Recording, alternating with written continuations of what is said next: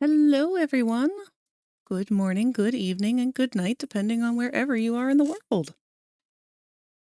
How is everyone doing today?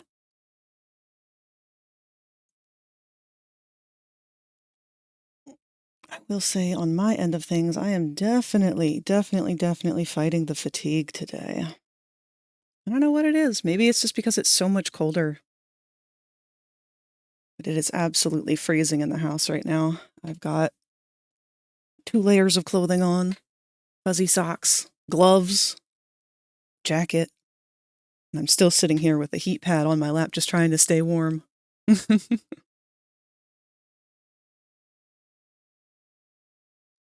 what? Uh-oh, hold on, the alerts aren't working again. Popple, you should have gotten some kind of candy corn from that. But welcome to the nest. Welcome to the nest, Casslass. You stream really well. I'd love to become your dedicated fan and support you. Mind adding me on Discord? I will not be doing that, sorry. But I don't mind you being here. I'd love to get to know you a little better. It does seem like very bot-esque behavior.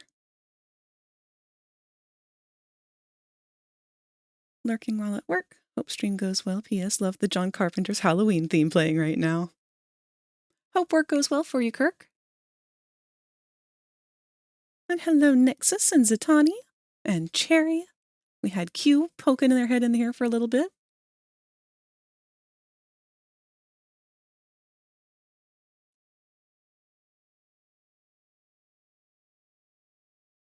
But yeah, today's going to be a little bit of a lower key day today.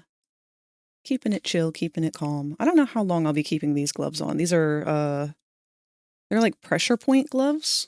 I've worn them before. Actually, I think I wore them all last stream. But usually I'll wear them if my hands are starting to hurt a little bit. Something about the pressure will help, I guess, with carpal tunnel or arthritis or whatever ailment it is that I am being affected by in my 30s now. Admittedly, I think I'm only really wearing them today so far because it's cold. But they're fingerless, and I don't think they're doing me much in the way of favors. But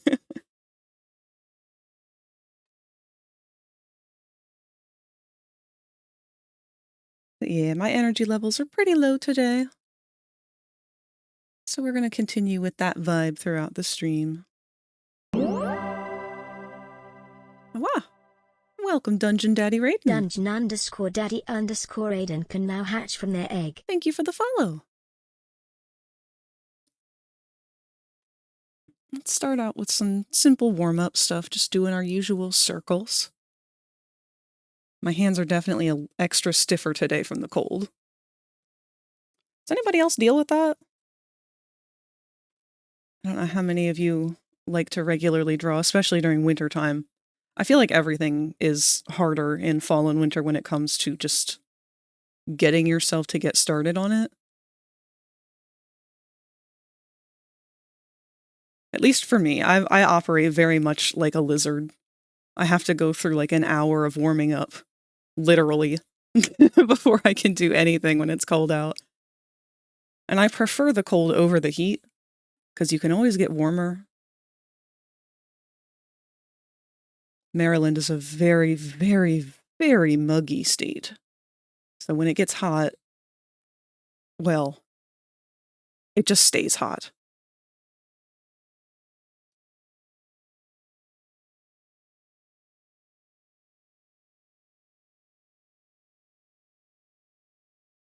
The weird thing is experiencing a damp cold. I didn't really know this was a thing because I've grown up with it my whole life, and I just assumed that all cold felt the way that I was used to cold feeling. But high humidity cold? It's like advanced cold. It's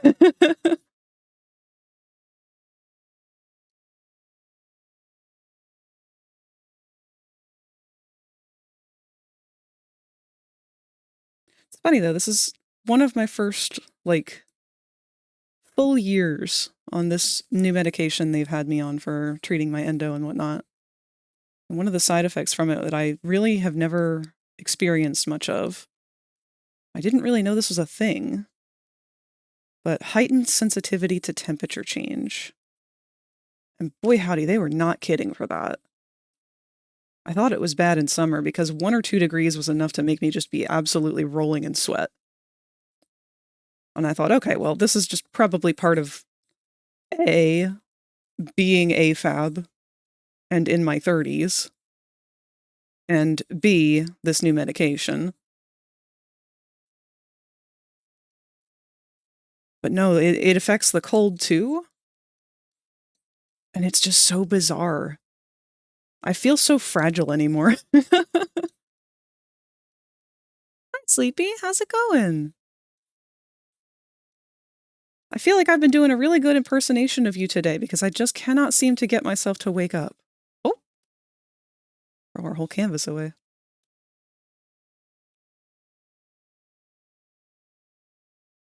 I can definitely feel how stiff my hands are.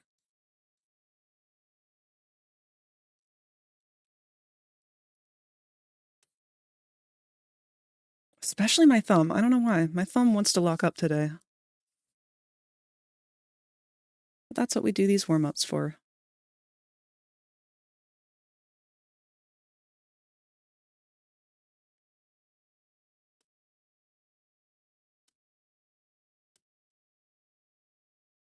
I know it's been a while since I explained what these warm-ups are for, too. So I can touch over that since I'm going to do a little extra with them today.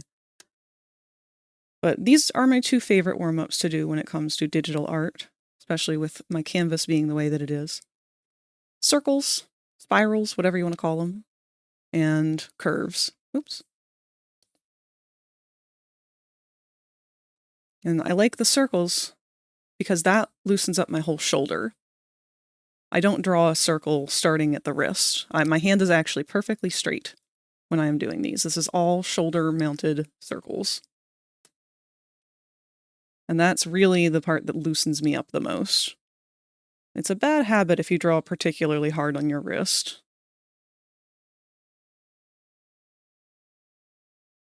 But that's what these are for. These little side curvies. These work your wrist down into your elbow. So you should be using your elbow when you do these. You shouldn't be doing it just, if you're just holding your elbow locked at your side, you're not going to get the full range of motion to begin with. But if you use your whole elbow, it's using less of your wrist to do. So a bit of a shoulder, a bit out of elbow, a bit of wrist.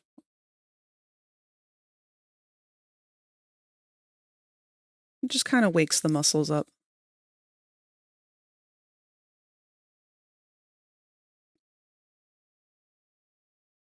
Having a larger tablet helps. I don't have a particularly large tablet. It's only about, I don't know, I think it's only 13 inches, which is bigger than a starter tablet, but certainly nothing in comparison to the ones that I've seen professionals use at the large scale.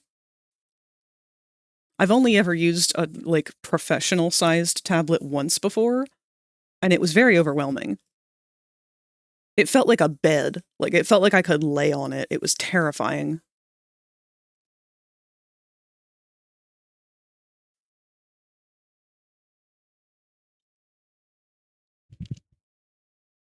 All right.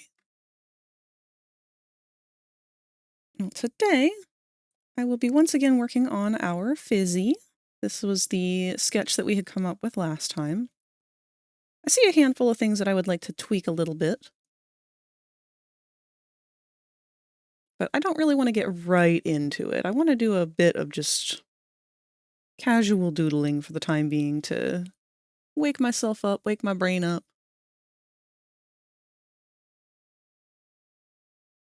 Get some ideas going.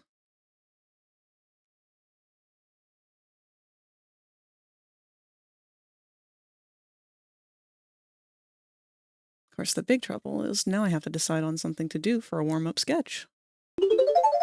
Ah!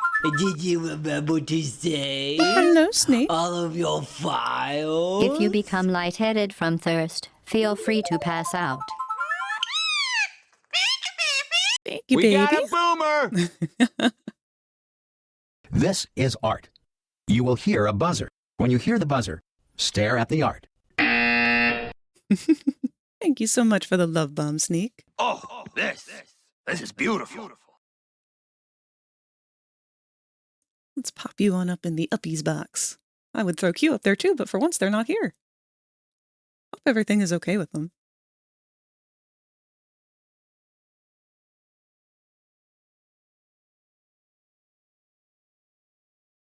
How have you been doing, Sneak?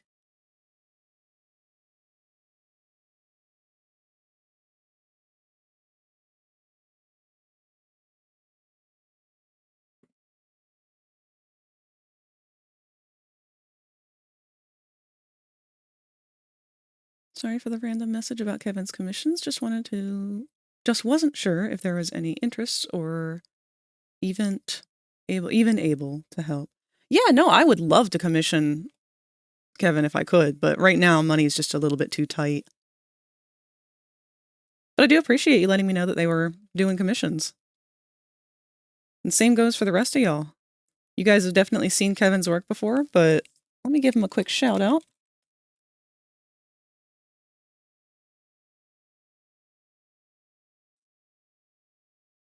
Oh, I gotta remember what their username is. It's Kevin something D. I'm so bad with remembering usernames.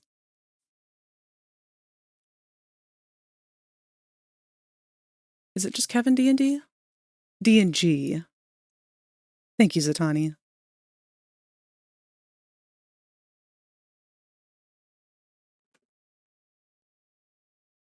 But yeah, go check out Kevin's work. They're open for commissions right now, and they could definitely use a little help in the financial department right now. So if you've got some stuff to spare, throw it their way. Sad way. I'm not feeling good. Oh, I'm sorry to hear that, Snake. Just having a crummy day today, or generally feeling sick? Flu bugs have been going around. I'll have to ask if I can drop his thing in your Discord. He only posted it in his Discord that he opened, so IDK. Yeah, I mean, I would hate to do things on his behalf, but I know how it is as an artist who is very bad at advertising myself.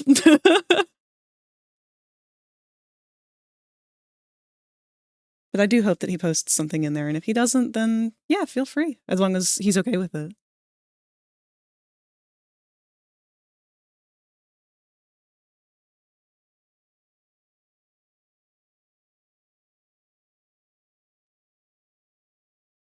Taking a look, I was trying to say a look, a glance, and a gander all at once, and it just kind of turned into glook. I'm taking a look over on Pinterest here for some ideas of some things to doodle, just to kind of get my hands used to doodling. I didn't do any kind of art over the weekend, aside from some light sketching on some new ideas that I'm thinking on, but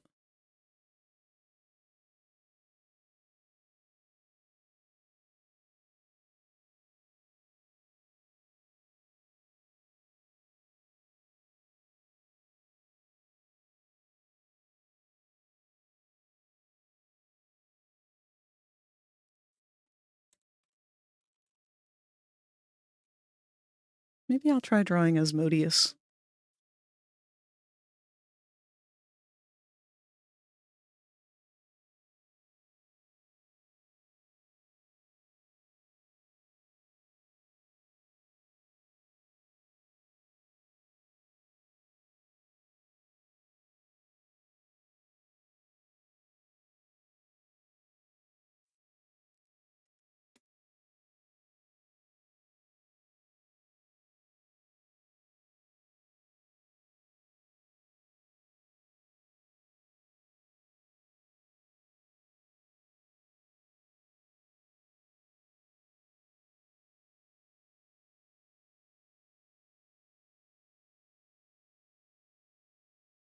Such a handsome chicken.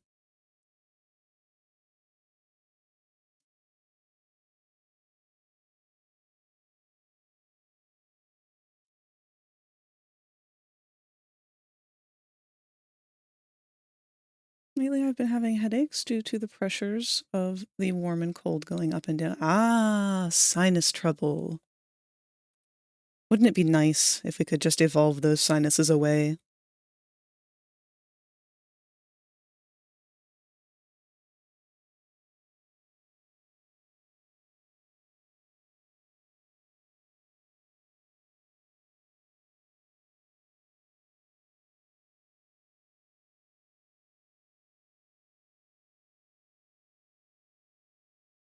Okay, this is very silly of me, but I'm looking at Asmodeus here, trying to get an idea of where I would start with his shape language and everything. And the first thing that comes to mind is, wow, he has the exact same head shape as Huggy Wuggy. I really don't know what to do with this information.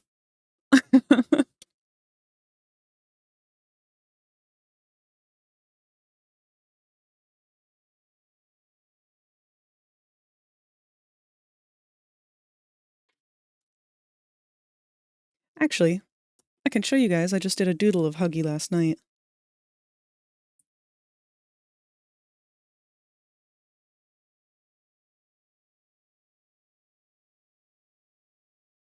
I've had a lot of Poppy on the brain again.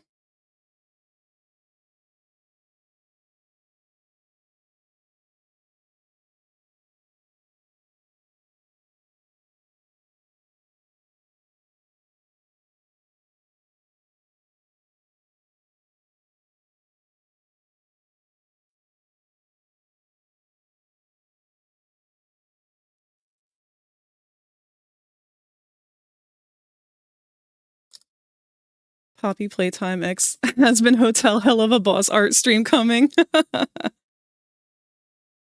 Oh no. They'd be so Tumblr sexy manned. I feel like I'd need to put Huggy in a suit.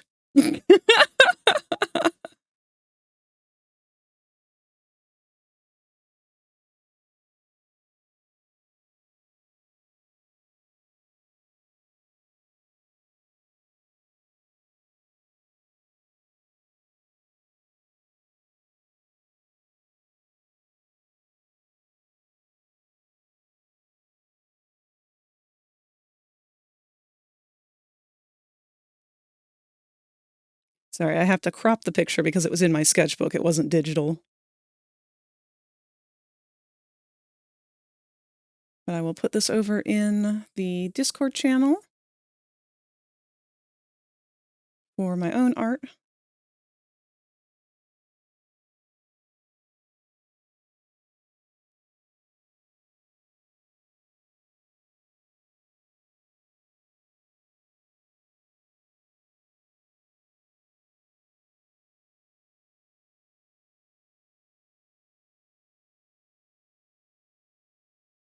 There we go. And just to share with those of you on stream right now who don't really want to go over and be bothered trying to find that on Discord, I will show it here as well.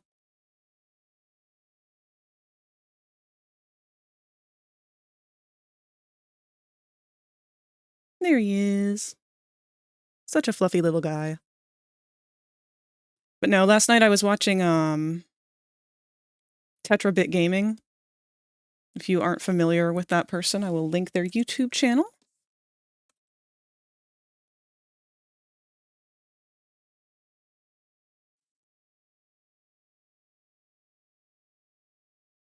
Honestly, I'll just link the video that I was watching.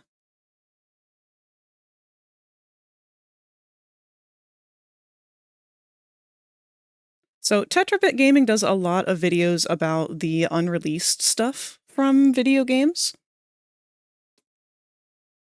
So they'll usually dissect a dev build version of a game that had leaked or had been released or hidden in the files of the game once it did release. They've done it for FNAF games, like a bunch of them, for all of the different Poppy chapters. Mob Entertainment's actually been really, really bad in the past about leaving remnants behind in their games. But in the latest chapter, they've gotten pretty good about cleaning things up and pretty efficient about how they lay things out. I've learned a lot just about game dev, like world building and everything, from watching these videos that he's compiled. He's very generous about going into the details too. But I fell asleep watching that video last night while doing this doodle, and I had a dream that I got eaten by Huggy Wuggy. So that's how I'm doing mentally.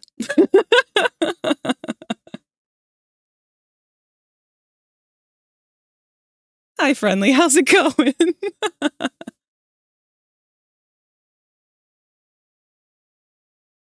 Just joking about how Asmodeus and Huggy Wuggy have the same head type.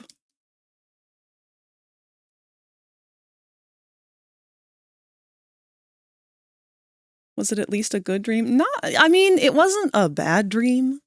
It was stressful, though. It's one of those things where, like, I got in a fight with my mom in the dream because there were so many different things happening in this dream.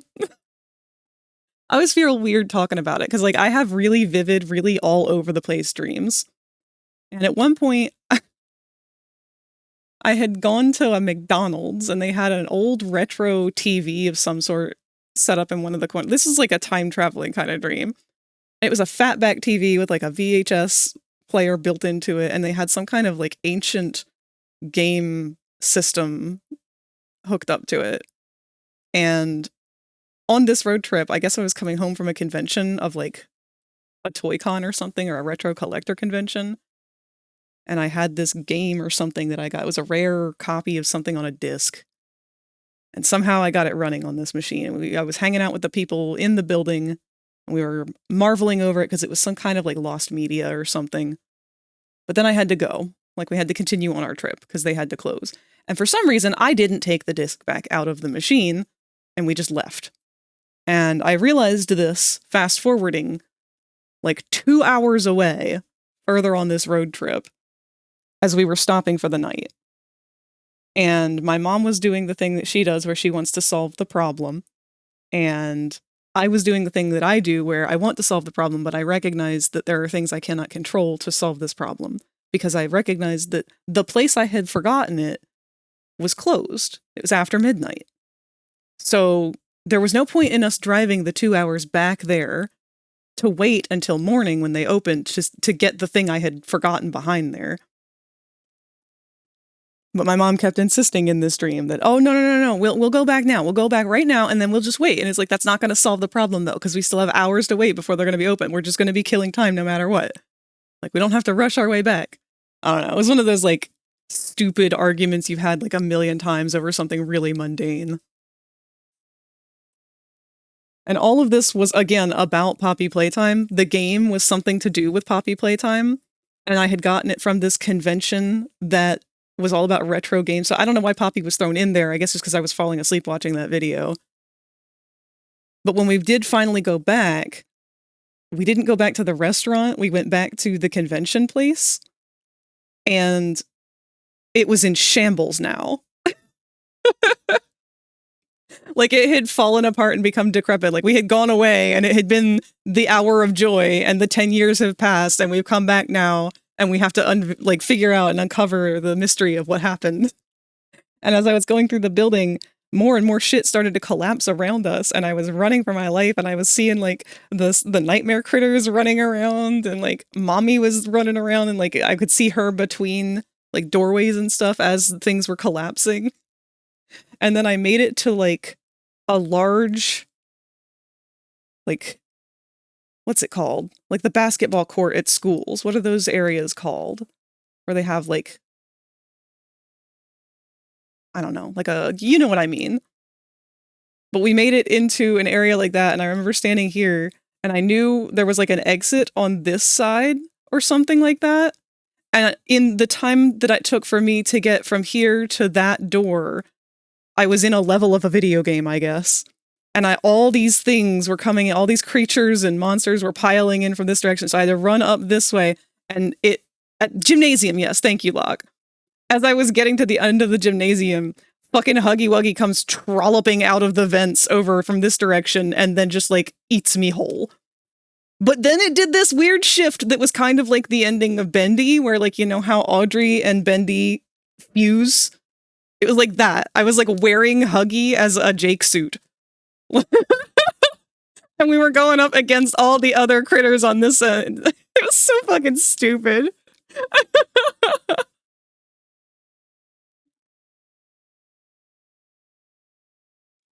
Very, very silly. I just woke up and I thought, like, I just sat there like frog blinking, looking up at the ceiling, like, why did I get eaten? Why was that a part of the process? Huggy suit good ending achieved. No, and you want to know the worst part, though? The worst part is that I woke up and when I opened up fucking Twitter, just to get a feel for, like, what's going on in the world today, this is what I saw first thing. Hold on, I gotta pull it up, but I have alerts on for Mob Entertainment because there's all this new stuff coming out, and the very first fucking thing that I see when I open social media for the day is this.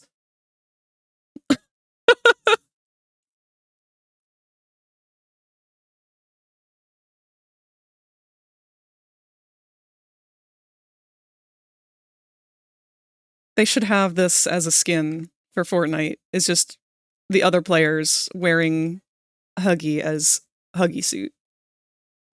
New power-up. That's how we're gonna defeat the prototype, guys.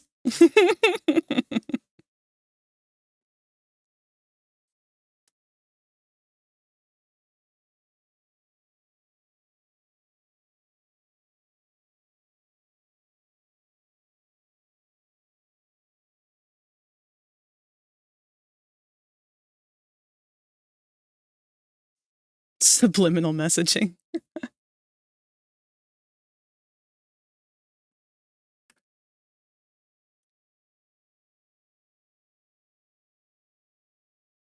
Hi, Sparky. I see you've discovered our new emote.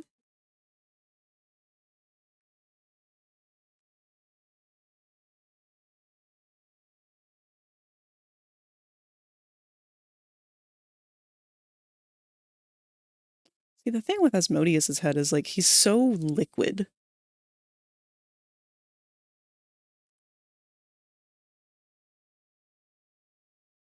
I do love that we share a chest fluff, though.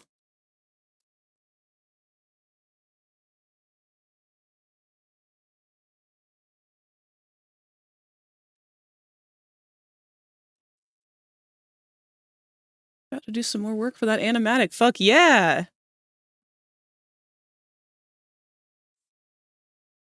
Hopefully not having to draw much more in the way of hands, huh?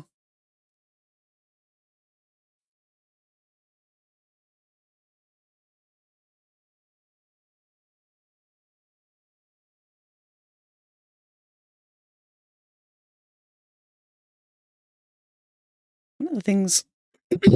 Sorry, I will be clearing my throat quite a bit today, and I will try not to do that into the mic.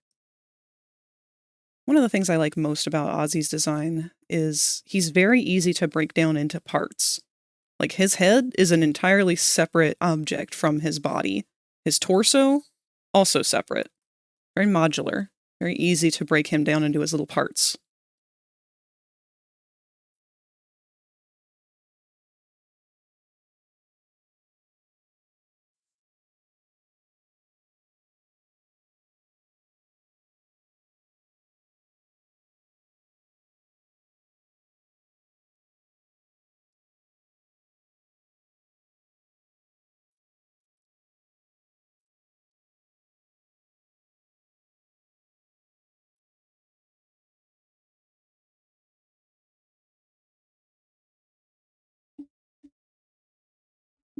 Still gotta draw hands. Aw. Rip. Sorry, I dipped at random yesterday. My net had an outage that lasted like 7 to 8 a.m. Locke, I don't know if you realized this in your sleep-deprived state that you were in last night, but you dipped more than once. Like, at one point, you straight up were just like, I'm gonna go to bed. And then you left for like an hour and then came back and was like, I'm not tired, actually.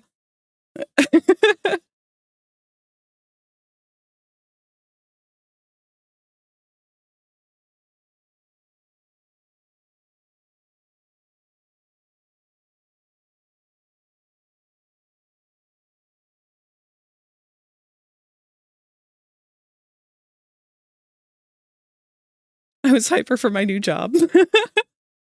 Understandable. Do you know when you start?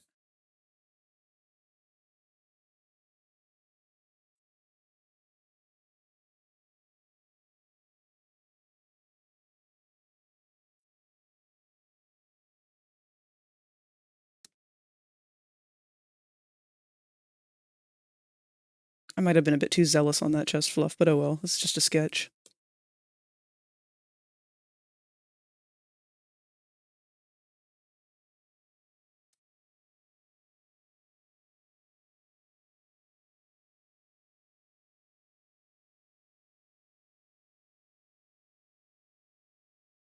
Couldn't sleep, so I joined back. Yeah, Friday at 8 a.m. will be my orientation. Hell yeah! You'll probably be a bit too tired for movie night, but I'm very excited for you to start this new job. I'm hoping it's going to be a lot better than the last one. I mean, you won't be doing cooking anymore, but in terms of the people, I'm just hoping that they'll be more respectful. At least in business terms, you know? Because the people at your last place were not very respectful people in general.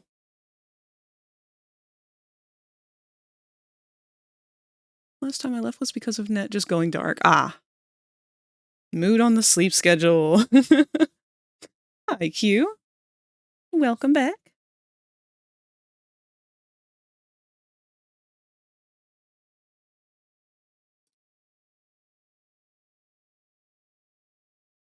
The thing I like with Ozzy the most is that his smile is so cute. It frames his face in such a unique way. He's kind of like a pumpkin. Like he's got like a jack-o'-lantern face.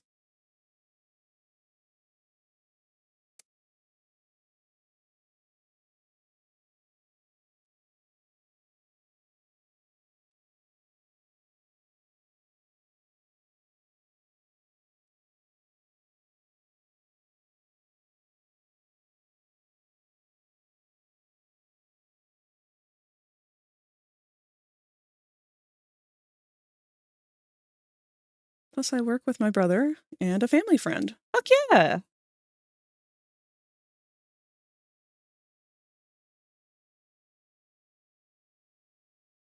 It'll be a much-needed break.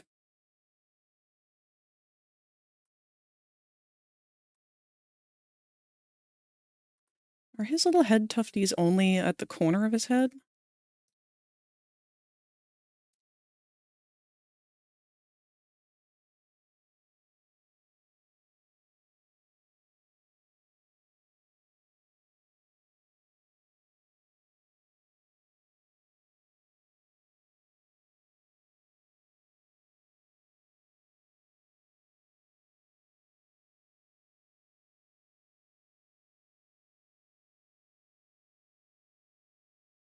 Jacko Ozzy. Sorry for the out of context implications of this. What do you mean out of context? He's literally the sin of lust. He would be proud of you for that. I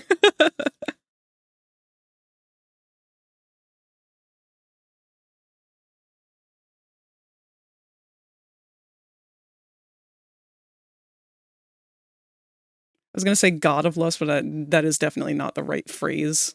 I don't think they ever refer to each other as gods.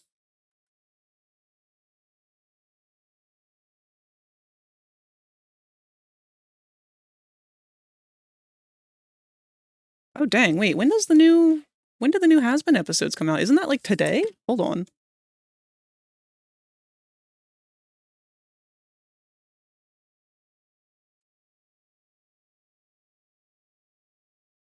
No. Okay. It's the 29th, not the 21st. My bad.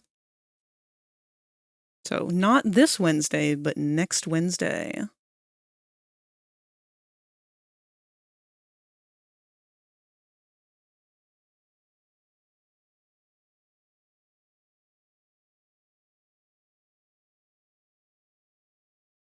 One moment it's quarter to end of the hour, and then all of us are trapped.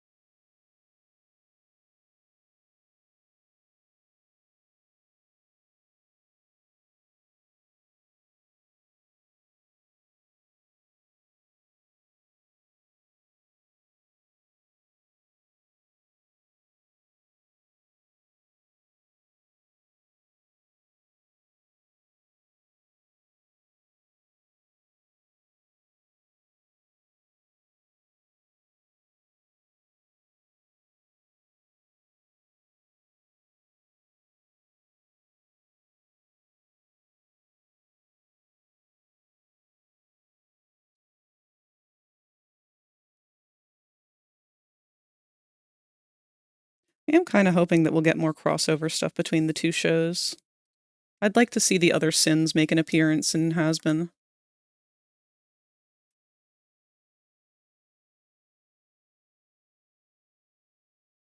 Or at the very least have Lucy show up in Helluva.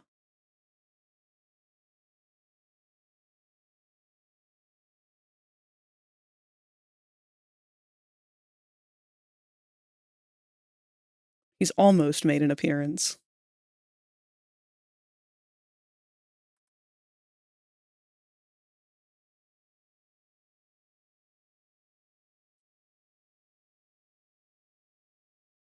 We need the Sins having brunch with Lucifer. Yes, exactly.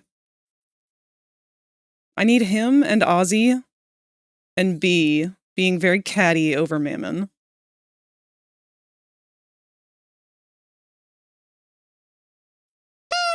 Wait. Hi, Katie. How's it going? Hope you've been doing well.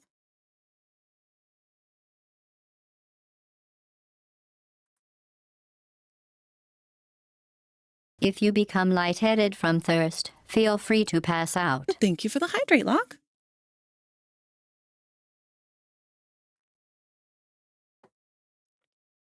If you look at the religious implication of demons and gods, demons are usually personification of concepts the church don't agree with. Most valid through we literally use a modified version of the word daemon, which was described as a guiding spirit in Greek and Mediterranean mythology. Water! Water!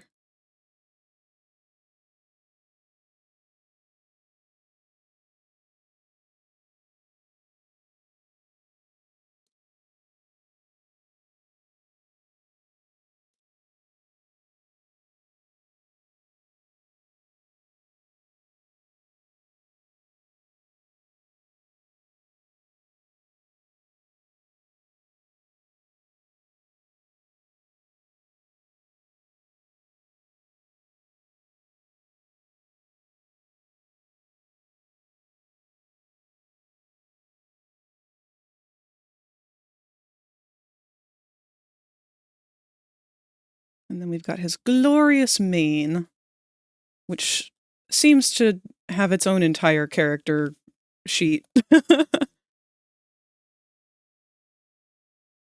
It goes wherever it wants to, it seems.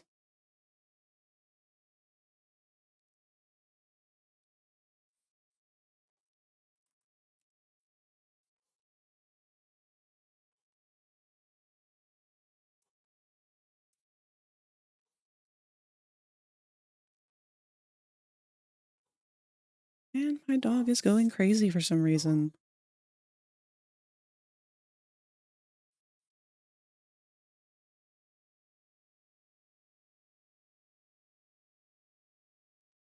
I told Mom it was her responsibility today to keep Bronx occupied while I stream, because I have kind of had to do that all week last week with no help.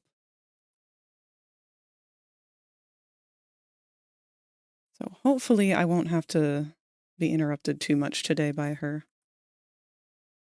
We're trying to still find a balance between our two different work lives. And then he's got two little demon faces.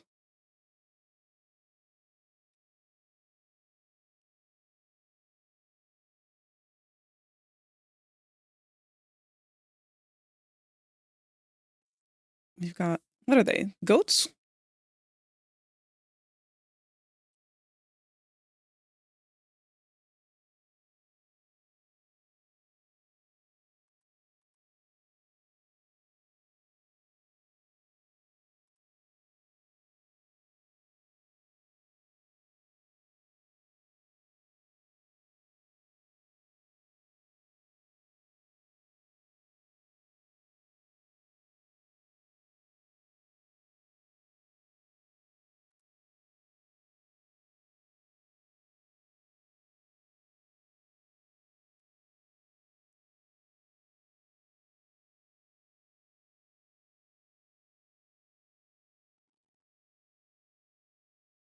Drink, motherfucker! It's funny because linguistically, the word demon was invented to demonize polytheism. Ew, I just drank tea instead of chocolate milk. No, the worst thing to accidentally drink when you're expecting one thing is if you are expecting like a flat drink and then you accidentally drink soda. Because it's like, whoa, why is my drink biting me?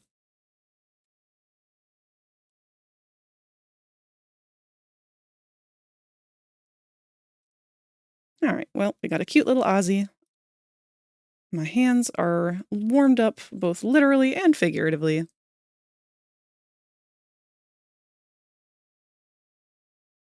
Save this little sketch.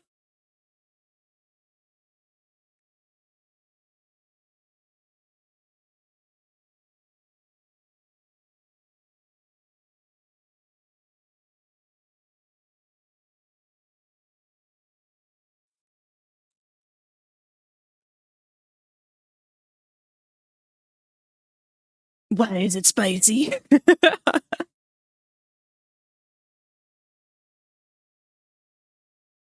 Okay. Now let's get back to getting to some of this fixed up the way that we like. So one thing that I had found out last time at the very end of stream was that the reference I was using for Fizzy was not his canon reference. That was someone's fan art.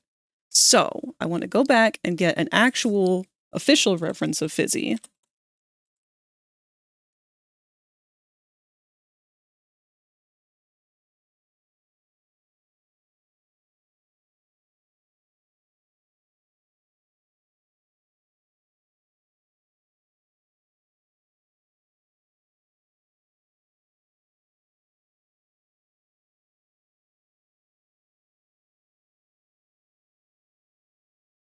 Do we not have a gallery?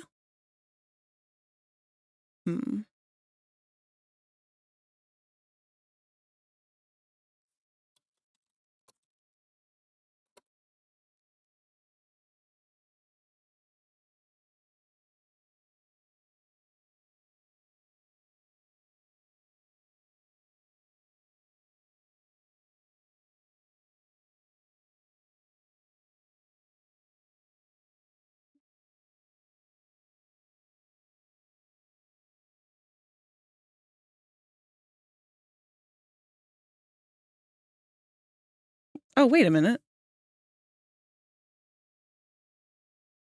I was wrong. Apparently that was official art, but it's the standee art. That's why I couldn't find the source. Okay. Well, in that case, I will bring it back.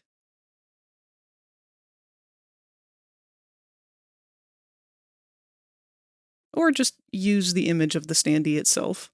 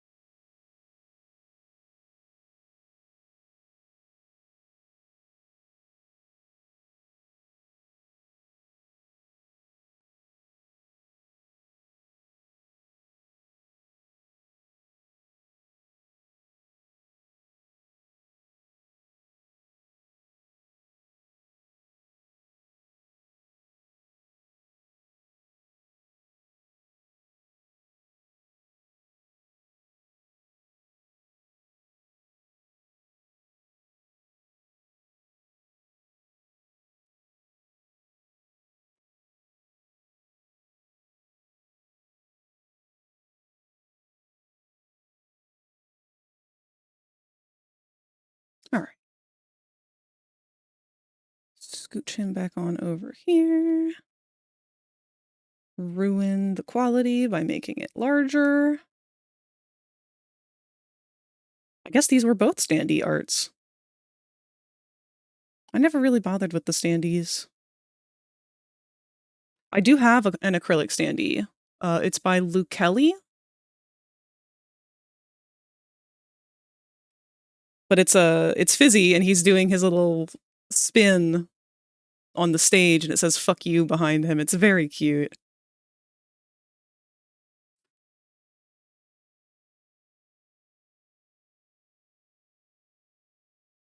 Lucelios, I think? Yeah.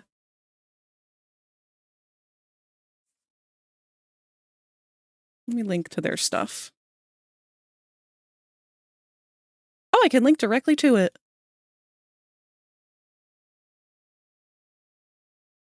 This is, like, the only thing... This and one of the pins that they made are the only things that I got from the convention that I went to. Not sponsored, just trying to support another artist by recommending their work. This is such a cute little standee.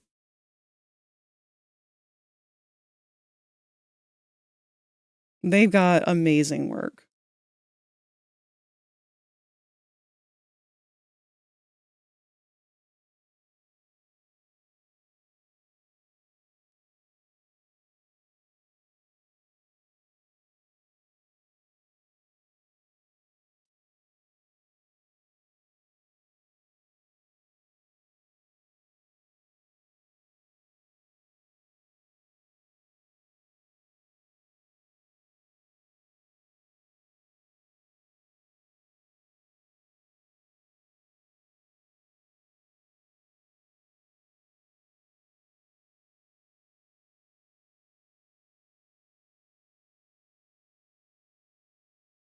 All right. So one thing I couldn't decide on with this originally was if I wanted it to be Fizzy or Robo Fizz. I was definitely leaning more into Robo Fizz or just doing a weird custom recolorization of Fizzy's outfit.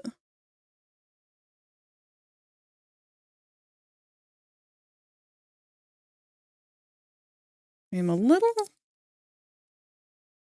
bit... I don't know. I don't know what I want to do with him yet. But I will make a copy. And I will close the window now that it's gotten dark out, so I'm not distracted by my own reflection. Like the bird that I am. I'll make a copy, paste it, and we'll make changes to this one. I do think I want to make his legs a little skinnier. Just to see how I feel about them.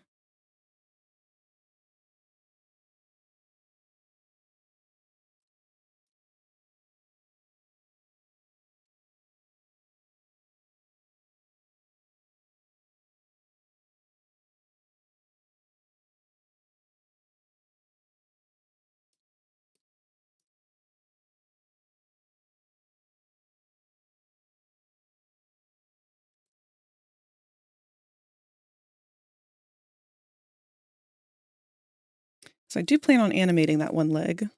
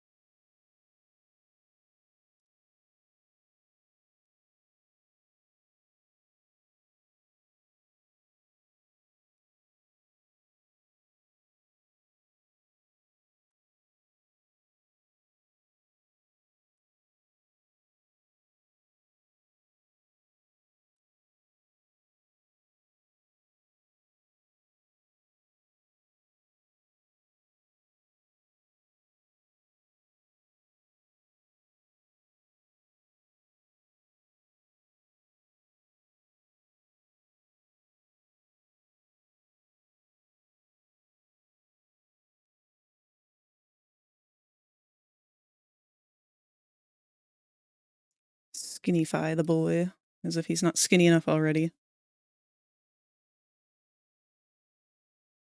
I gotta be careful, I sound like Mammon saying that.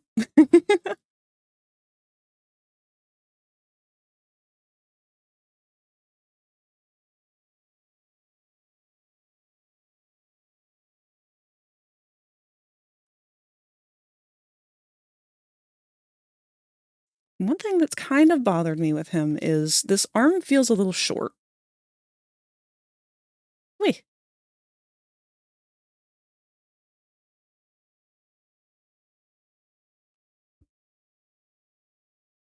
So what I might do for that... Oh, our ads are going to play in about a minute here. And to anyone who is new or not familiar, our ads play for 3 minutes once every hour, so we can have the rest of the hour uninterrupted.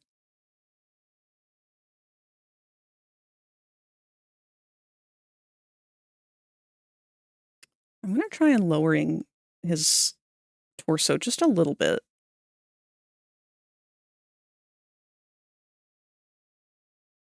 And by that I mean everything.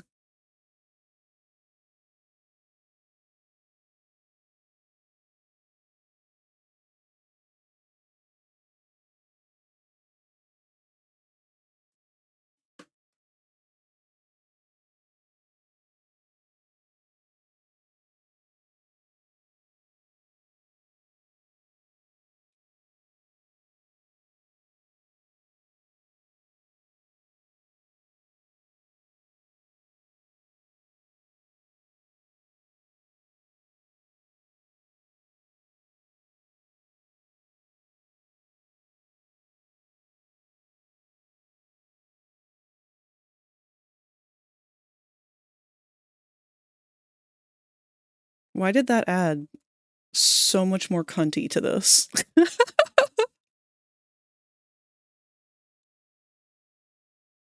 Like, it's not a lot, but it's a lot. That's really funny. All right, let's fix this arch of the back a little bit, just because it twisted some out of shape.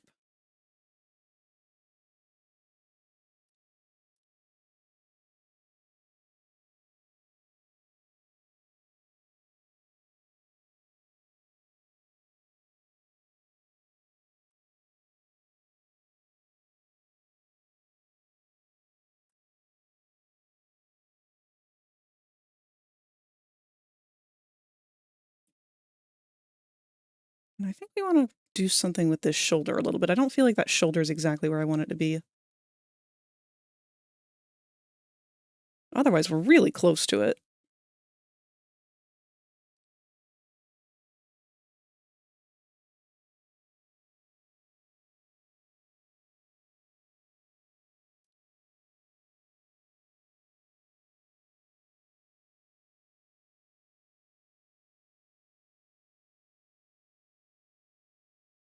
Man, that's going to make a tangent on there, but we can fix that.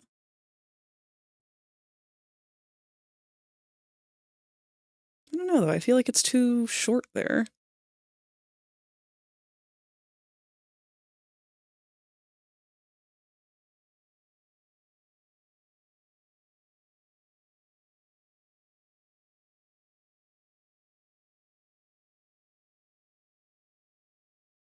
Maybe the shoulder part needs to stay, but the arm needs to move.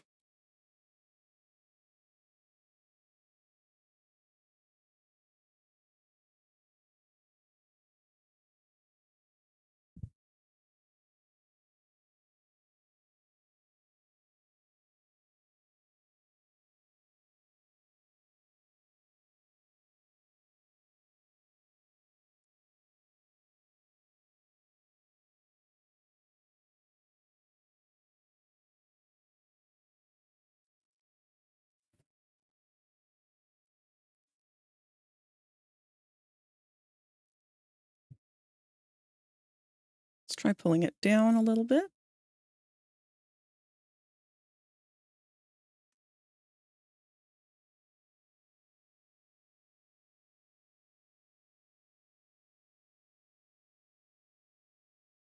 Not quite.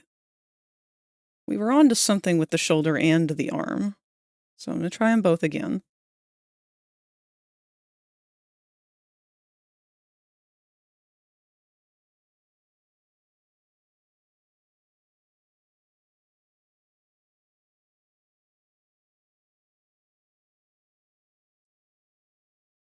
That seems like a good spot for the shoulder.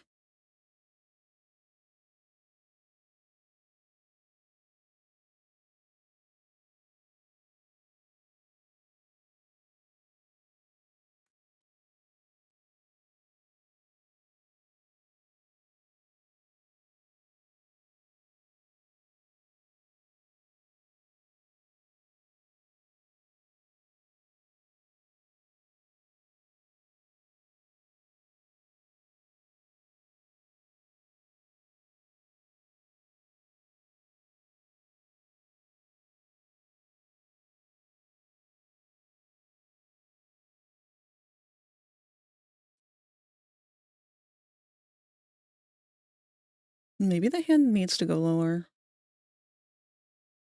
It's not at quite enough of an angle, maybe? Let's try that there and play around with this then.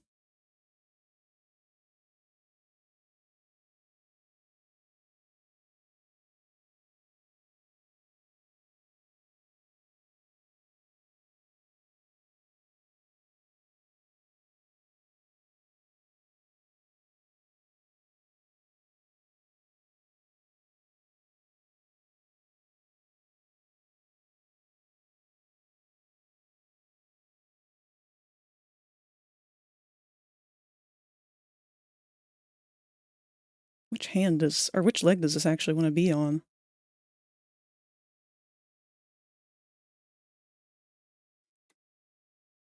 Hey Frag, for the process of digidegrade legs, do you repeat the double diamond edge in reverse around the ankle, even though it will have plantigrade armature? No, not really. Unless you plan on doing the constraint rig, you don't really need to have that extra topology there, because with the plantigrade armature, that spot can't move. Let me give you an example of what I mean. We'll go back to our Aussie Doodle page and get that extra space.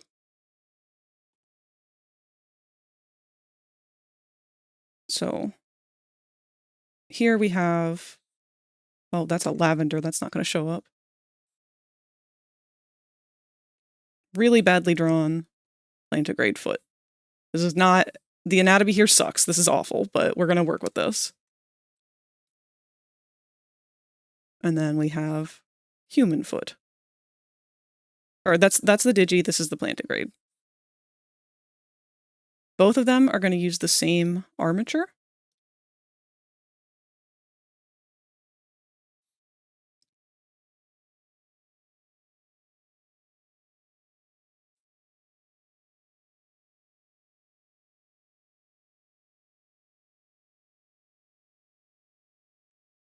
So it's still going to be bending roughly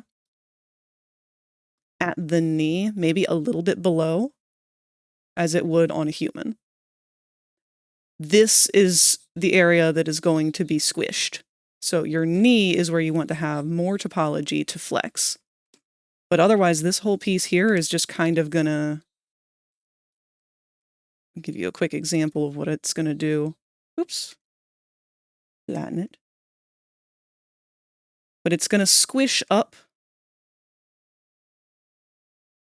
like this. You see how in that area here, this is gonna actually compress quite a bit. This part, the lower half, never actually moves with the illusion of this rig. So your legs actually, your knee's going to be higher probably, depending on how your proportions are.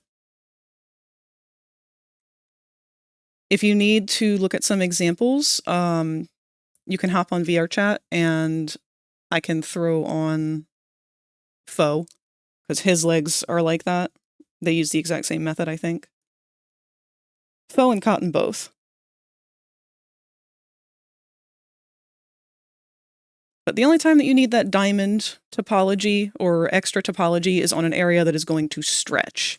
In fact, I have a really good example for showing what it looks like with and without that on doing fingers, because fingers are just a miniature version of a knee bend.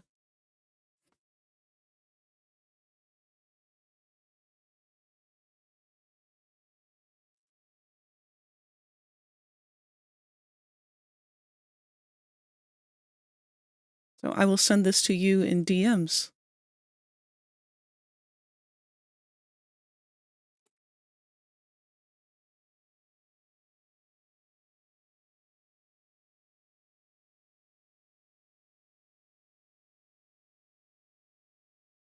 But I will also show it here to explain what I mean.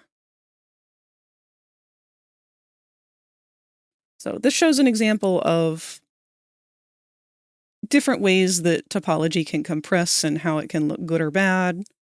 This is just a one joint bend. So you see when the whole joint bends, it causes this weird squish on the inside because there's nothing to flex on the outside. It's just pulling the whole thing. This is a V-cut, so a single extra bit of topology has been added, but it allows this inner part to compress a little better and this upper part to stretch a little further. So you're still having the effects of this one, but it's just a little bit more stretched out on top. This is another method where people kind of get conflicted over. This is 2 polygons on the bottom instead of the 1 in the back. So they've actually got it just doubled the topology all across the board. And it does cause, when it starts to bend, those 2 to kind of intersect. But it does so in a way that it disappears on the inner side. It compresses it in a way that it doesn't cause this problem, but it can still look a little jank if that's a noticeable area. This one's kind of a hybrid of these 2. We've got 2 loops on the bottom, or 2 edges on the bottom, and 3 up top here. So we've got 3 points up here. And it causes the same kind of compression. You can get away with doing it 1 with the 3 bend, because this underside, depending on what you need it to do, won't really need to split between anything. Anything that compresses, you need less topology. Anything that stretches, you need more. I don't know if that makes a whole lot of sense. I'm kind of bad at explaining these things a lot of the time.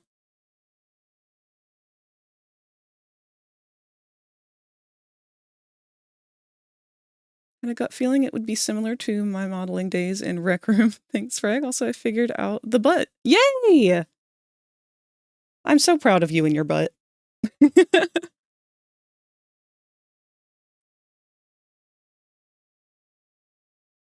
I actually like the position that was in. I'm going to change it a little bit, though, because I think our hand cuff needs to go back a bit more.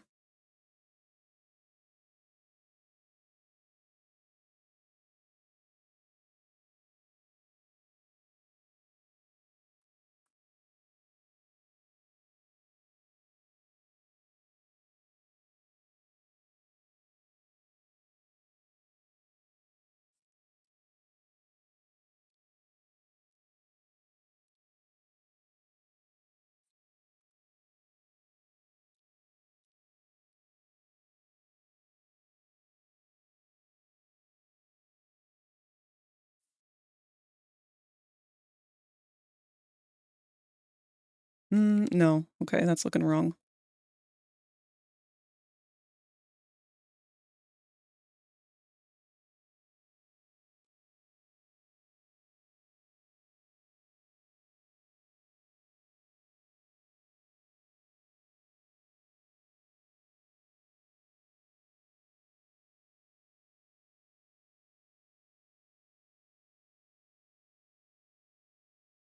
It helps a bunch that you can easily use different topology layouts, like some of the bends that pinch would be great for arthropod morphology. Yeah! And don't forget, you can always get away with using ball joints for things like that, too. That little membrane in between pieces, it doesn't necessarily have to be weighted to actually be able to flex and stuff. You just have to have some form of segmentation. If you look at any of my bots that I've done, most of them use ball joints. Sorry, I've knocked over a bunch of stuff off my desk here. Give me just a moment. Trying to get myself a little more comfortable.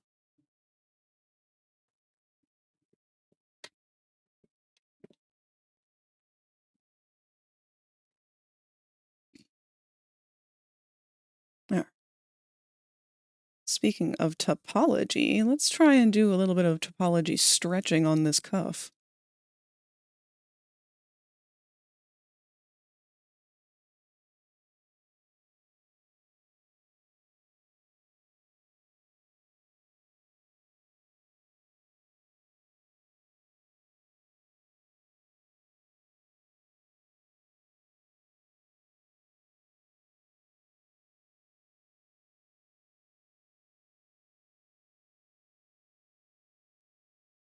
Did you do something similar on the Minimoth? Yeah, actually, the Minimoth doesn't even have ball joints. The Minimoth is just shapes overlapping. Its body is just a bean, and then inside we have another bean, and then we have the pelvic bean. We have our leggy bean, shoulder bits. I really kept that one pretty bare bones. But because the way the pieces overlap, there's never any parts shown that don't belong there, you know? Dog Day's actually the same way.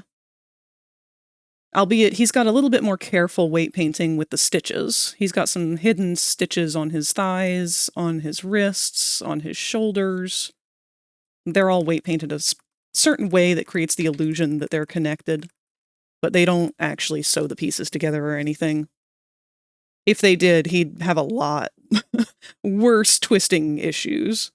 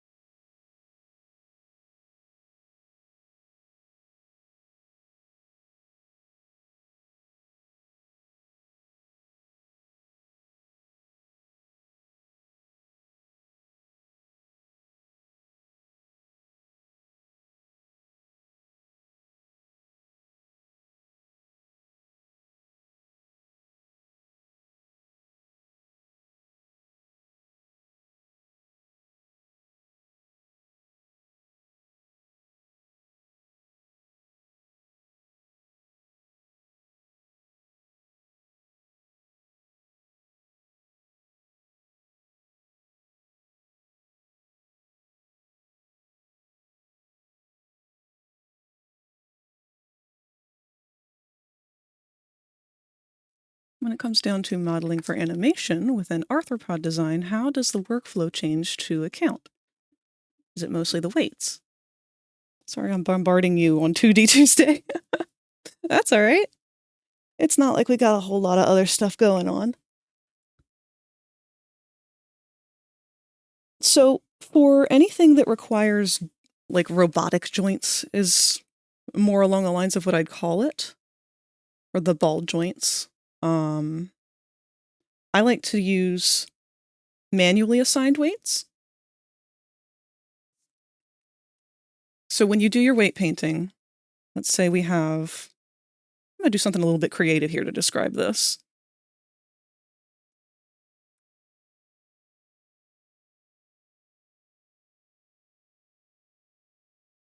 You're familiar with the weight colors and what they mean, yeah?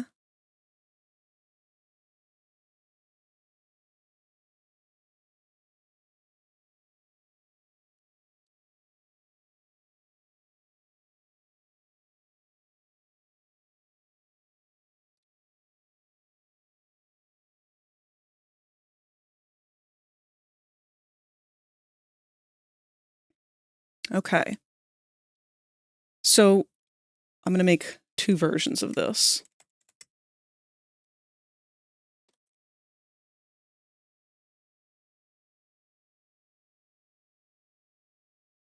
All right. For this joint normally, our weight painting would be more along the lines of, if we're going to have it just be for, you know, this part, we want red. And then we would maybe fade it a little bit into the orange, green, light blue.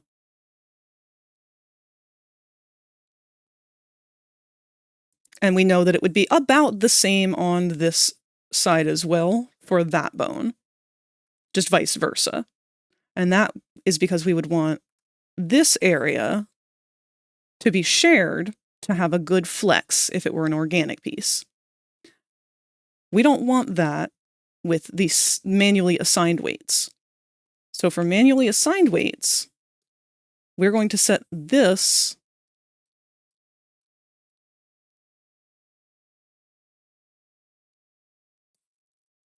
top piece entirely 100% red. Okay? And then our bottom piece, it's also going to be assigned 100% red to itself, to that bone. Our ball joint, we don't really want that to move between the two of these. We only want it to stay a ball, because if it's a ball, it should 100% of the time be touching both of them.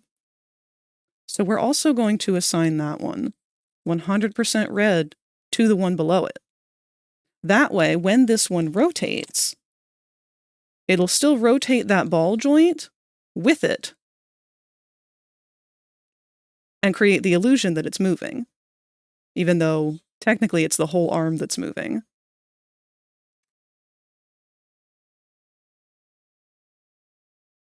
As opposed to this friend, who we would have to have kind of do a flexi maneuver. And it would cause this to sort of stretch instead. We don't want that. We don't want any stretching. Not with these joints anyway. I mean, that's not entirely true. I did, if I remember correctly, I did do a bit of a weird blended stretch like that on Smoon's abdomen. And that's because he didn't have a ball joint. It was like an oval. And because it was longer on one end, it wouldn't completely go the way I wanted it to. So I did make it kind of contort a little bit. You got to play with it.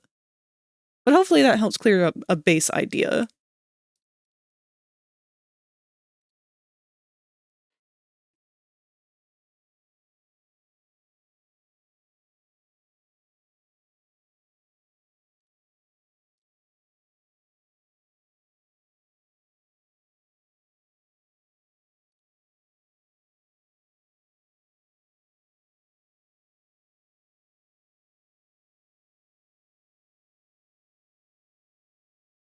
It does. Thanks again. I shall go back to the lost sauce.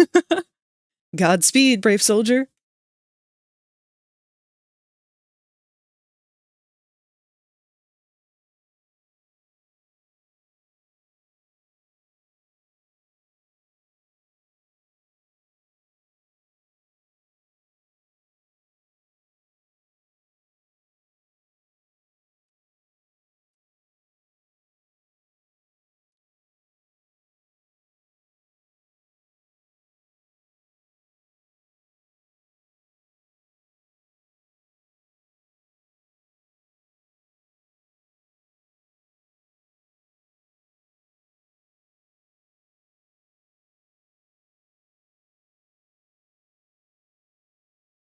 Debating what a good angle looks good here, but also I know it's going to be animated, so I don't want to go too much.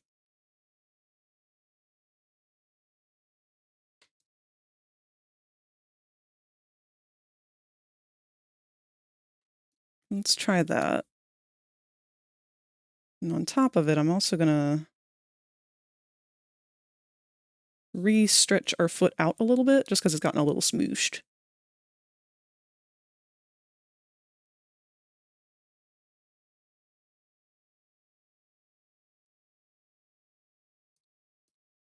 I don't want to overthink it.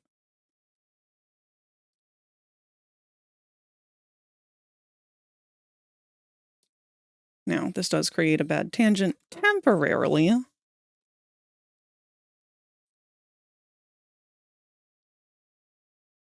Let's get rid of the hand for now, though, because I do want to make sure that these legs will look okay behind it.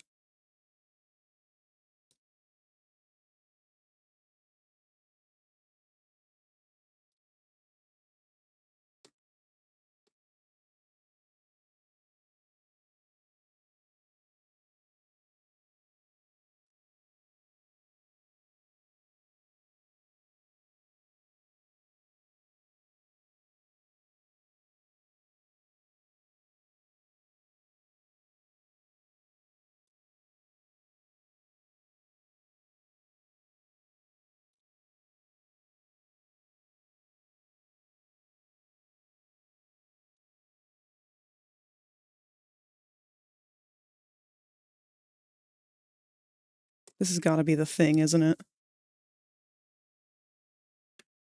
No, she comes?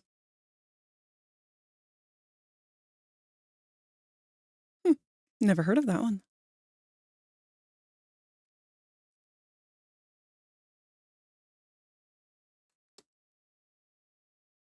I hope it's not just me who's getting hit so hard by the sleepies.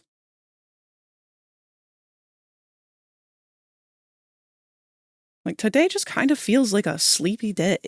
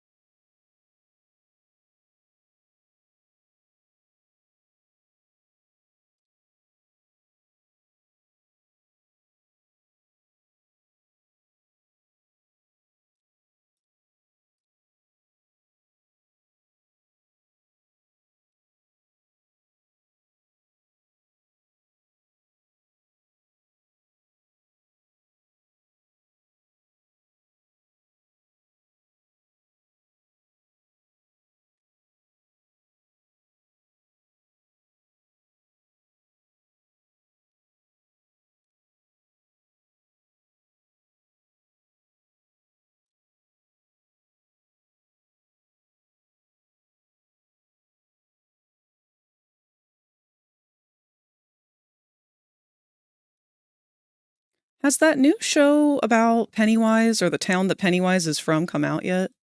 I saw some ads for it again today. I really don't know what to think of it.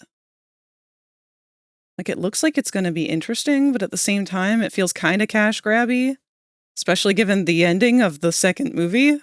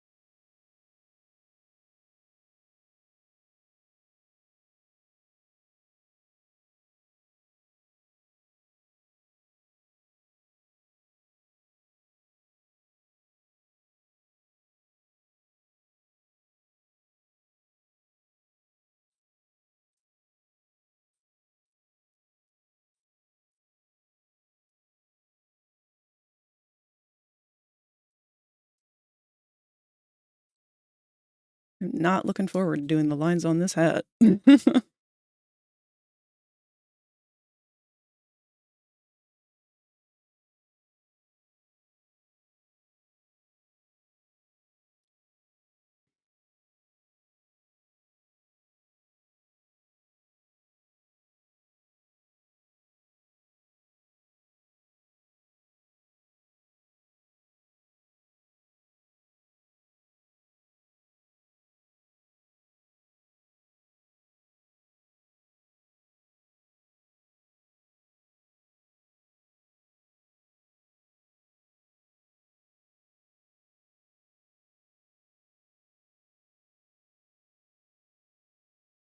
All right.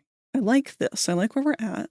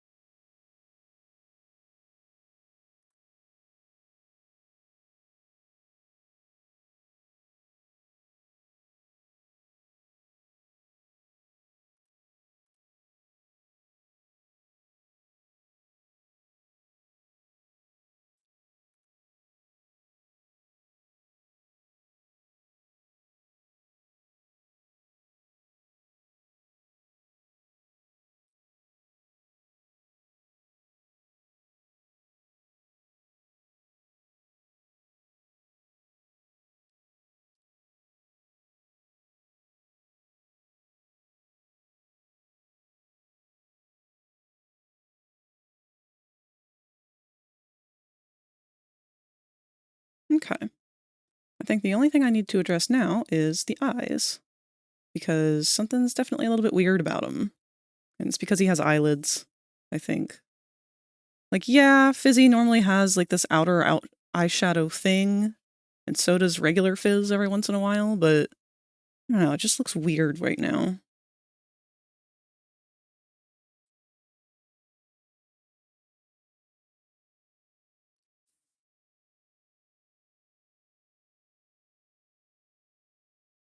It makes him look a lot more evil now, but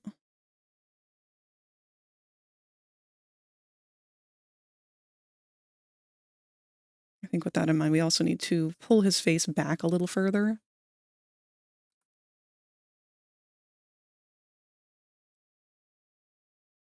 And lower this some.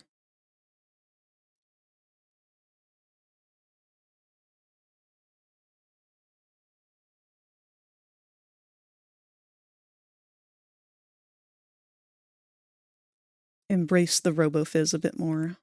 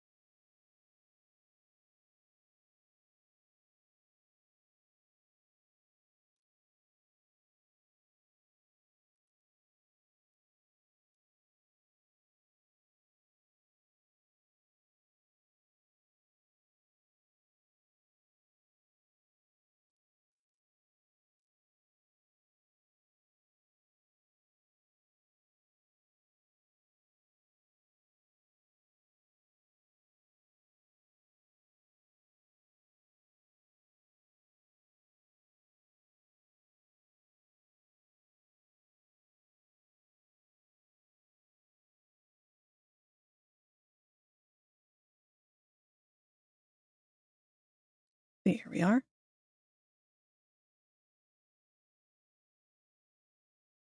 Looking like a pretty good boy.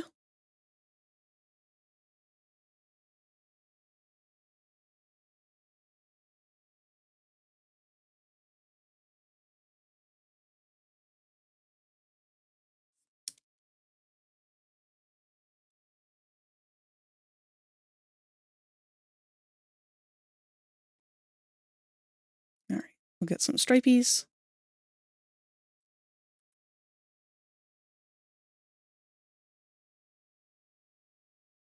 Whatever way that works for them.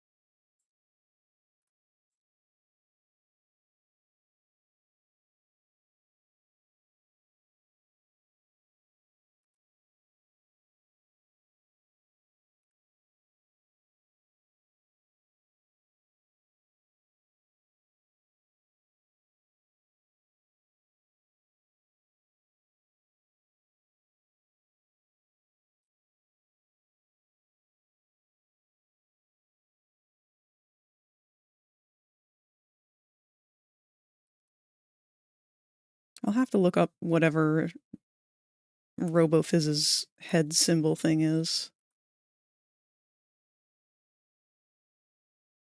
Since I know Fizzy regularly has that heart.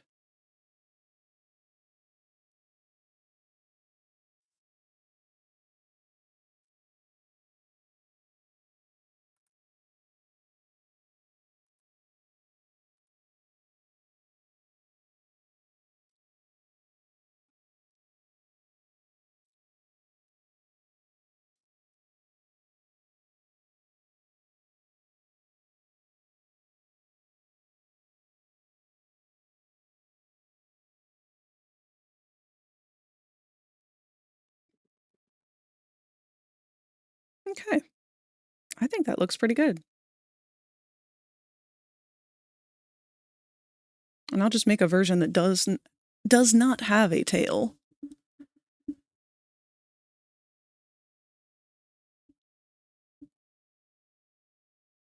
That can be pure RoboFizz.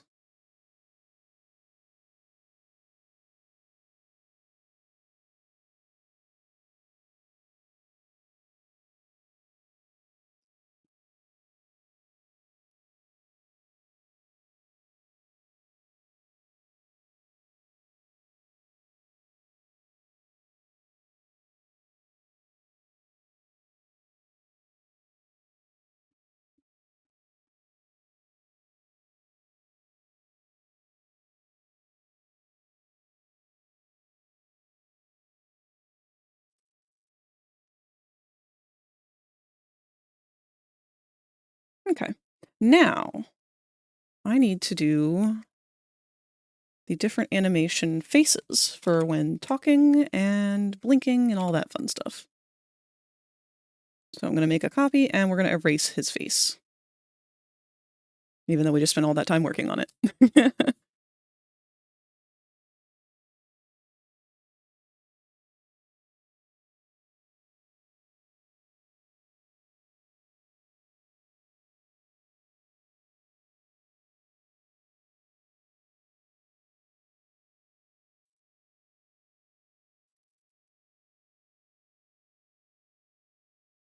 Probably could have left some of it, but it's okay. Not entirely sure what kind of way I want him talking anyway.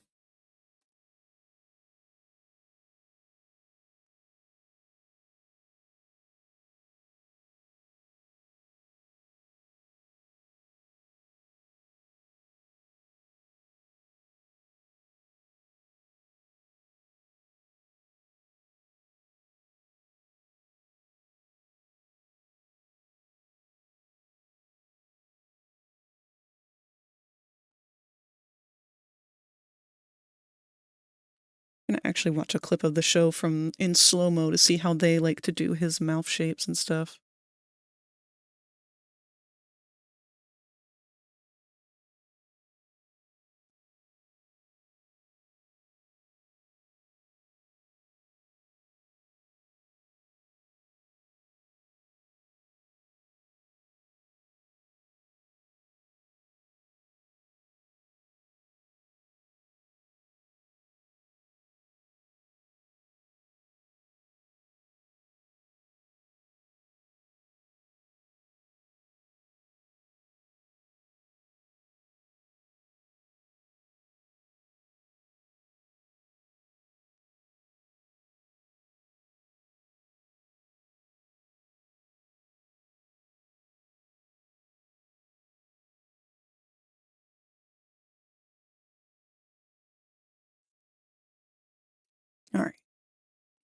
we are going to take his jawline and pull it down just a little bit because he does have to kind of unhinge it to open that big ass mouth of his.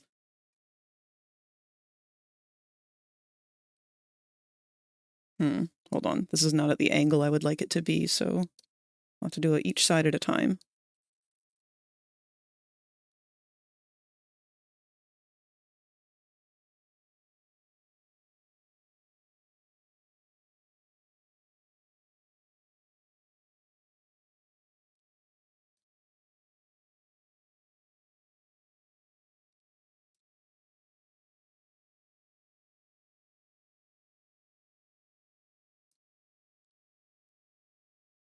And I will copy over his mouth after all.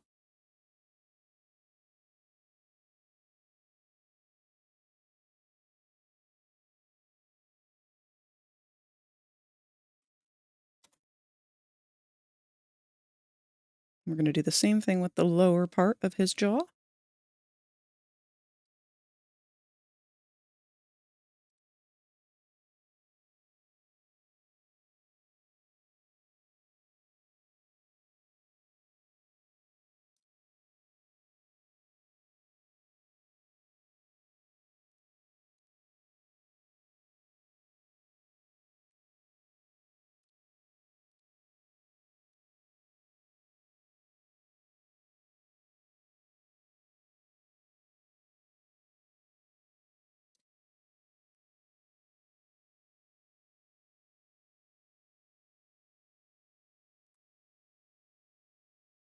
I'll redraw those teeth, actually. I do not like them.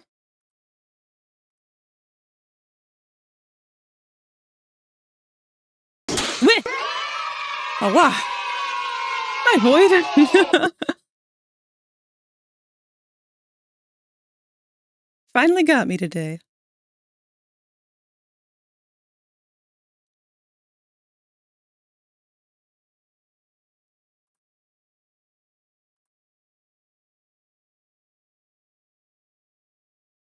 God, it's so funny how much Fizzarolli and Stolas look the same. Like, Blitz very clearly had a type.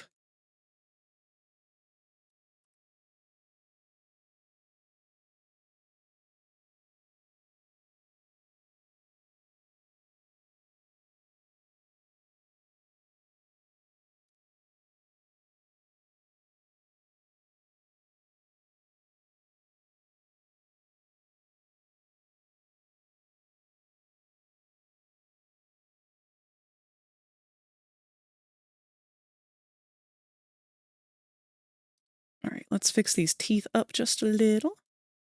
I was lurking, just waiting.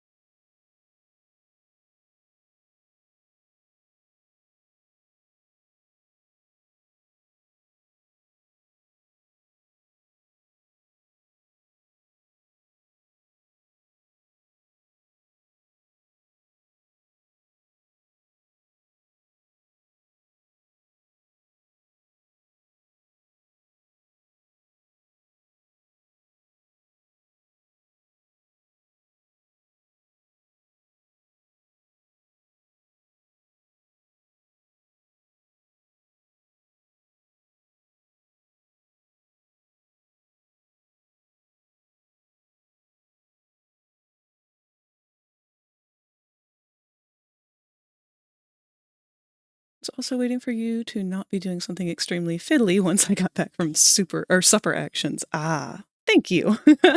I appreciate that.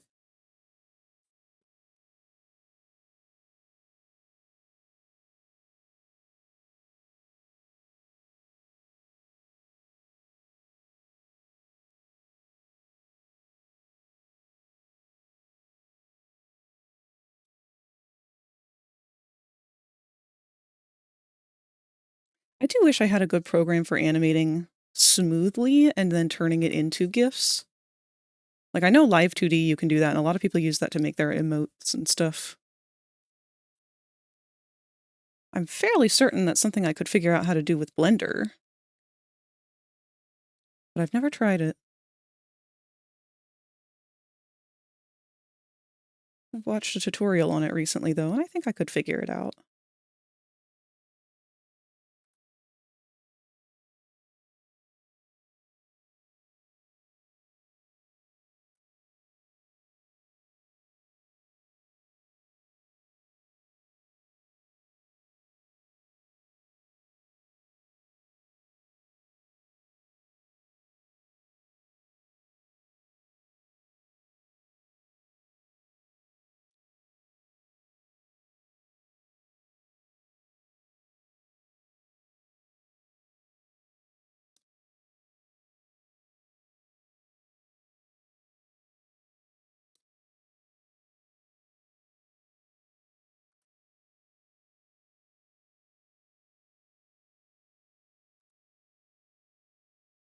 I love Fizzy's teeth so much.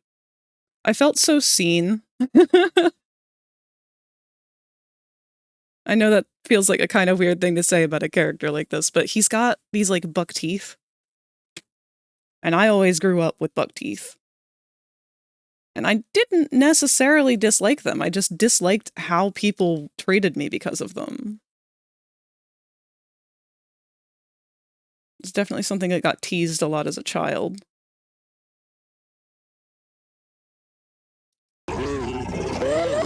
Someone's salty. Quite the opposite, actually. But yes.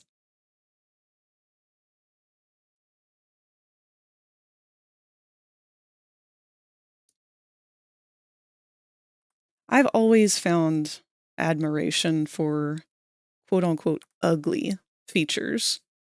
Two of my most favorite features to put on characters are these kind of buck-teethy fang-type deals and big noses. I love big noses. It's like my favorite feature on a character. Not just because I have a hook nose, IRL. Or what is it? They call it a Roman nose now?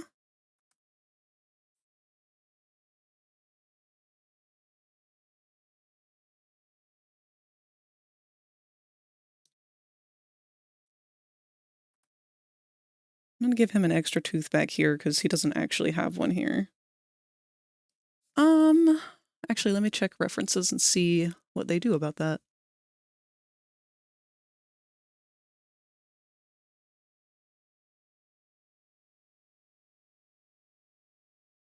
Oh, they usually only give him 6 teeth.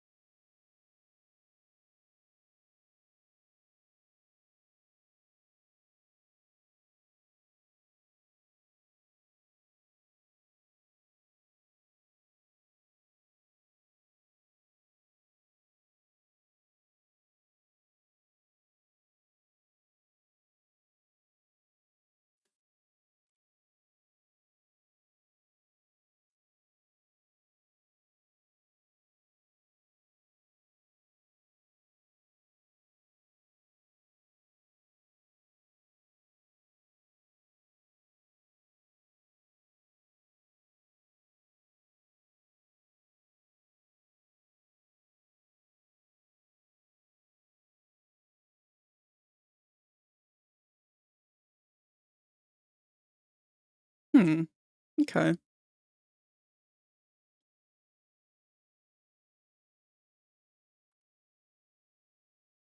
Guess who's overthinking?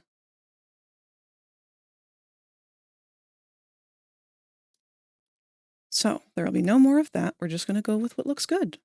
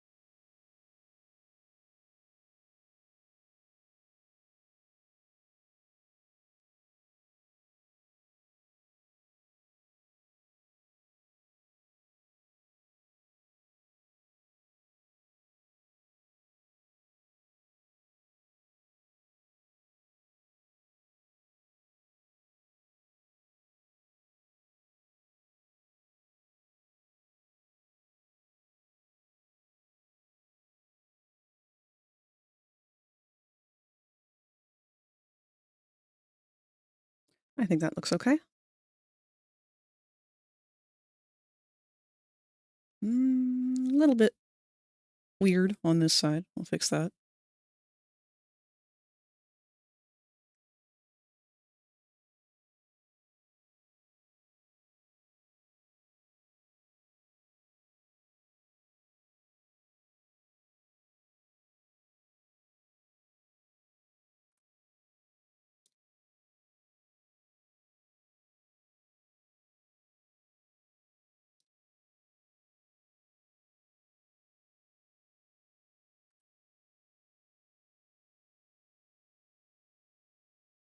Man, it's hard to believe that it's so close to Halloween already. I feel like I haven't really done anything Halloween-y other than watching movies.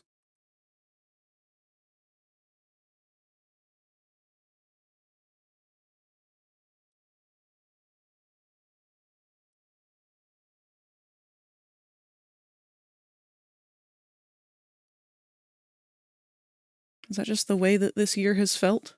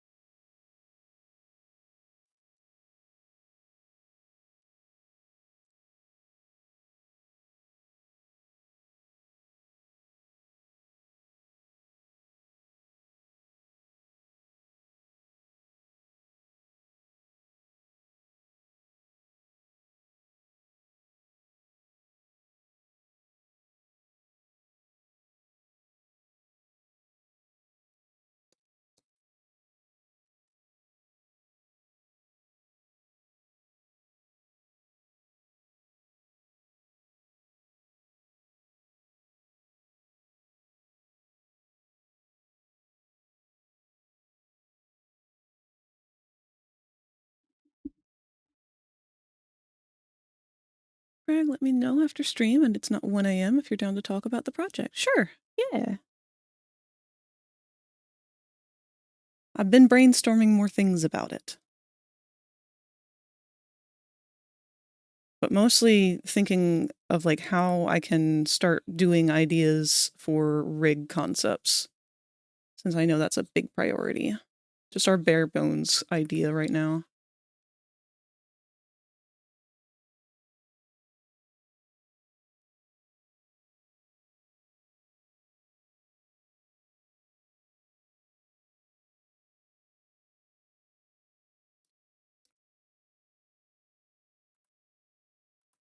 And because I was late today, normally I would go an extra hour or however late I was, I would go extra to make up for, but I'll be honest, I'm just feeling sluggish today. So I might just end at our usual time. Take the L today.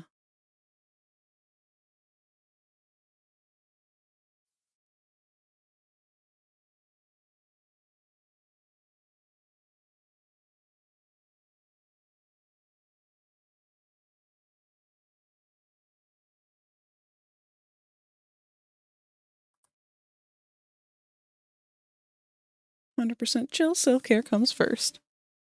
Sure does.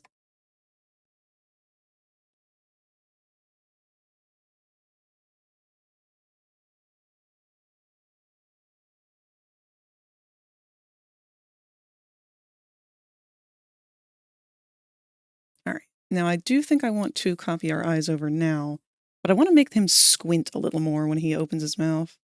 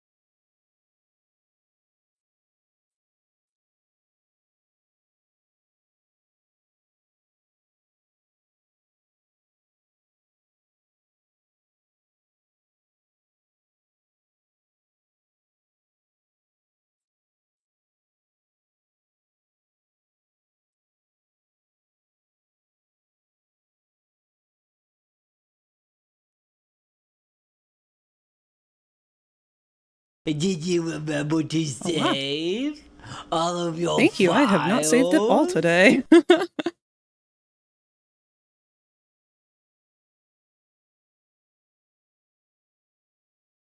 I'm so meticulous in saving with Blender. But when it comes to 2D art, like, I've been very spoiled in not losing files nearly as often as I have with Blender.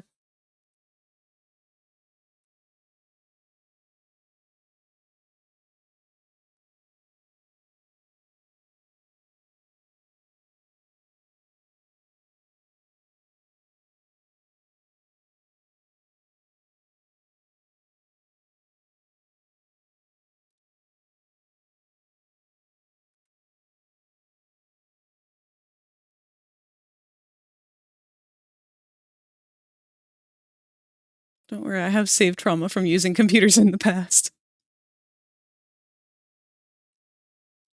They can be wicked little machines.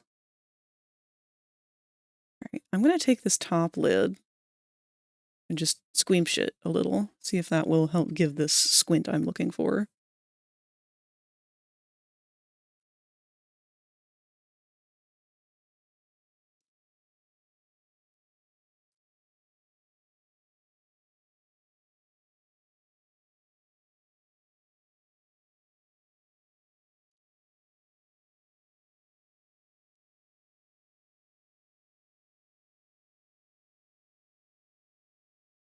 I will also say our music playlist is getting a bit dry.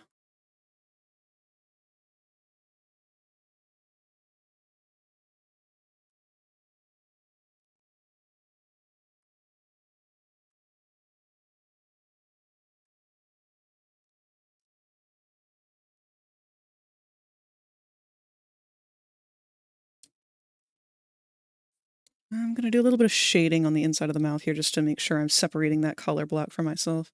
Also, our ads are about to play in 1 minute.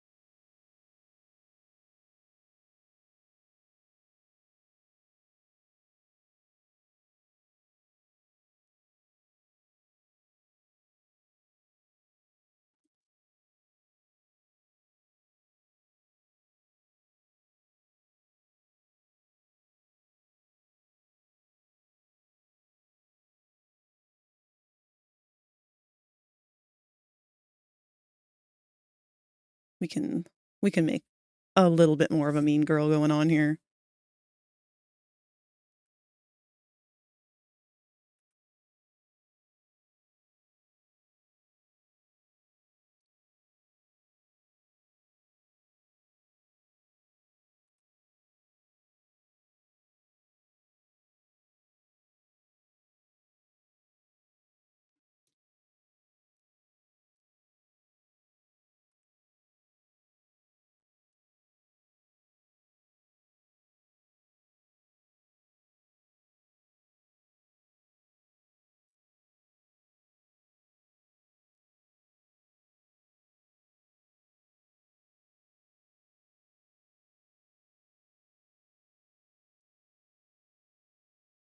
Oh, there go our ads.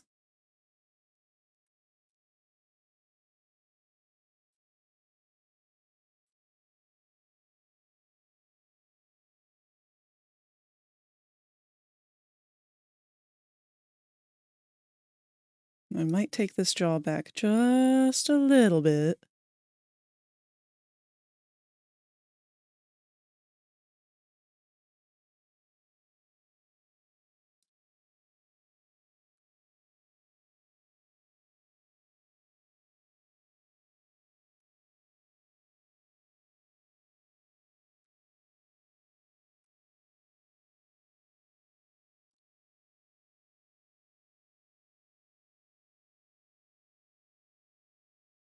Is that right?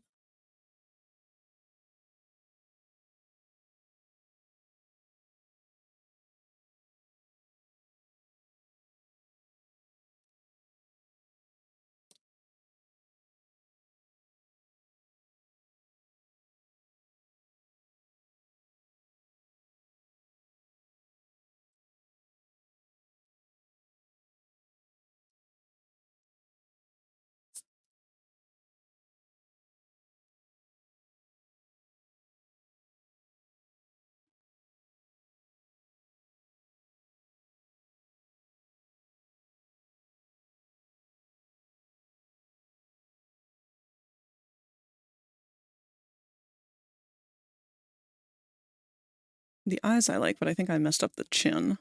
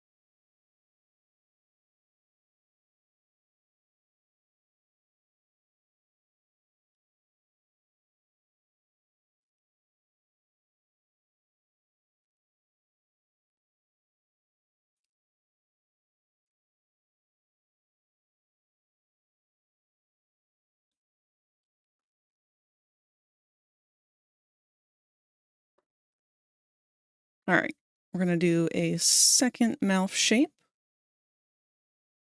because that's more of like the wide open ah. And we're going to copy our original again.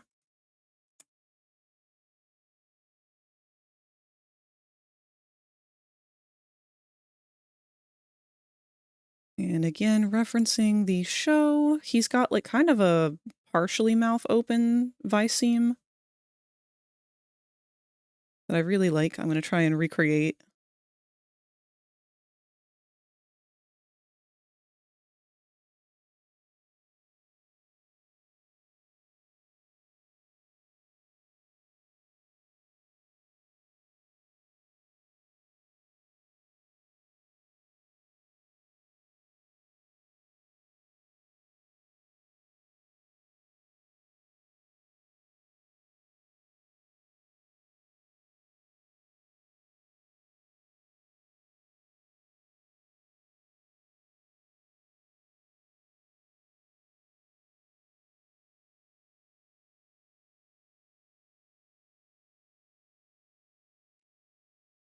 Okay.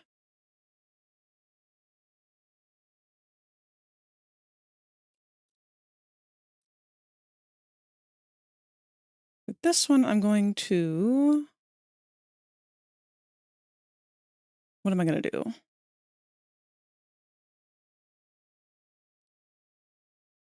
I'm going to erase the bottom jaw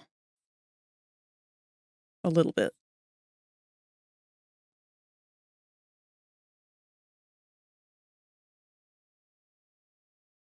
Because they like to have his mouth kind of like partially open.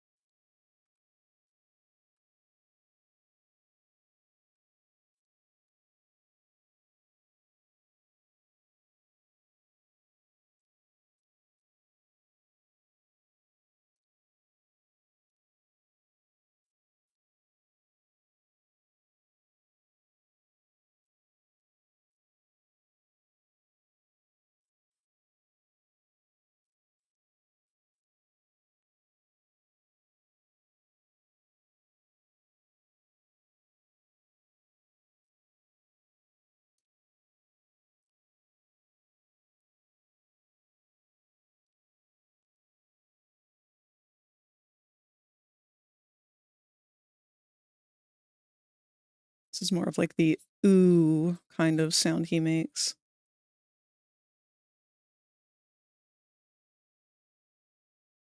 Which means I think I might push his jaw forward just a little bit more. Very subtle.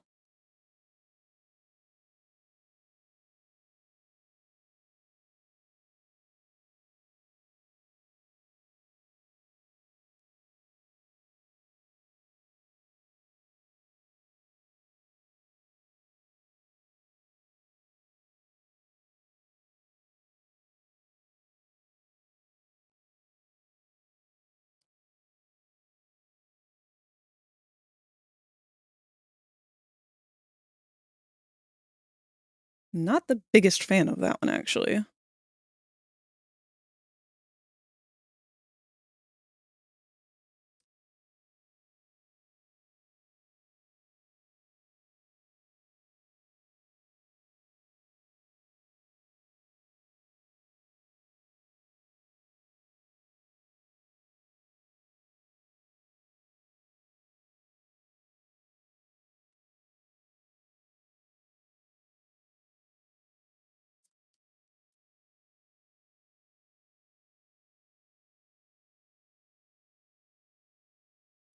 I'm gonna steal the eyes from this one too, though. I like the squinty eyes when he's talking.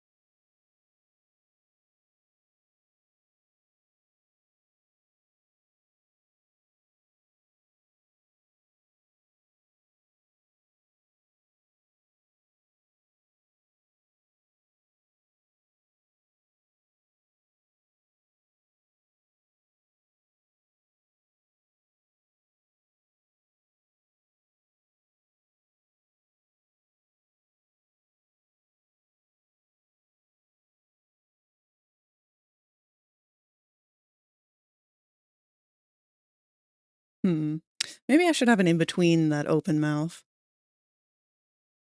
And a closed mouth, for that matter.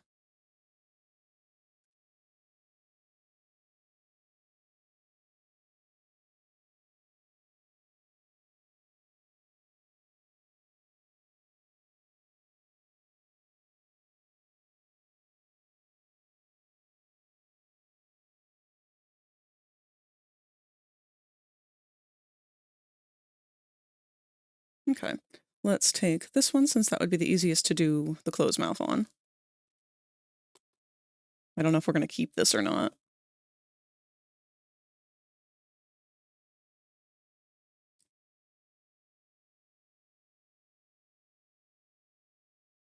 We should bring his upper lip down more.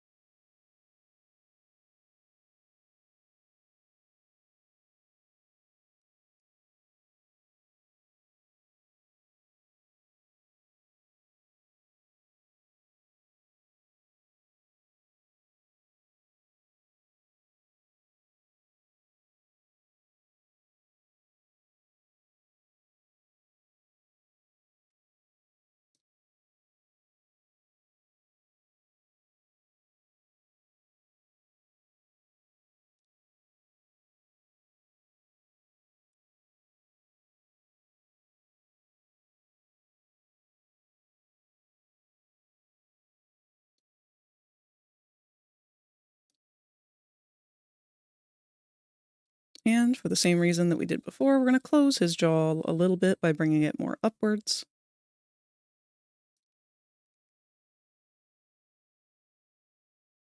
Not a whole lot. Mostly the lip that moves in this kind of a position.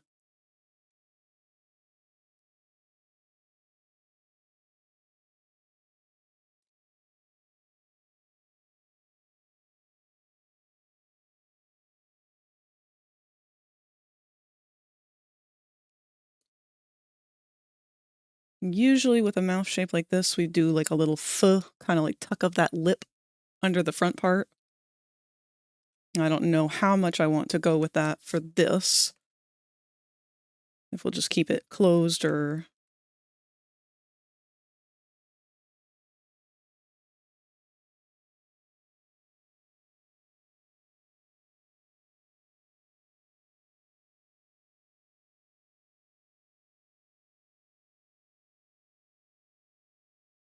Oh, we gotta bring that jaw back a little bit too.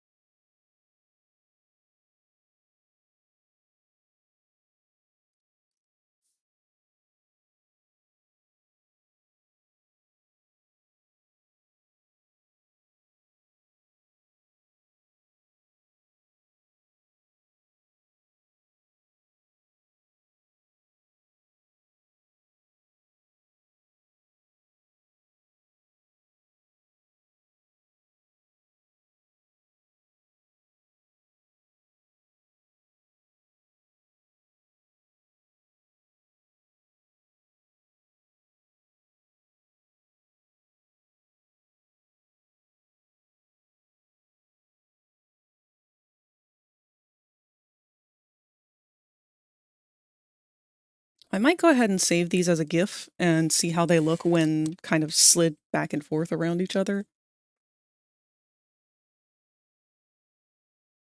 Because right now it's a bit hard to tell. I don't know how I feel about them just yet.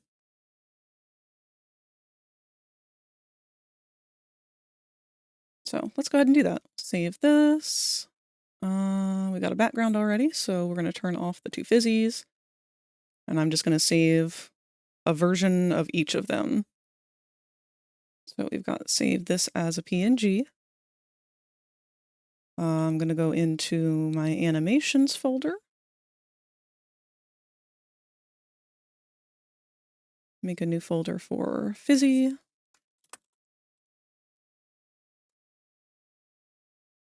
Make a new folder for testing.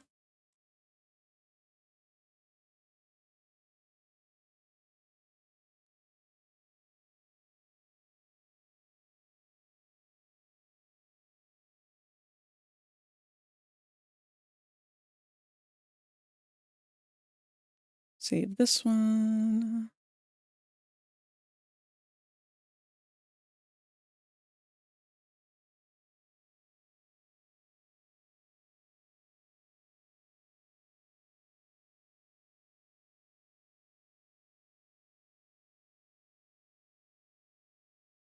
All right. Now, let me see if I can set this up in a way that you guys can still see what I'm doing while I go over into GIF Maker.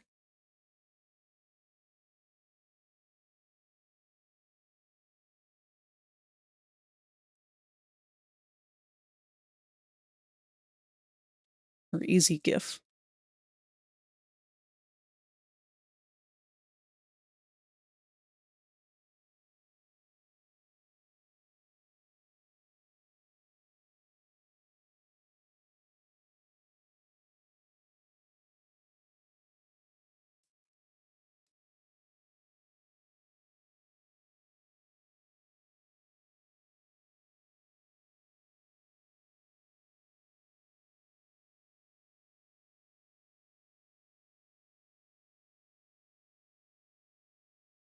It may have saved these as very large files, actually. All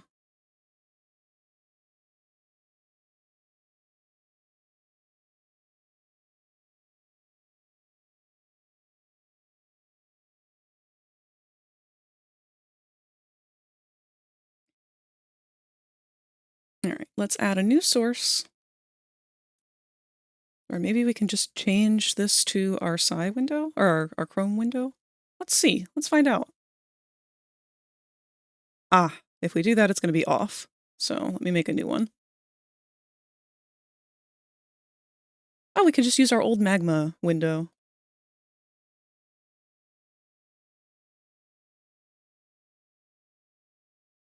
There we are. Perfect. Okay. So I am on easygift.com. This is a website that I have linked a numerous amount of times. All you do is you upload your pictures. They will set them up in slides, and then you hit this button here, make a GIF. You can set the time delay for however long you want to do things. We don't want to stack them. Not that it matters in this one. They're all solid, non-transparent images.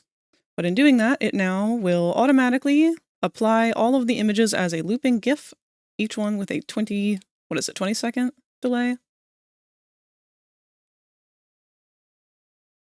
20/100ths of a second. And I don't hate it. But I want to go ahead and kind of mock up as though this is going to be idle and then talking, so I want to loop some of these a couple times. And I also want him to just be sitting there, mouth open, for quite a bit.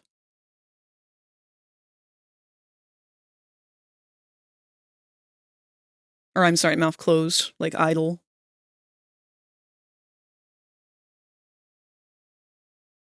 I like that. In what order are they going in? Closed, mid-open, open. So if we copy this one, copy this one,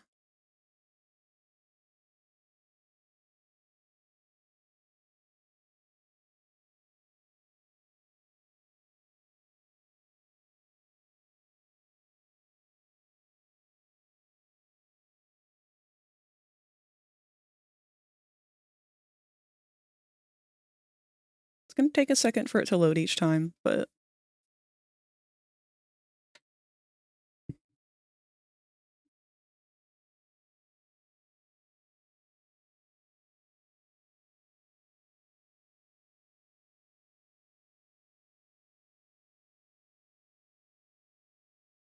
it's okay. It's not the smoothest transition, though.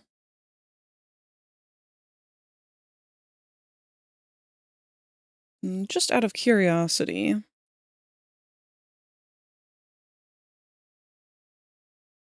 what if we change around our order?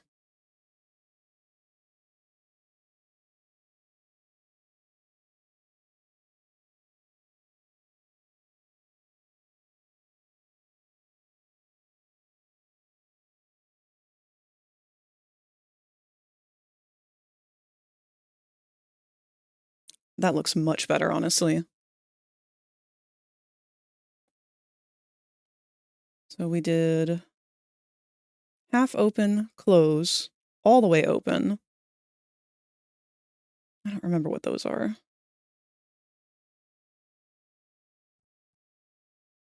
Can I zoom in to see them? Bitch, you know I can.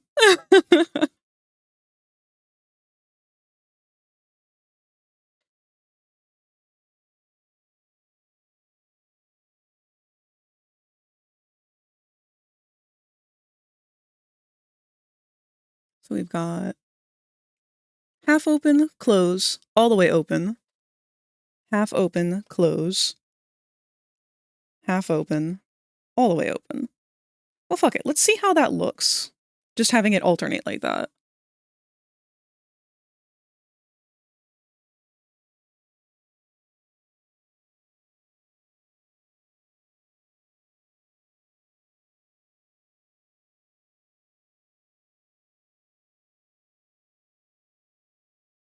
I like that it creates a variety.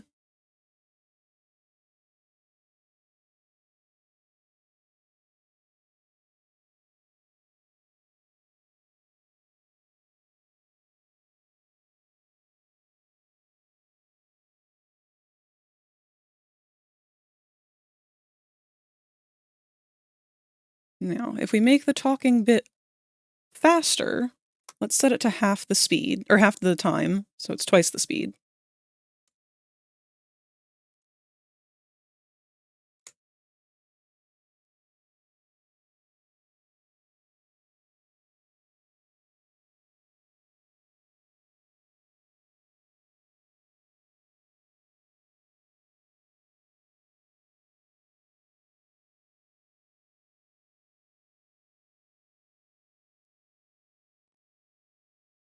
I actually kind of love that.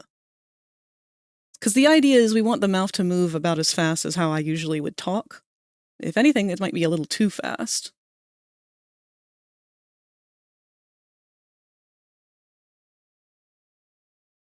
But I do like those mouth shapes. Those are, I think, exactly what I wanted.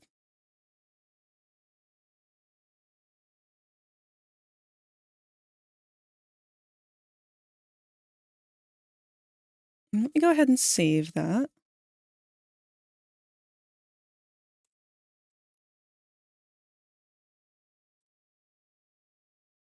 So good to know, that's exactly what we want.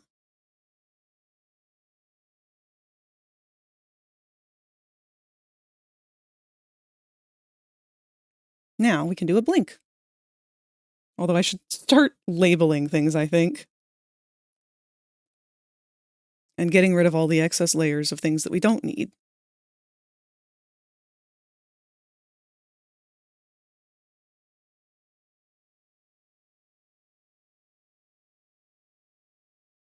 So that's kind of where we started. This is where we're ending up. I will be saving this one as a copy this time, though.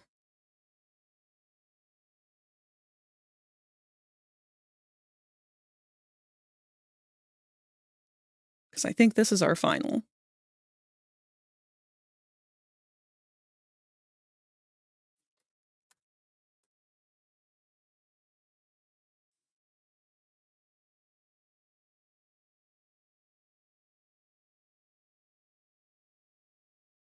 All right, we'll name this layer idle for now. Alt 1.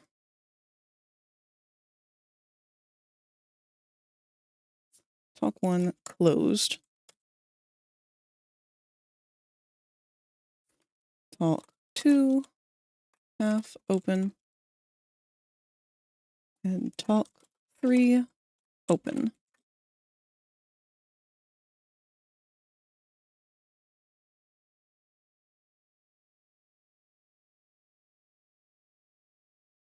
All right, so now I'm going to go back to our idle, make a duplicate again.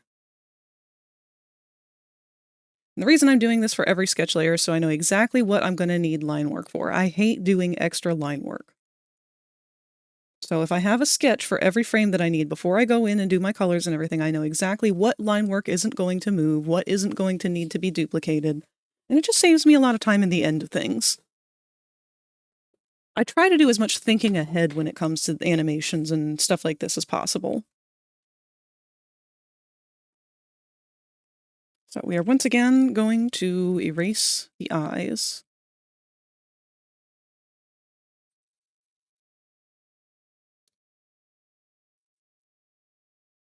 These songs don't sound particularly Halloween-y sometimes. I'm trying a new playlist.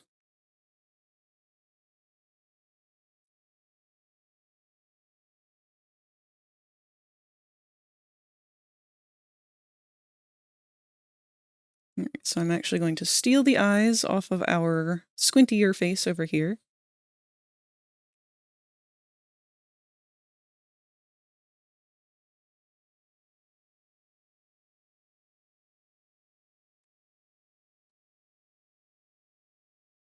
I'm going to put them here, and we're going to call this Blink 1.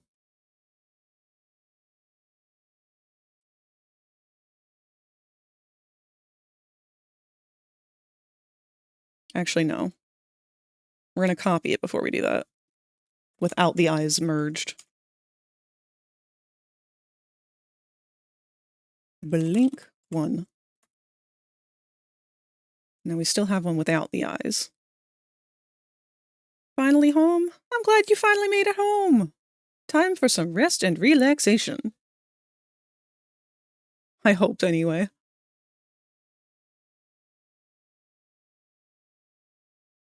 Time to stream.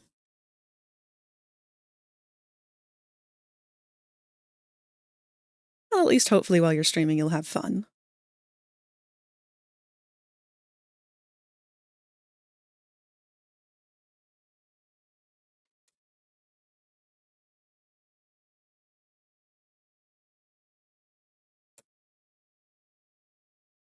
Now we're going to have...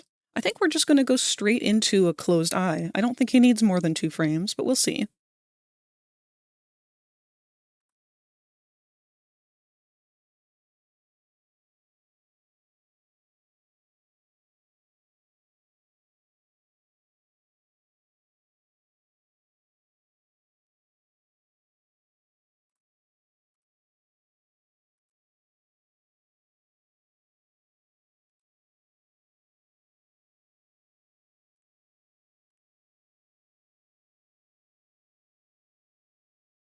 Went out shopping with Dad for some home improvement stuff, some door rubber to go under the storm door to stop a draft, monkey magnets because he was grumpy of the cupboard doors opening.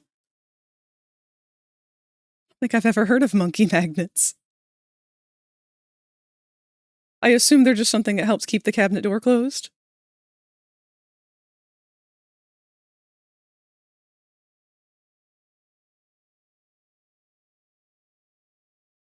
Well, that's good. It is definitely time for doing a little bit of home improvement, especially when it comes to weatherproofing. It has a feeling it's going to be a very rough winter this year.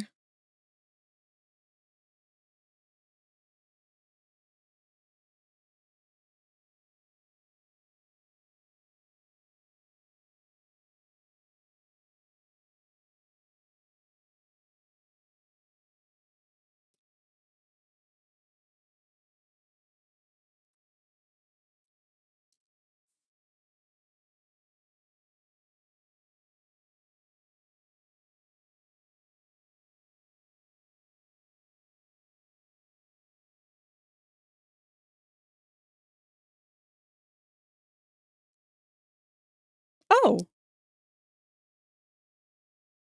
No, I've definitely never seen those before, but those are cute as heck!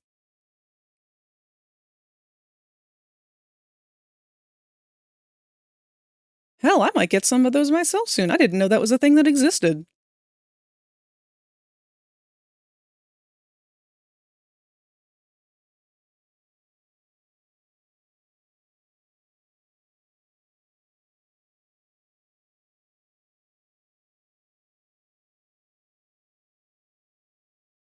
You can either screw in or stick. It's good that it comes with the option. Big stretch! Thank you, cat! Yeah, it's good that it comes with the option of stick on or screw, because I don't know what paint they used in our house. Whatever it is, it's very stick phobic. It doesn't like any of those little hooks that you stick on the wall. Everything falls off. It'll maybe stay for a day, but after a certain amount of time, they always, without fail, fall off. I cannot keep anything hung on the wall with them. And it doesn't matter the brand. I've tried multiple different brands.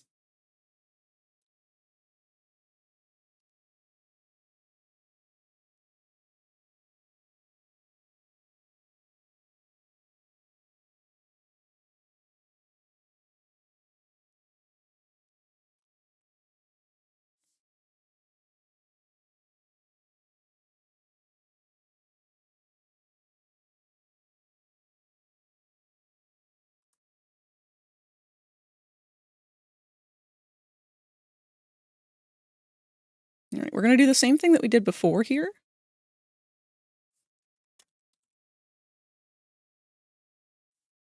We got blink, half closed.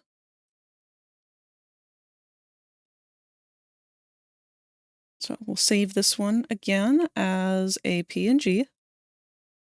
For our test frames, this is going to be blink 1.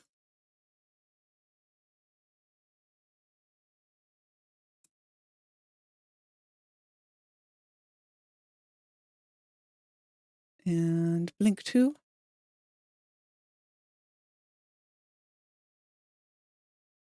And we're going to do the same thing that we did before.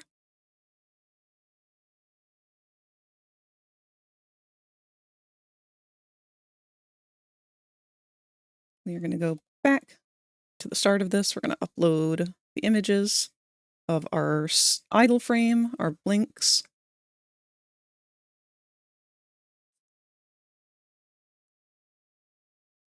Give it a second because they're a little bit big. Also, if you have an art program that can do this, just use that. Unfortunately, none of the art programs that I currently have any easy way of making animations, that I'm aware of anyway. But that's okay. Oh, wow. Sorry about that. Told you, man, I'm seepy. So right away, we're gonna just create a loop to start with. See how well it works. We'll set this delay time to 15. We'll see how that looks.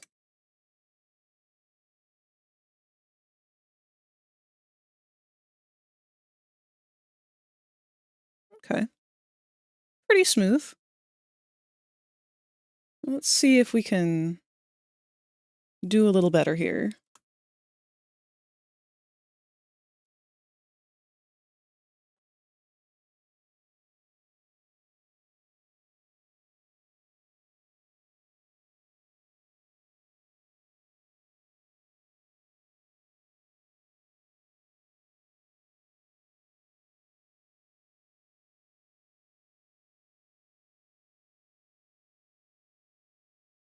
One thing I like to do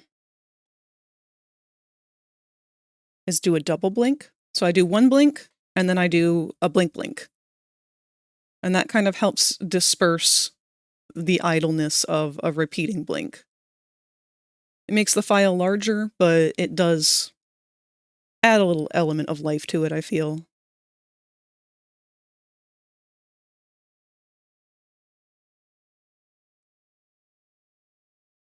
That being said, I gotta be able to see which ones are the open eyes. Open, half shut, close. You need to go here.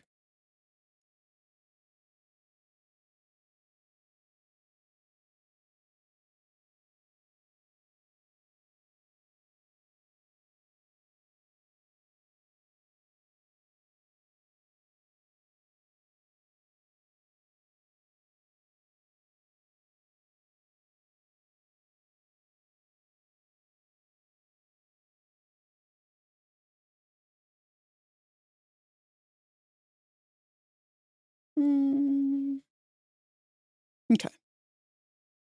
So this should naturally want to loop the way I'm thinking it will. Let's give it a shot. It's going to load in slow at first.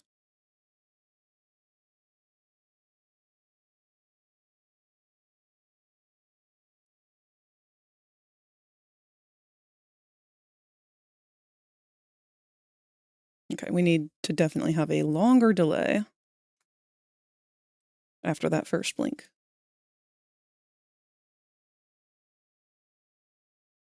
Frog blink.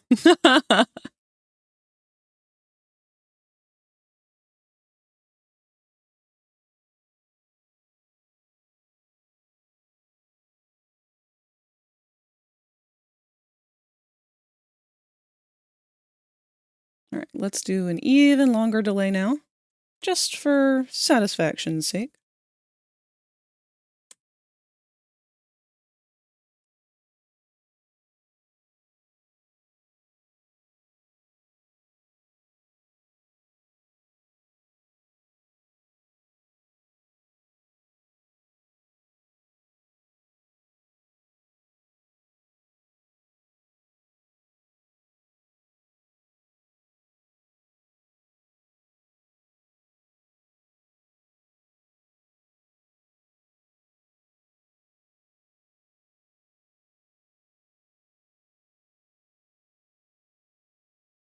Okay.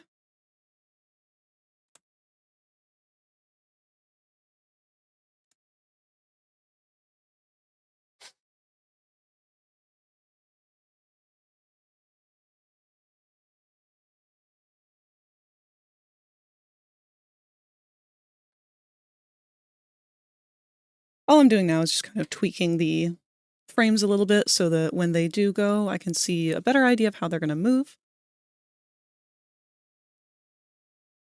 Again, we got to get through that first loading.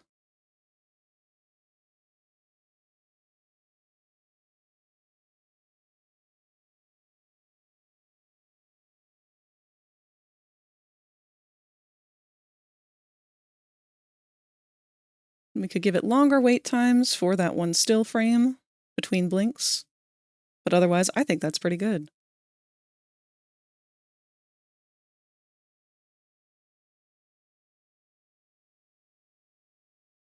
So we will save this as test idle.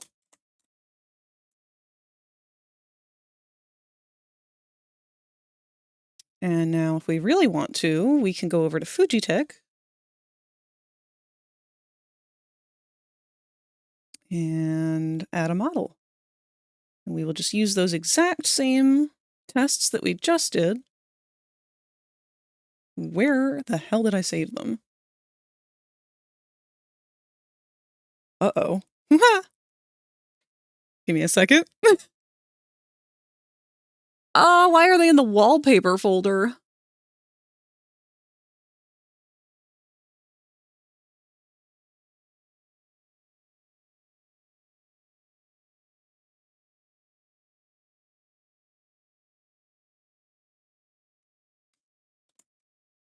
There we go. Put them in the right folder now. All right. So speaking, we will apply our talking GIF. And in active, we will apply our test idle.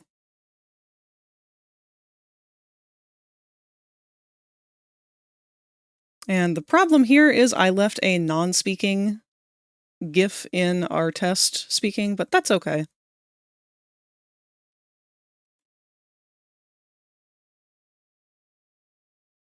So we have made that as a test model. I'm going to set this as the active model.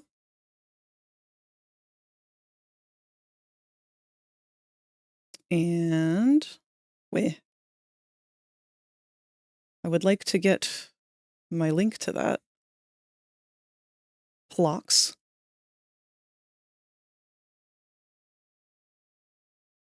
There we go. Now I can just use that source myself, hop that into an open browser window, and hop into a little call so that I can see it interacting. Did you remember to save all of your files? Hi, Rosie. What do you think?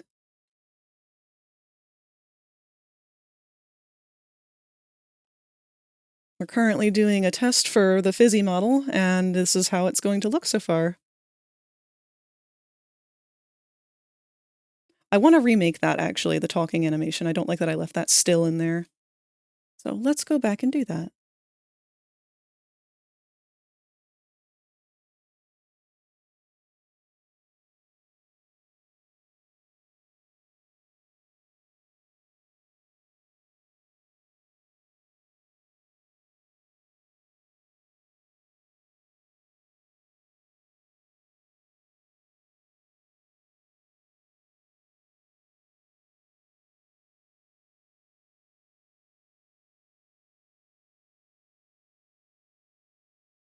All right, we got to remember how we did this before. Actually, we don't need the idle at all.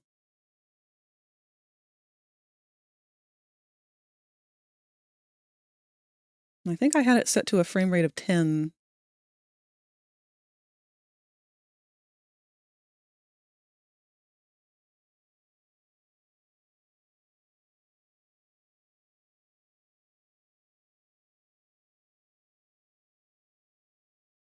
So we'll bump this back down to 10.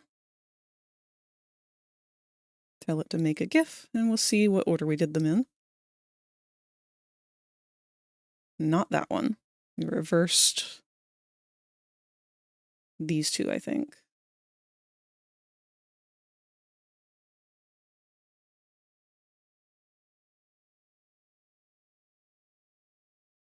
Did we? Well, let's start on the half open frame.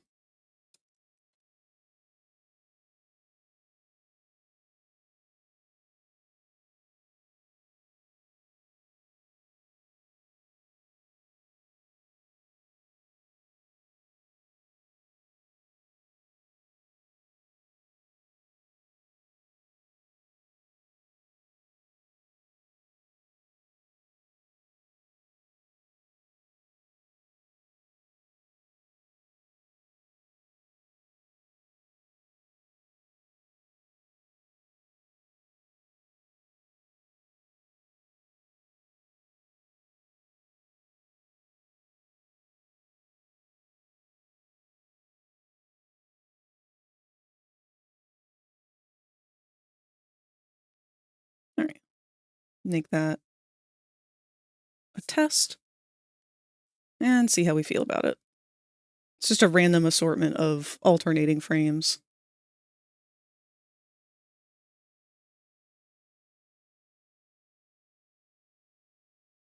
Why is one of them lingering a little too long? I think I doubled one by mistake. Let's see.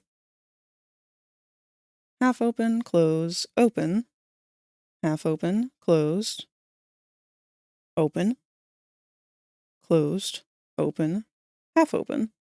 That's why.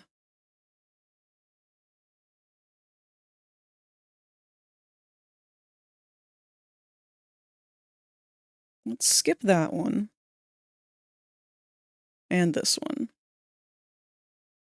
So we go half open, closed, open, half open, open, closed, open, half open, closed. Yeah, I'll give it a shot, see what that looks like.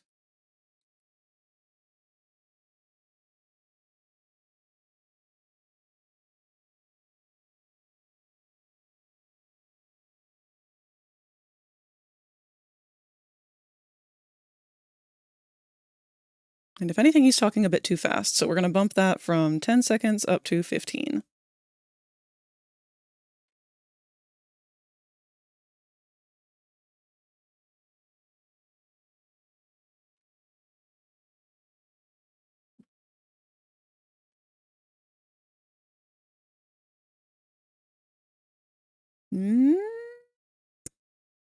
Let's try 13.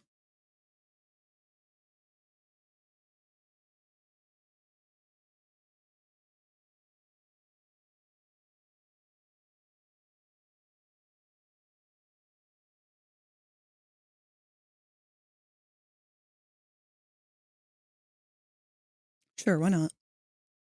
All right, let's save this in the correct folder this time.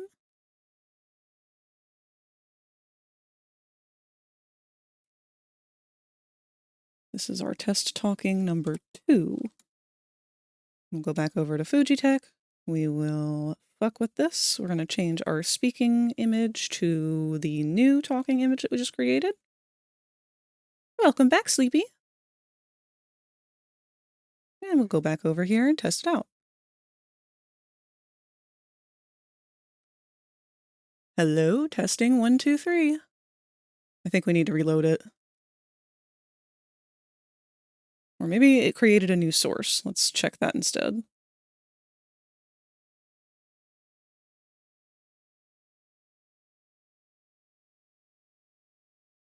Testing 1, 2, testing 1, 2. It's still not the right one. Hold on.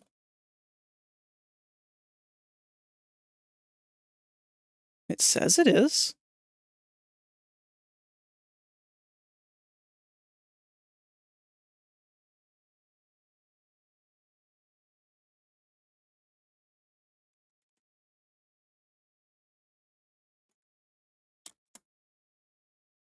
Blah, blah, blah, blah, blah, blah, blah. Okay. Looks like it just needed a second to kind of get it working again. My egg hasn't been hatched yet. That's up to you, Sleepy. You must hatch yourself. Are you familiar with stream avatars?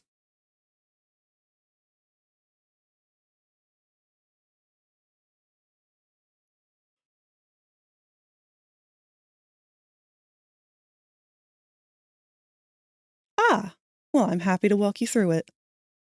So, if you're on desktop, there is a little twinkle beside my head here. You float your mouse over that, and it should reveal a little icon that says Stream Avatars. There's another one that says Sound Alerts, I think. But you don't have to mess with that one. That's not the one that we're looking for. If you open up the sound or the Stream Avatars one, though, it'll open and have a little menu. And you should be able to pick a dinosaur from a list that will take a second to load. Sometimes it can take a little bit to actually load the list up, but it should be okay. And since you're a follower, you can hatch into any of the dinosaurs on the list. You can also find the controller on the next page of that window, where you can put in commands to interact with other people on the stream. So, for example,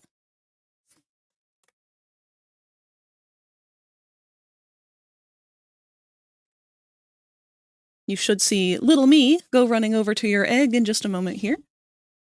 Oh. Well, never mind. Apparently I got stuck.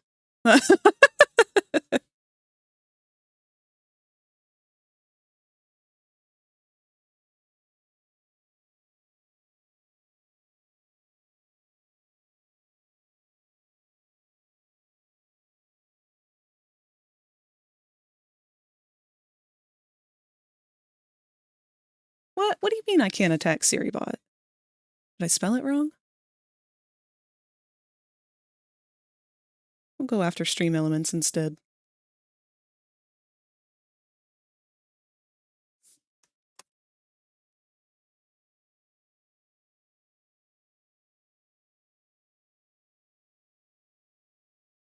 Get owned, nerd.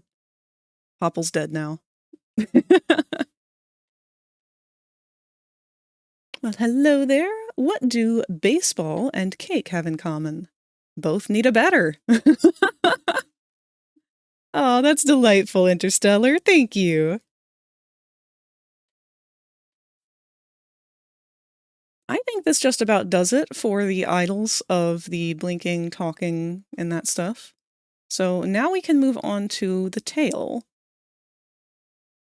And the tail and the blinks are going to have to kind of coincide with one another. So let's get this minimized. Back over into our psi window.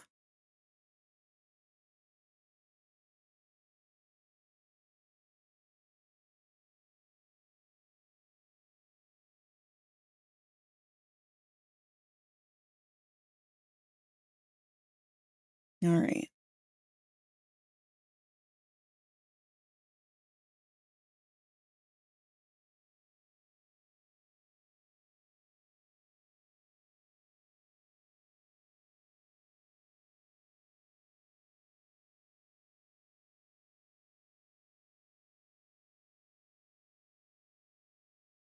Actually, maybe we'll do the leg first.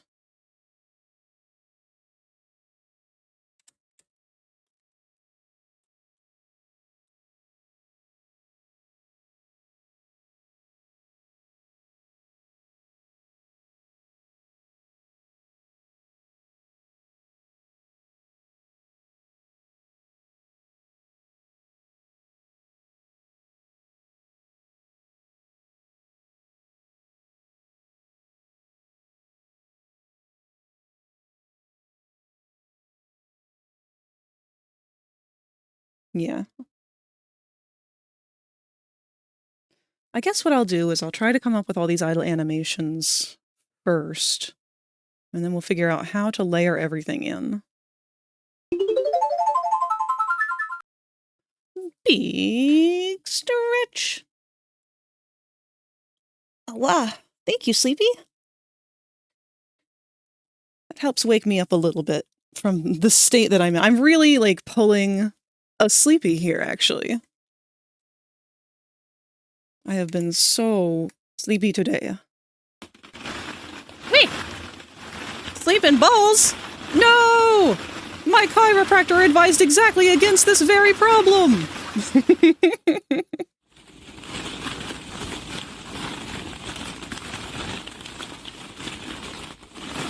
Honestly, I still probably could fall asleep in a ball pit.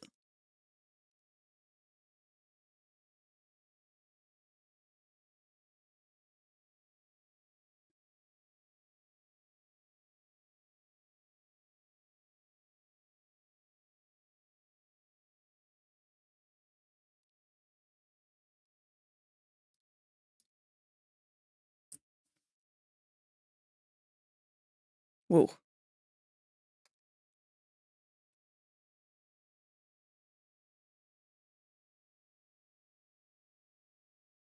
By the way, I had the Parco Fogore song stuck in my head after the last time I saw it.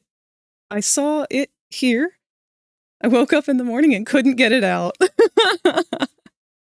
He's got a very infectious personality, one might say.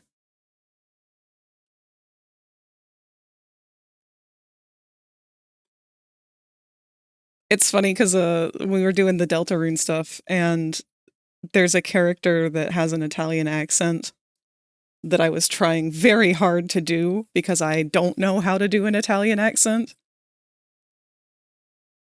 And the only thing that got me through it was Parco Fagore.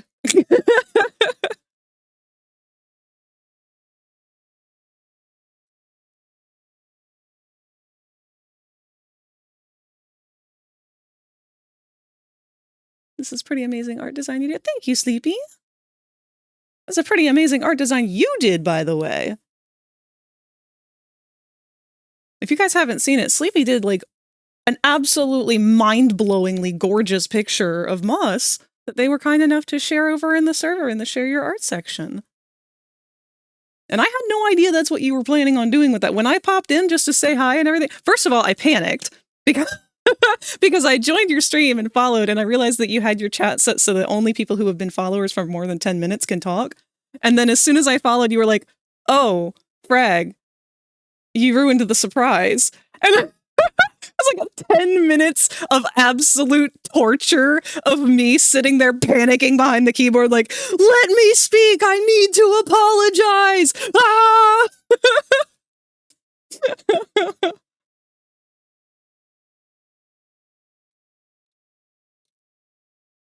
But no, I thought you were just doing like some warm-up doodles or something. I really couldn't hear you because I was in the middle of a call as well, and I felt so bad because I really didn't know that I was going to be pulled into a conversation or anything. I was just going to try and stop by and be supportive.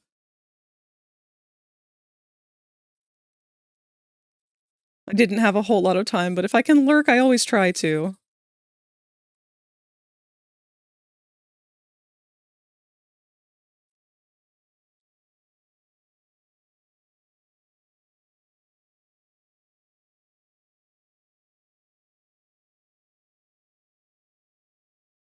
I've been cooking on that so hard. You did! You cooked so hard! That was like a whole Great British Bake Off level of cooking. Or I guess that would just be baking. You baked. I'm gonna make that a new thing.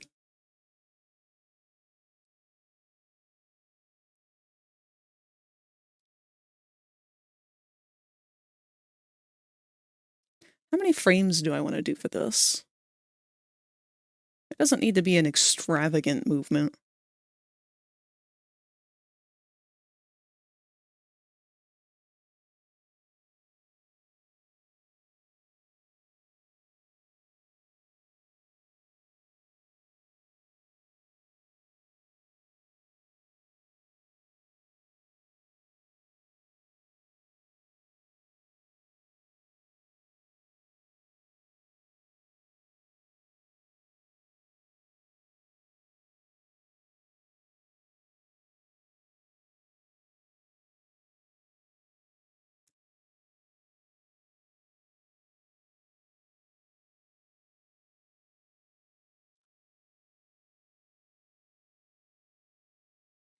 I may have actually moved it too much already.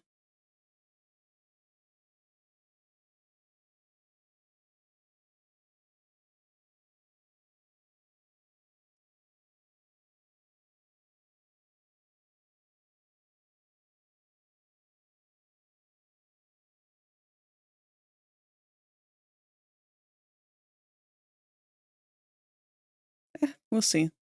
All right, we'll make another copy. We're going to do an in-between.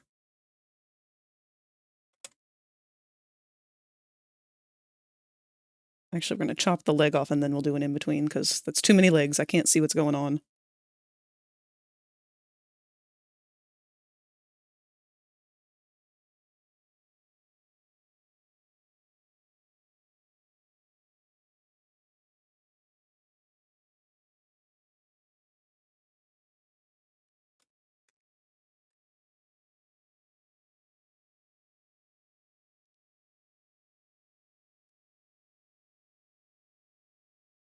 Wait, what?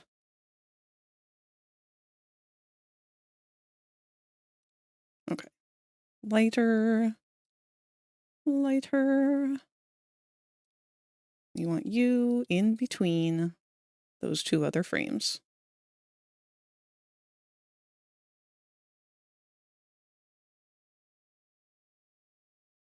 How many frames for the blink, actually.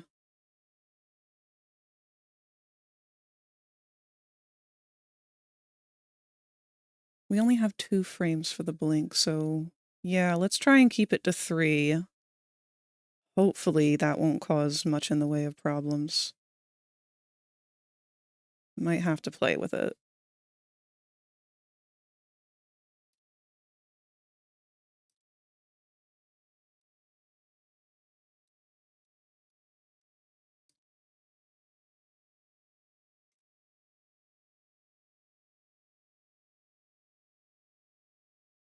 Whoops! Ads are about to start in 1 minute. Oh, and let me get caught up here. I see we got a message I didn't get to see. FragRaptor was talking to Kevin about another commission. And he was trying to lowball me. Was asking if he would possibly be able to take the bust he made and draw the rest of the body. He offered to make a whole new body for some price as the bust. Same price as the bust for 65. That's too little, and I said that I would pay him more for a new full body. Good for you, Zatani. Thank you for being supportive of the arts. And of your friend who definitely is not charging enough for their art because goddamn, Kevin's got the quality.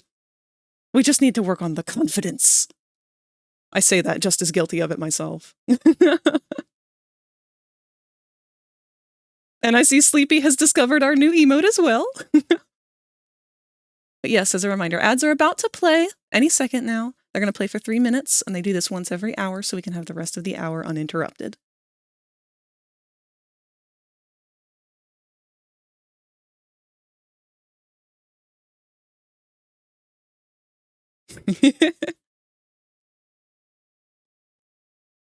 Speaking of art I did for you, I'm trying so hard to get the color right, like on your Sona. Don't worry, because I really do not mind when people take artistic liberties on things. And also, I don't remember the colors on my own character.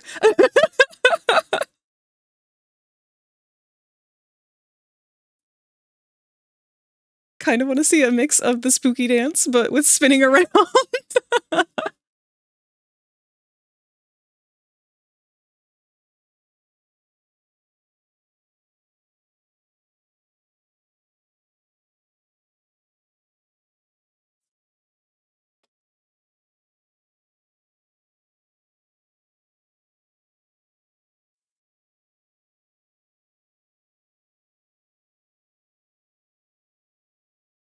All right, now just like we've been doing, I'm going to go ahead and save these 2 as well.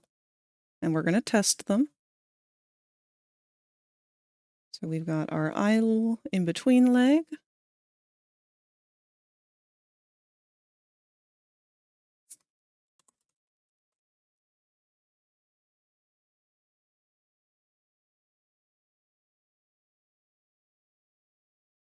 And our idle inwards leg.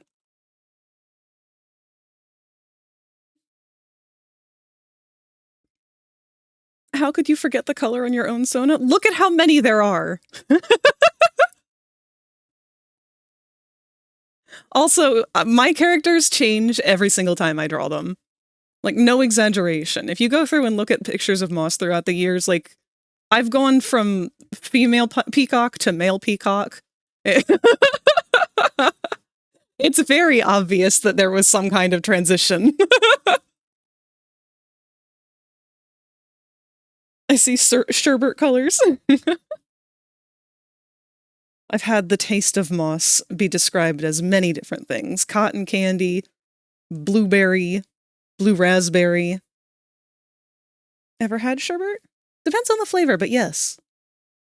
Or is that one pronounced sorbet? I've had both. I really am not good at identifying the difference between the two. I'm not usually the biggest fan of fruity stuff, but I do like it when I have it, when I'm in a mood for it. Oops, that is not the right window. All right, go back to our animated GIF maker. We're going to throw together these leggies and see how they look.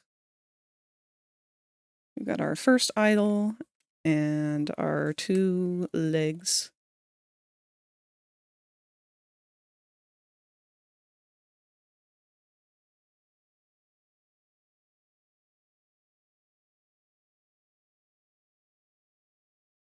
I will tell you, one of my favorite desserts of all time, and I can't get a hold of it anymore. I haven't had it in years. There's a franchise called Rita's Ice, and they do Italian ice. But they have something called cream ice, which I love. It's just like the same texture and consistency of Italian ice, but like ice cream flavors. And my favorite flavor of all time that they've ever made is the cookie dough flavor, because it's not vanilla with cookie dough pieces. The ice itself is the cookie dough flavor, which is my favorite flavor of all time. Nothing ever comes in cookie dough flavor. It's always like vanilla with cookie dough pieces, but the cookie dough flavor itself is never the highlight of things that are labeled cookie dough flavor. So when I found out about this was like god tier dessert. And the problem is, each Rita's franchise makes different Rita's Ice depending on the manager. So they don't actually have to ever make the full menu of Rita's Ice. They just have to pick whichever ones they want to sell and make those. So apparently the cookie dough flavor is a little bit harder to make than many of the other flavors. And because of that, the only cream ice that any Rita's I ever go to where I live, the only one that they have is either birthday cake or cotton candy. They never, ever, ever make the cookie dough. And I know this to the point where I actually called them and I asked, I said, cookie dough is one of your flavors on their website and everything, but I noticed that this location never has it. Is there a reason for that? I'm just curious because it's my favorite flavor. And they were like, yeah, we just don't like making that one. I was like, well, could I put in like a special order for like a gallon-sized tub of it to have at home? Because that is a thing that they'll do. And they were like, no, we just don't want to make it ever. And it's like, why? I will literally pay you money.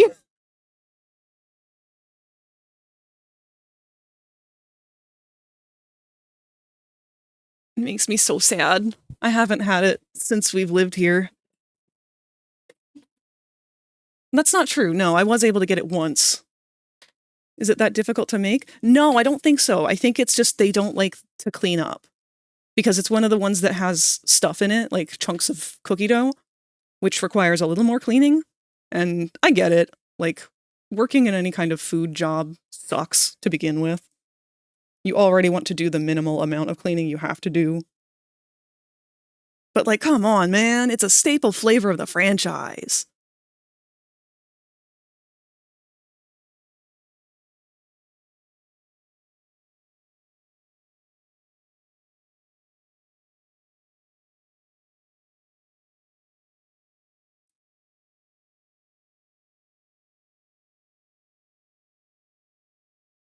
We'll stick with 20 for now.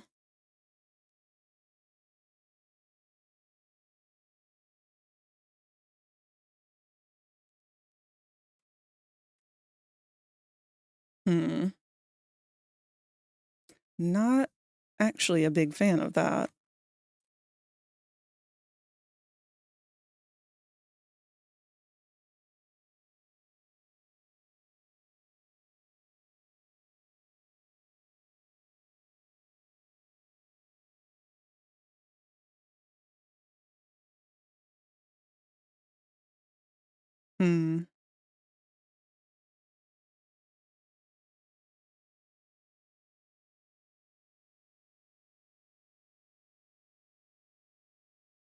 It's not quite the effect that I was hoping for.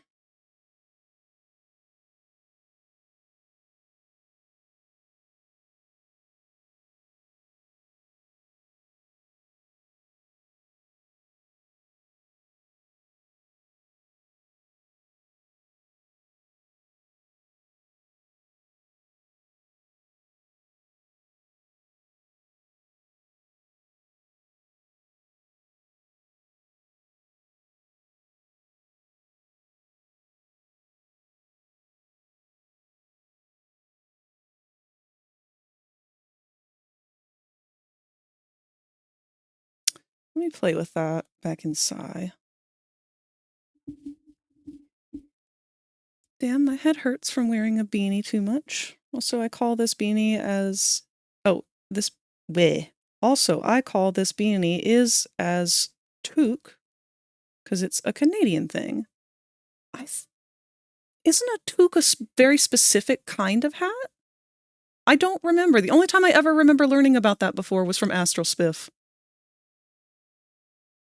Wearing a beanie because it helps to stop my hair blocking my view when I play games or watch videos. I like wearing beanies. Beanies are like one of my favorite hats. That and bucket hats. But yeah, too tight of a beanie, and you're definitely going to be giving yourself a headache later on. So anyway, have a good night/day, everyone. It's bedtime over here at 3 a.m. So see y'all next time. Goodbye, Interstellar Desk Plant. Thank you so much for stopping by with your lovely puns. We are always happy to see you. And get some rest. 3 a.m. Jeez. You're as bad as Q. I say that like I'm not up at the same time every night.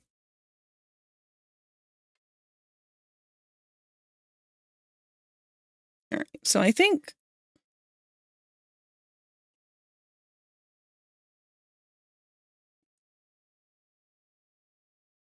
we shouldn't go as far with these.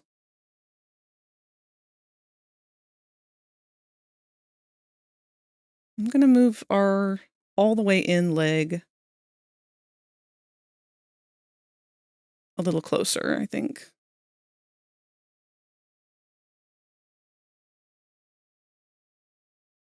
Make it a much more subtle movement.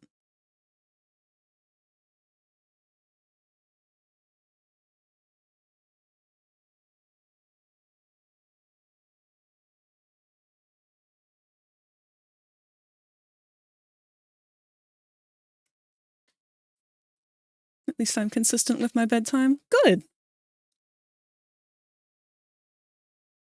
Honestly, there's nothing wrong with being a night owl. It's more so just making sure that you're on a schedule that works for you and is healthy for your way of life. I kind of accidentally became nocturnal, but it was sort of the only way to survive the situation that I was stuck in at the time. Being a caretaker is definitely not for the faint of heart.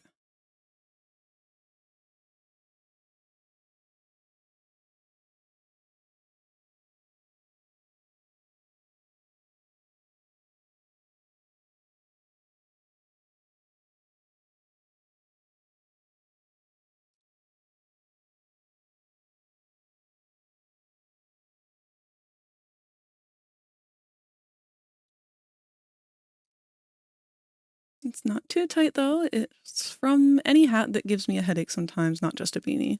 Ah!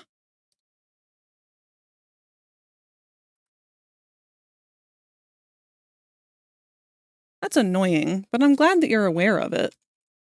So that you can not be purposely giving yourself headaches without realizing it.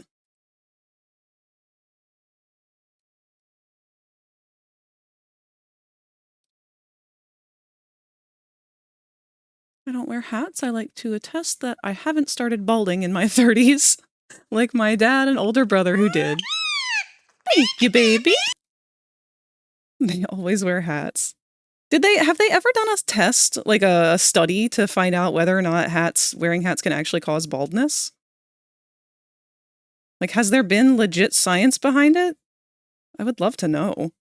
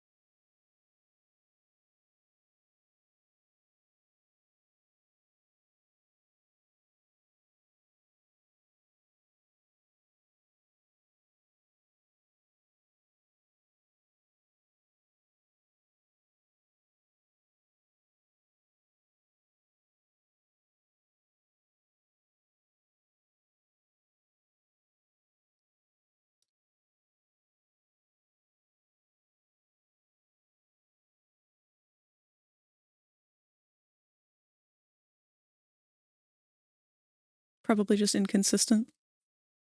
Unlike that one guy that didn't crack his knuckles for decades in one hand just to test. Damn, the level of self-control that would take.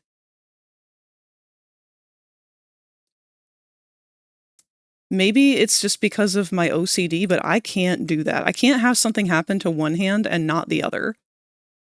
Like, like I fear if I were ever to lose a finger, because it would bother me so much. Not that I lost the finger, but that now I have uneven hands.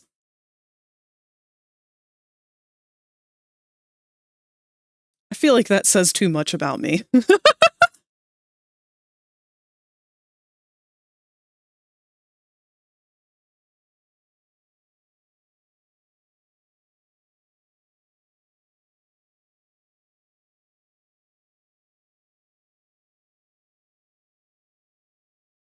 All right. That's a much more subtle movement.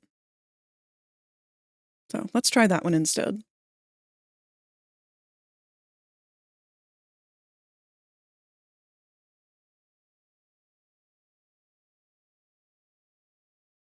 Also, I apologize. Spotify is being very broken today. Oh, never mind. We don't need Spotify because it's time for Parco Folge.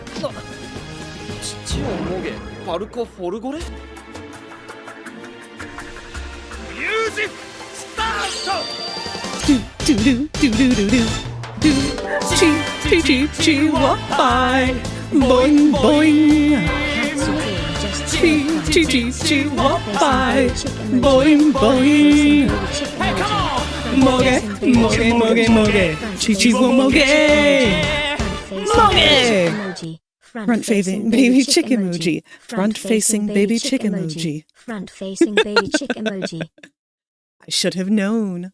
We simply cannot have a visit from Katsu without the front-facing baby chick emoji. But thank you, Katsu, for blessing our stream with Parco Fagore. How are you doing today?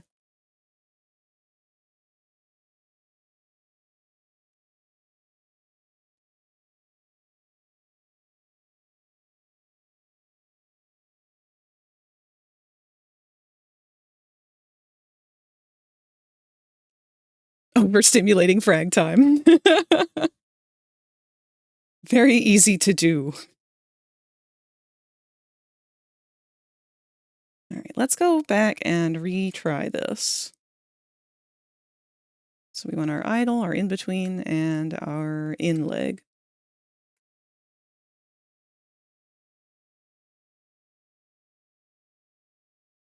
Posted about the scientist in Show and Tell.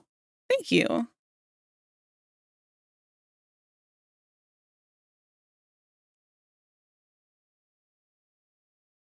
Oh my god, Kat, those glasses are so fucking cute.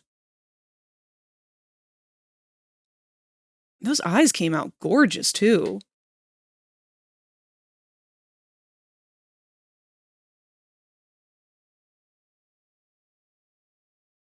Dude got a Nobel Prize for doing that?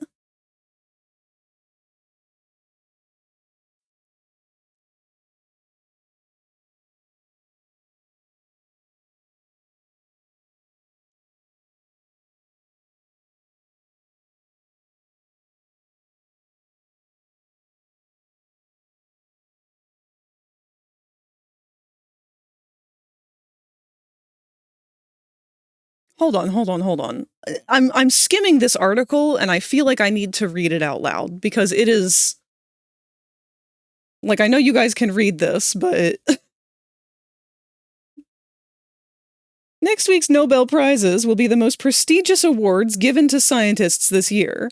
Last night's IG Nobel Prizes, on the other hand, were indisputably the funniest.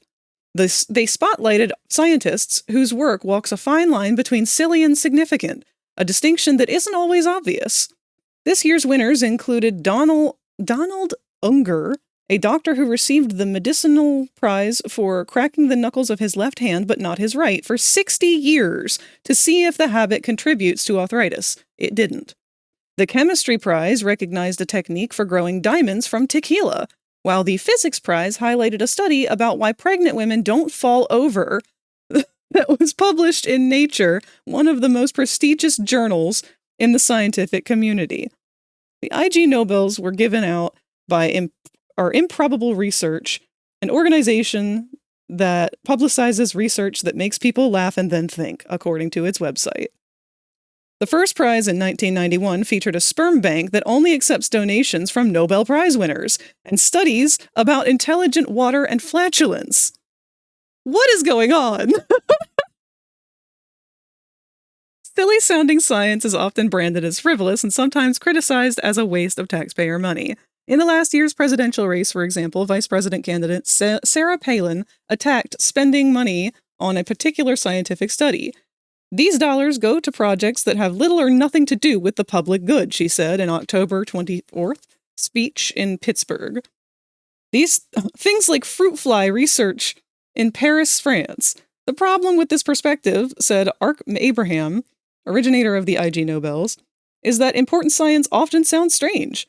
Palin's fruit flies, for example, are pests that, according to Congressman Mike Thompson of California, pose a large threat to the U.S. olive industry. Fruit flies are also an essential generic tool used to understand the development and develop treatments for medicinal conditions ranging from Huntington's disease and Alzheimer's disease to aging and diabetes. A lot of things we now call breakthroughs were once considered pretty crazy, said Abrahams. Consider the peculiar case of the frog dancing master. I don't know who this guy is, but I love him already for that name alone. That was the mocking title given to Luigi Galvani, an 18th century Italian physicist who used a static electricity generator to make dissected frog legs twitch. These experiments were the first to reveal that muscles of living organisms are controlled by electric impulses that Galvani called animal electricity. A finding that is one of the cornerstones of modern physiology and caused his name to be immortalized in the verb galvanize. I can't believe that electricity was invented by Galvatron. Consider also a recent winner of the IG Nobel. Mathematician, oh, fuck me. I'm so sorry, I'm just too white to pronounce this name. Lakshmina Ray Anand? Lakshmina Ray Anand? Mahadevan of Harvard University. In 2007, he and his colleague Enrique Cerda Villablance of Universidad de Santiago de Chile received the physics prize for studying how sheets become wrinkled. Research published in the scientific journal Physical Review Letters. Everyday physics is interesting by definition, says Reinhard Schumann, the managing editor of the journal. It's a good way to keep the non-physics population interested in science. And wrinkled sheets aren't just a problem for persnickety housekeepers. Understanding how things wrinkle is not only for combating aging skin, but for engineering emerging technologies like nanotubes and ultra-thin films. Mahadevan's research is also considered important by the MacArthur Foundation, which in September awarded him a strings-free check for $500,000 to support his studies, a prestigious fellowship also known as Genius Grant. The takeaway message of last night's IG Nobels, which recognized bacteria from giant panda feces that reduces kitchen refuse and a bra that doubles as a gas mask, may have been the only hindsight of history can separate the joke from the genius. Amazing. I love science. But no, I like that brought that point up about politicians claiming that some of this stuff is just silly, haha, funny, let's just see what happens science. Because at the end of the day, that's all science. That's very funny. Thank you for sharing that.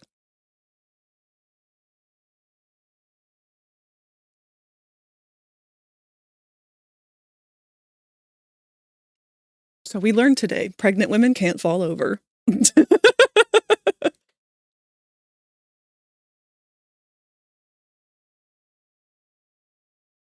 Didn't really post that thinking there was more to it. Just looked for a small amount of knuckle cracking in the rest of it. Yeah, no, as soon as I saw the part, I glanced over the word silent and then, or pregnant, and then I saw the word flatulence, and I thought, there's gotta be more to this.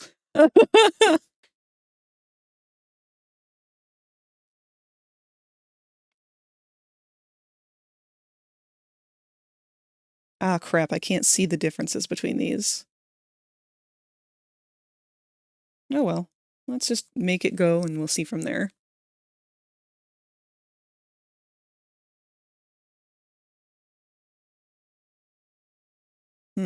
Why is it going up? Did I go in reverse?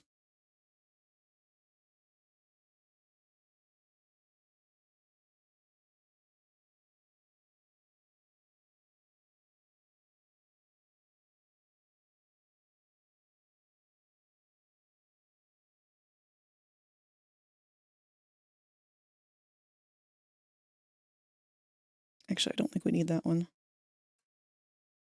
This is definitely the thing. Yep.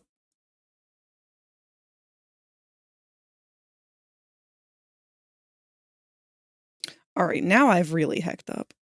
Let's just go back and re-upload that, because I got distracted with that. Did you remember to save all of your files? Thank you, Sleepy. We do need to go back and save our sci-fi file for this. I can't talk today, man.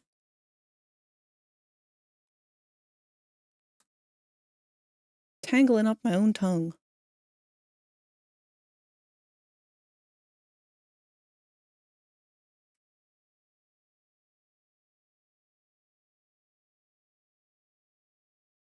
Well, I'm in bed because getting lazy and eepy at the same time. It's just, I've been in the same boat as you, except all day.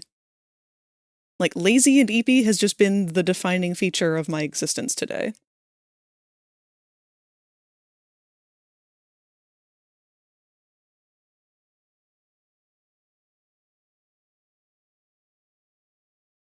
What did I do here? Hold on. Our idol has a bunch of scuff on the hand. And it's all the way up. The in-between has nothing on the hand. And all the way down has mostly nothing on the hand.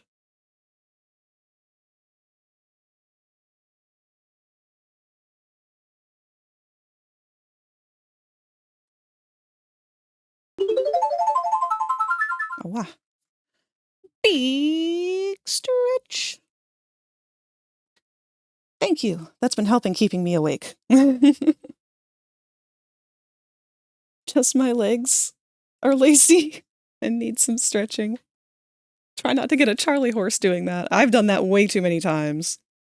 Where I'm sitting here thinking like, oh yeah, a nice little stretch. It'll help wake me up. And then all of a sudden I get a double Charlie horse in the calf. Ugh, worst.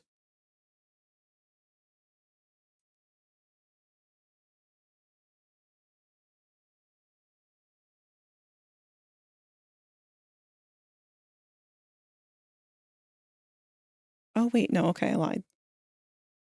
First one has the most clutter. I really can't tell much of a difference between those two. Okay.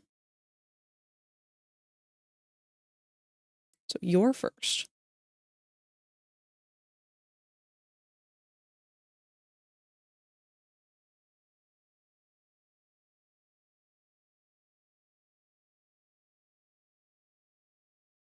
And I sincerely cannot tell between these two. Charlie what? Brown? No, Charlie horse? It's a slang term for leg cramp or well, any kind of cramp. When your muscles seize up. Is that not a common phrase?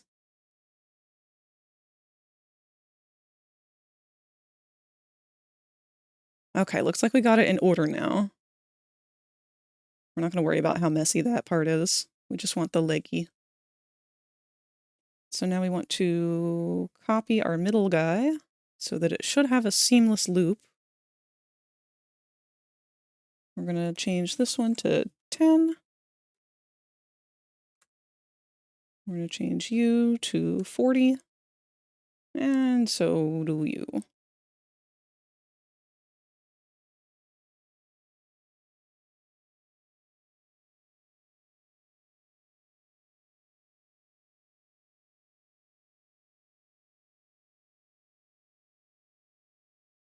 I definitely like that better.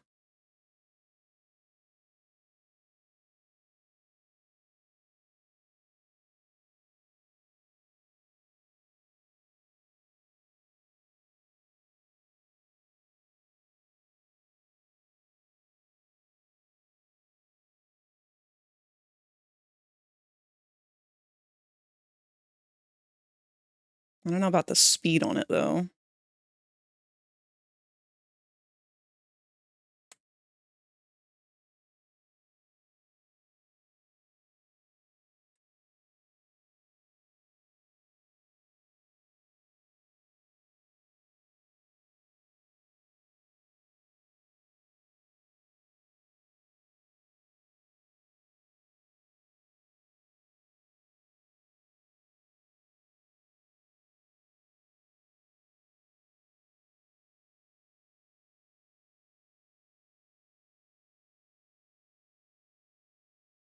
We can definitely work with that. Test leggy. Way to go, superstar! I knew you could do it. Thank you, Rosie.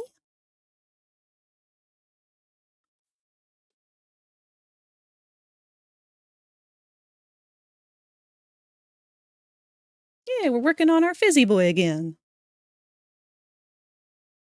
We've got the idle foot movement here, and we're going to try and incorporate that soon with the idle blink, as well as our chatting version here.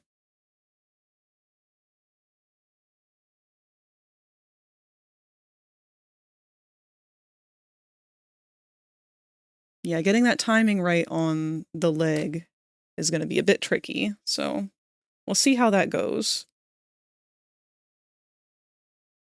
But now we're going to do the tail. So I'm going to call those good.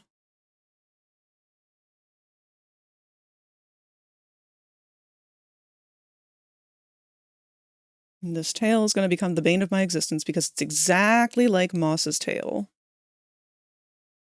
At least in the way that I animated it. I don't know why I'm doing this with a mouse.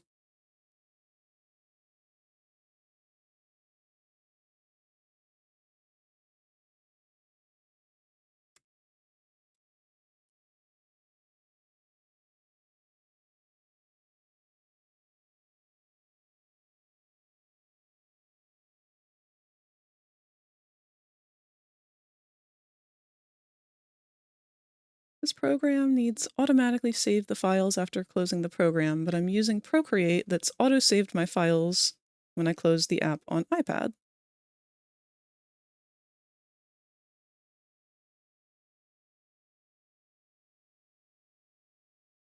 I've heard that Procreate's a really nice drawing program, but it's got a lot of limitations if you're not paying for like the full version or something like that.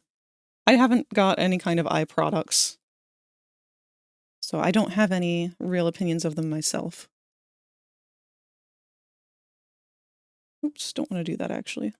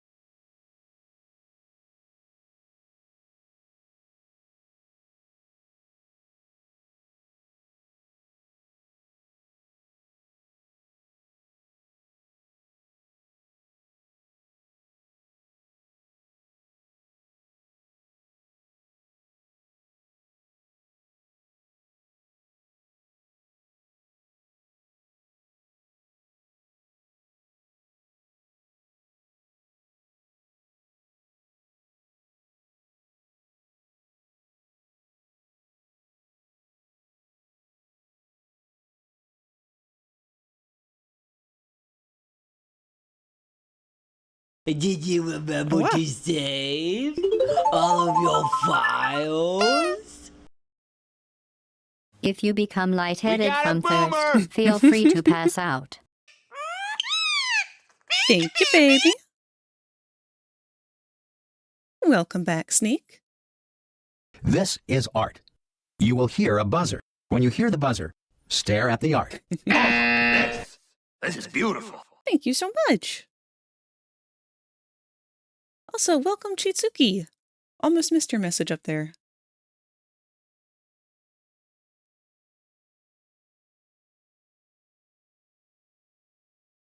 Rosie, I see you're going burr.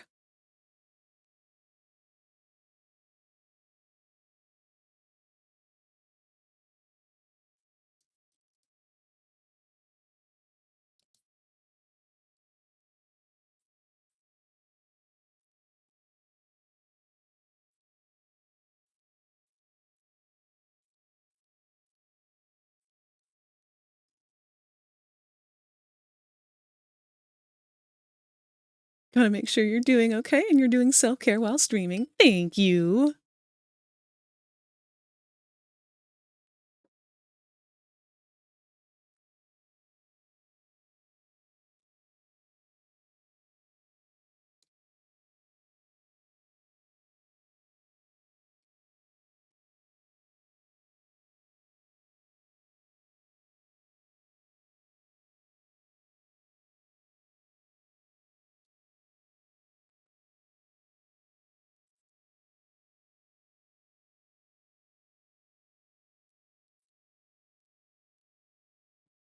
Man, this tail is definitely going to be the worst part to ink.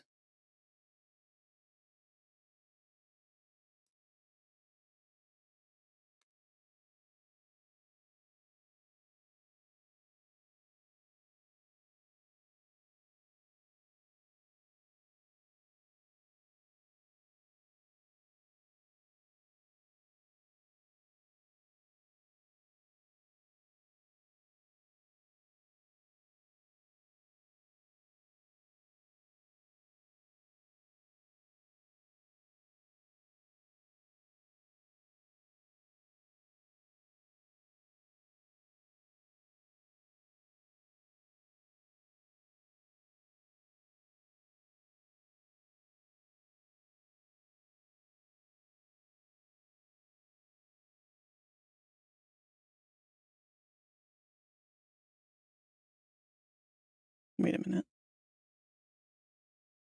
I might want to redo that one.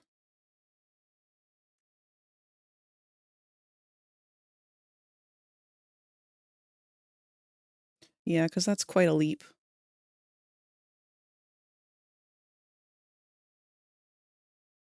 Might not have to redo it entirely.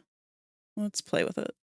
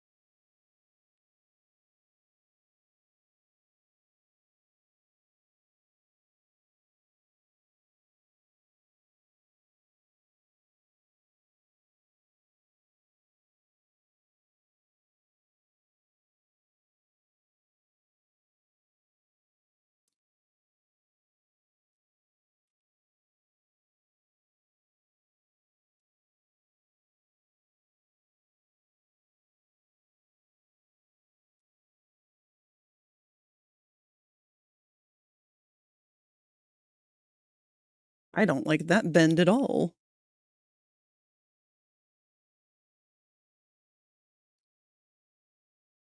That does not look good.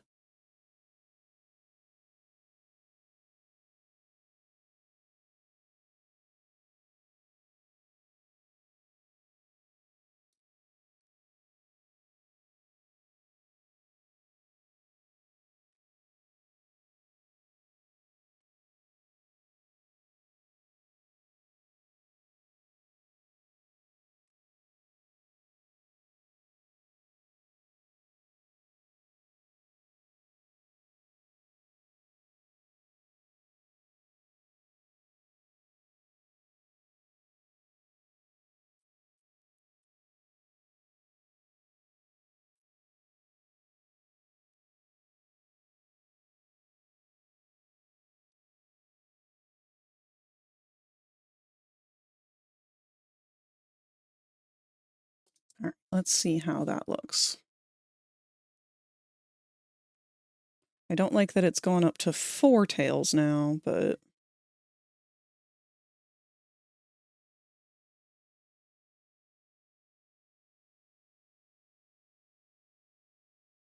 All right, is this the same as our idle?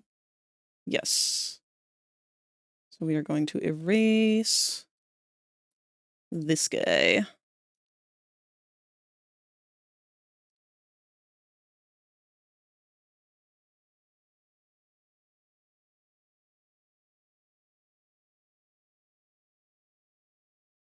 And then you're next.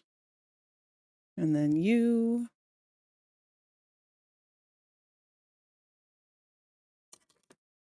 And then you.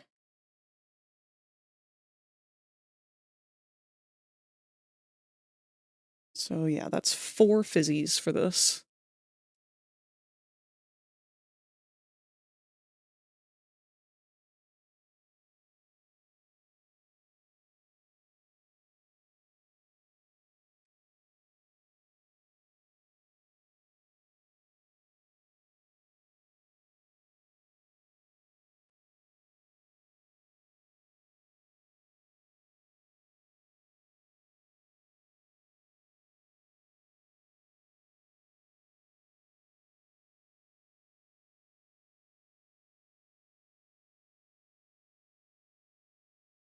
That one's definitely my least favorite out of all of them.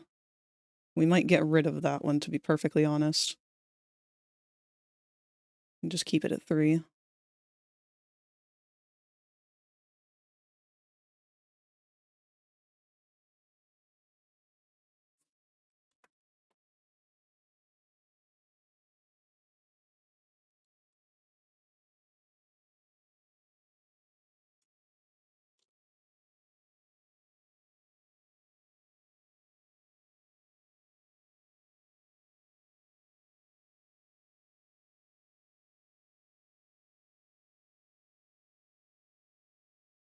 I mean, I can throw it in there, but I just don't have a lot of confidence in it.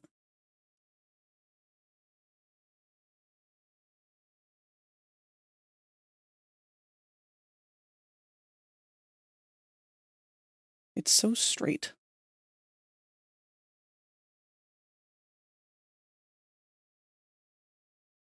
You know, that thing that Fizzy isn't.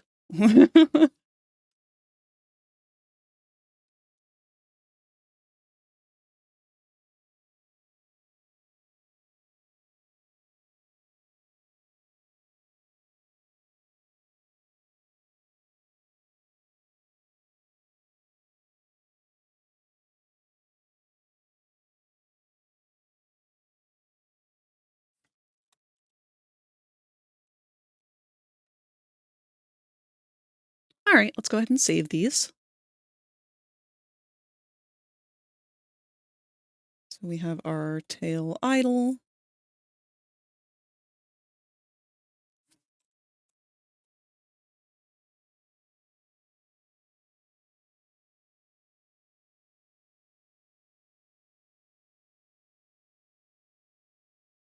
Tween.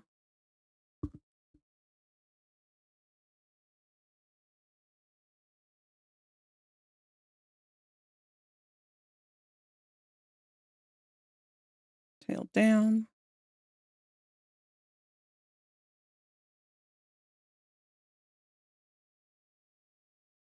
And tail down 1 extra.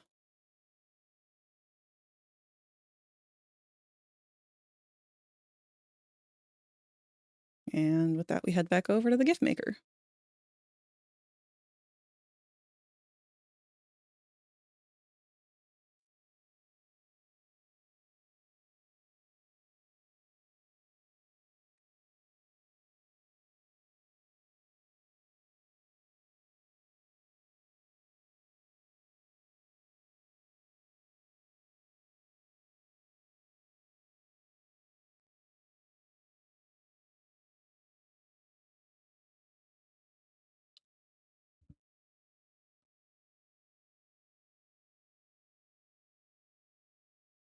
Oh, wow.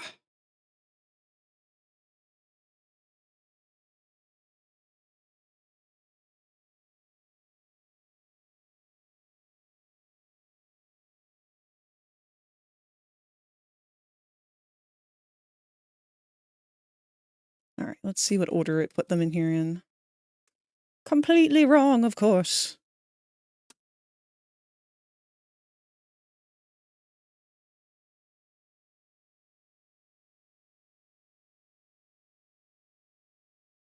No, that is the tallest.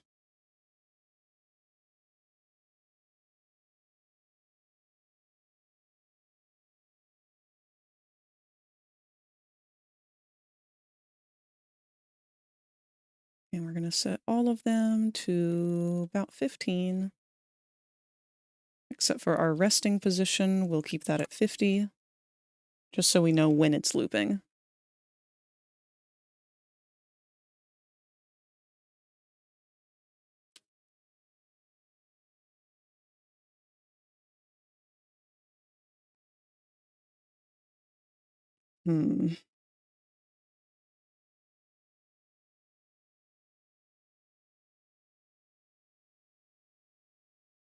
I really don't think I'm a fan of that last one. Let's try it without it.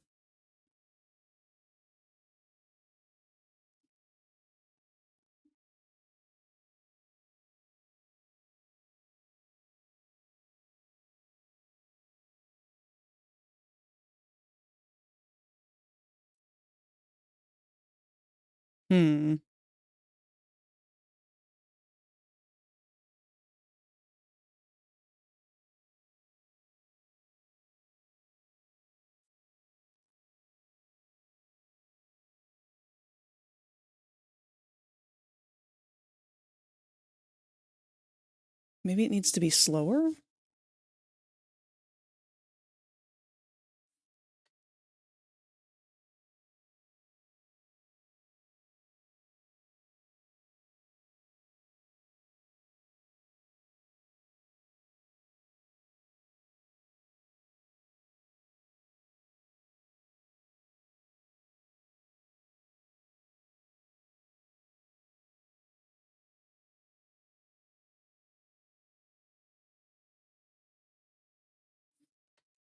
Let's try 30. Bubble, you can't say that.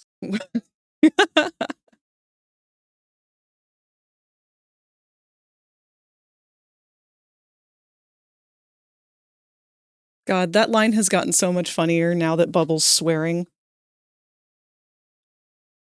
You should have a fucking beach party.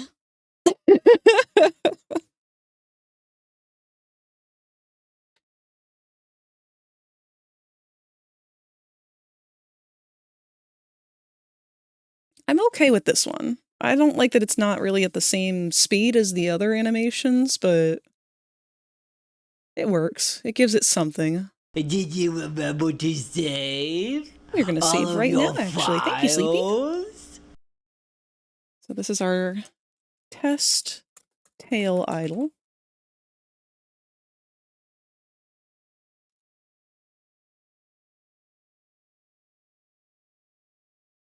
Now we've got to decide how we want to lay all of these together. Because I have a feeling I'm going to need to cross over some of them.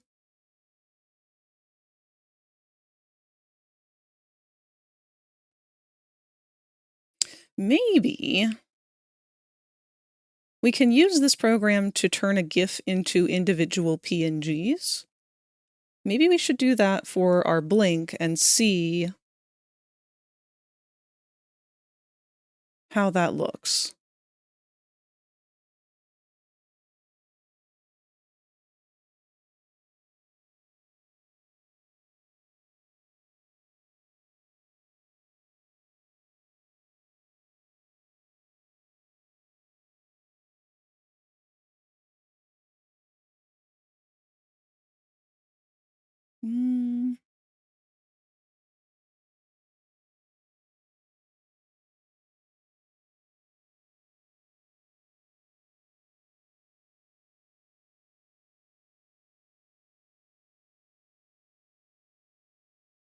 Well, we can convert it to JPEGs anyway.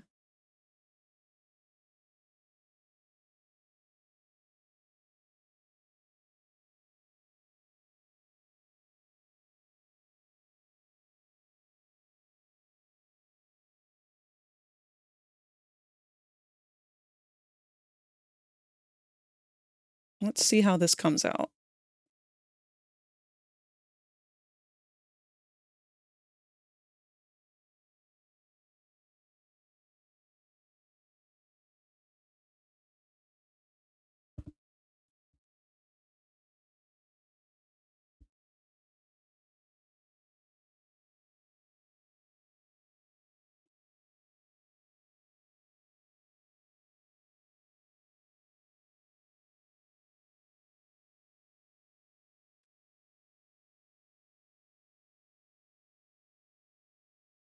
It says it's going to have 12 frames.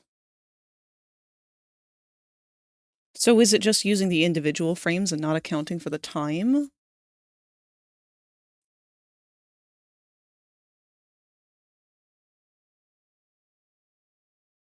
Well, we'll find out.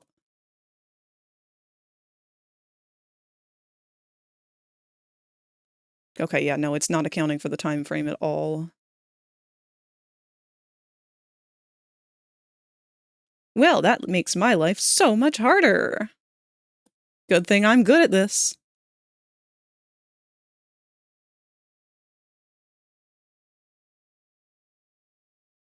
All right, let's go back over to Psy. And I guess I need to think about how I want him to have these in-betweens. Actually, no, let's look at the current test version. Because we can do our idle blink, then maybe a tail flit.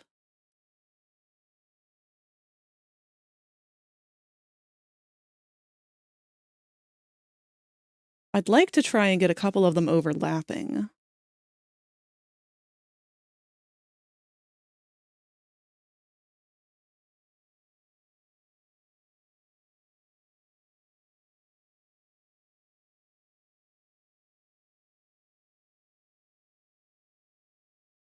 Either that or I could do the tail flit on the talking animation too. That one might be a little trickier, but...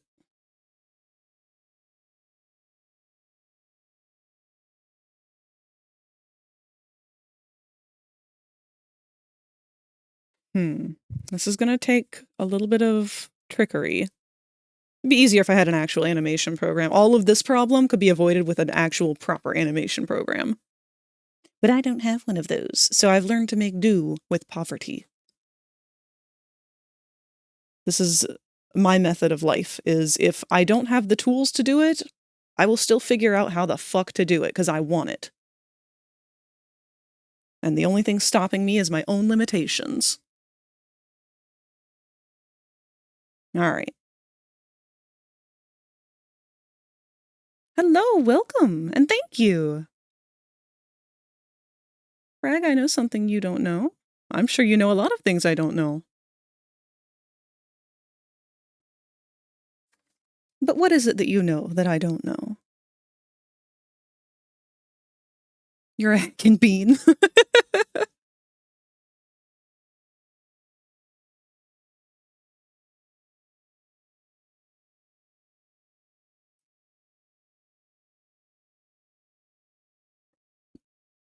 So as long as you want something, you can make it? Wait! Lock! Who's gonna clean this mess up? Not necessarily, Sparky. There needs to be another motivator. Right now, the motivator is a little bit of spite because I want it, and I don't have the tools to have it, so I will figure out a way to prove that I can make it regardless. Thank you for the follow! P10 P74 can now hatch from their egg. You've added yet another piece of candy corn to Popple's head. Damn, Freg, you should totally want, like, $1 billion problem solved. No, see, the other limitation is how much can I physically exhaust myself in the pursuit of this glory? Which is shockingly very easy.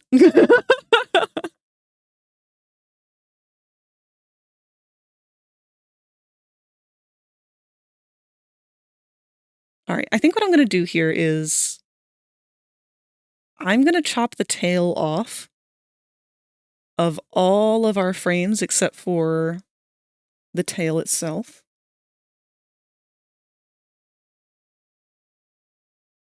So this will be our idle.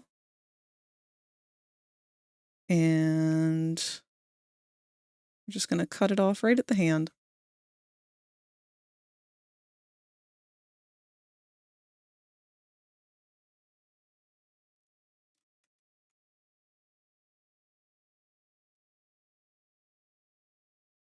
We're going to do that for all of our tail frames.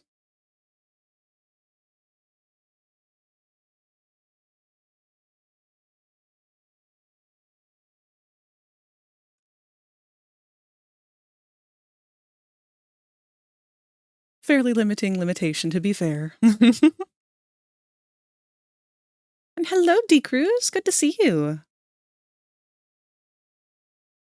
I hope you've been holding up well in this chilly weather we've been having lately.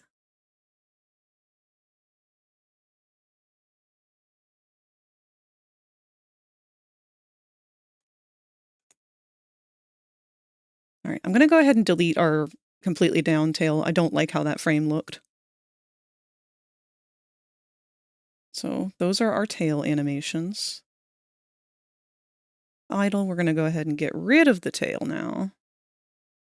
And we're going to do this for all of our other frames.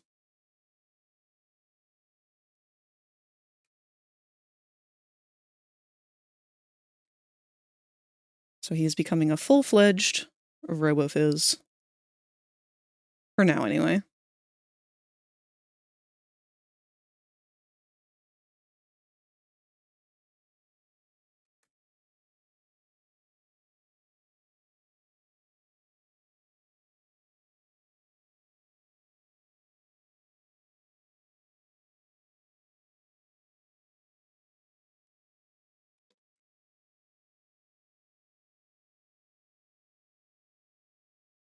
It was 48 degrees outside? Fuck that. I mean, yes, good. I'm glad that it's chilly in fall, as it should be. But you see, I have become old. And one thing that happens when you become old is that your bones and joints hurt when it's cold out. They hurt all the time. Did you remember to save all of your files? Thank you, Pyro. We will save in just a moment. But yeah, your bones and joints hurt all the time when you're old, but they hurt especially when it's cold out or raining. Or basically anything at all. Quick walks through that weather doesn't bother me. Good. I hope it stays that way for you. See, there's no such thing as a quick walk with my dog. She has to stop and sniff every single blade of grass.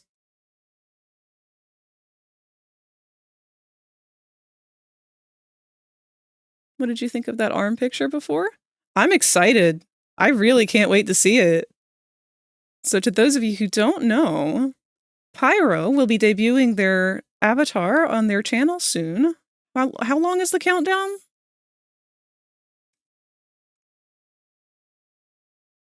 You'll have to remind me. November 6th. So they will be starting up their, I'm assuming, regular stream schedule at that point. And have a big reveal of their model, which is a really awesome rig.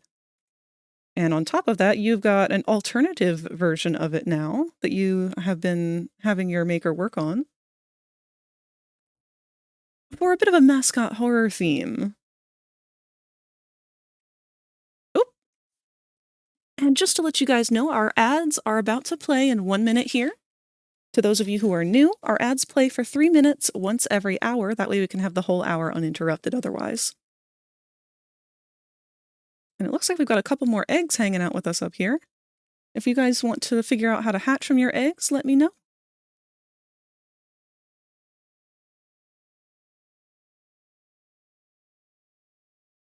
All right, I'm going to go ahead and save this now that we have removed the tails from everything except for the tail layer. That's not what I wanted to save this as. There we go.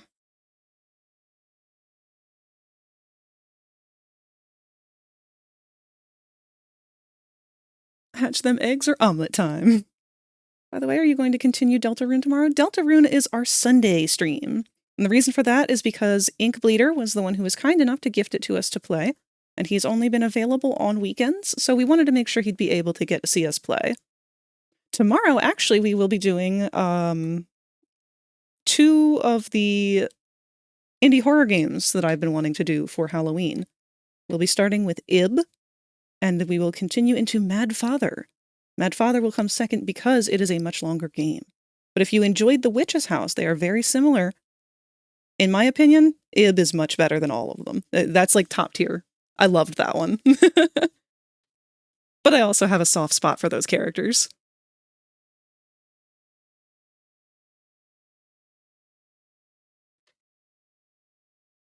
Okay, next thing we need to do is, I think, chop the leg off.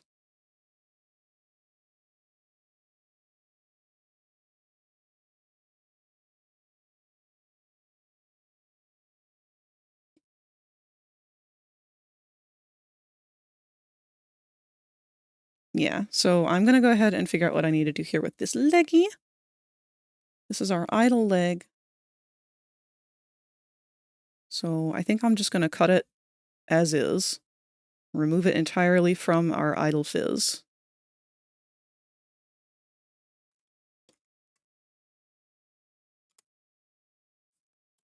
Idle leg.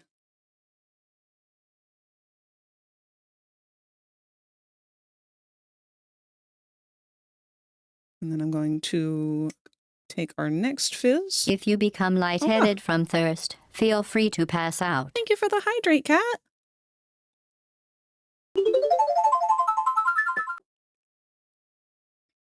And another big stretch. Thank you, Sleepy. Sadly can't stay on the chat for too long because of how tired I was. Mood. Chop the leg off as the one SpongeBob character. My leg! That guy's my favorite SpongeBob character. I think they made a whole episode for him at one point. I never watched it. That was way after my age group of SpongeBob.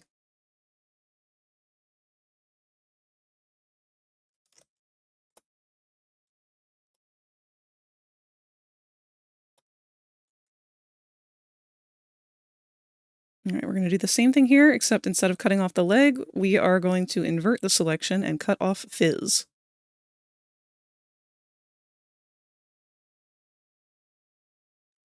Goodbye, Fizz. And we'll do the same again with you.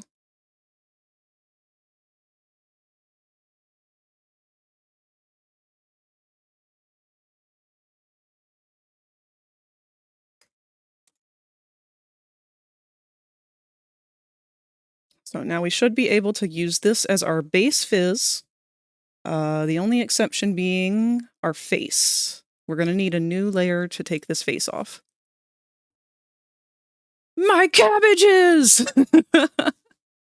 They did make an episode for him. Something about his doctor telling him he needs to stop breaking his leg so often. Fred McMolly, the My Leg guy.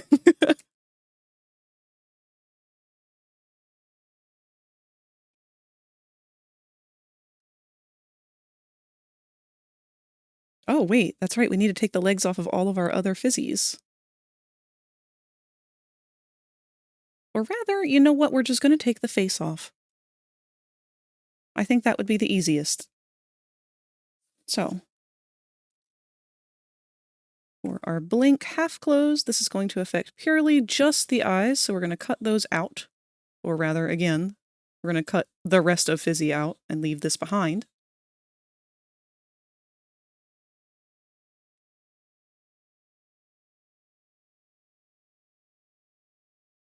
We have our closed eye blink. And the reason I am doing this right now instead of with the line art and everything is so now I can tell exactly what layers are going to need to be separated in what ways. This is just helping me prep for cutting this up. Did you remember to save Sleepy. all of your files? You've got me serial saving now. But yes, we will do a quick save.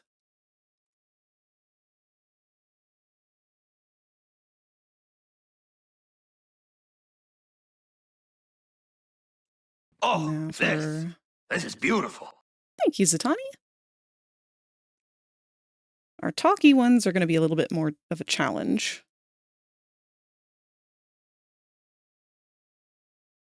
Because they are from the cheek down.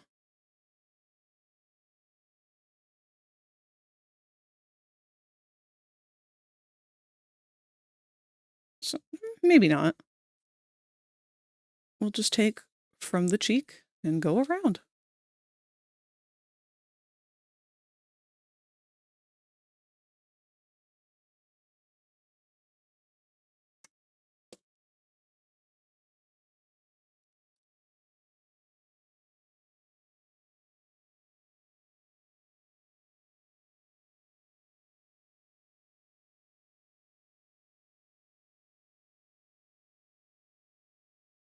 Oops. I want the opposite of that.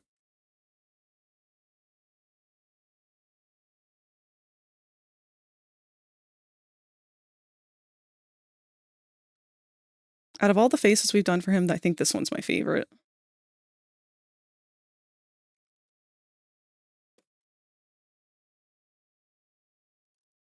All right. Now, that means for our idle one, we're going to want to turn this whole face off. Because that needs to be our idle face. This is our idle body. We need to have a separate idle face. So we'll separate the eyes.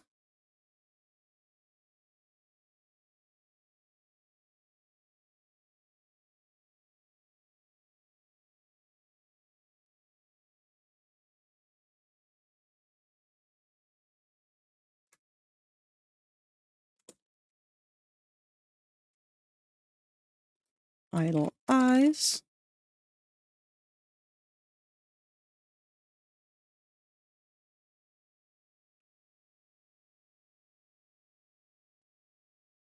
Idle mouth. And I've been saying idle so much that I've now reminded myself of a movie that exists that I have not watched since high school. And I don't know what the general reception to this movie is going to be. But it was called Idle Hands. It was based off of an old phrase called idle hands are the devil's playthings. And it meant numerous different things, but in the movie's situation, it was joking about you shouldn't smoke weed. Don't be a druggie. But I guess in the movie, this dude's hands get possessed by the devil. Or maybe it's just one hand. I don't remember if it's both. Again, we're talking like over a decade ago since I've seen this.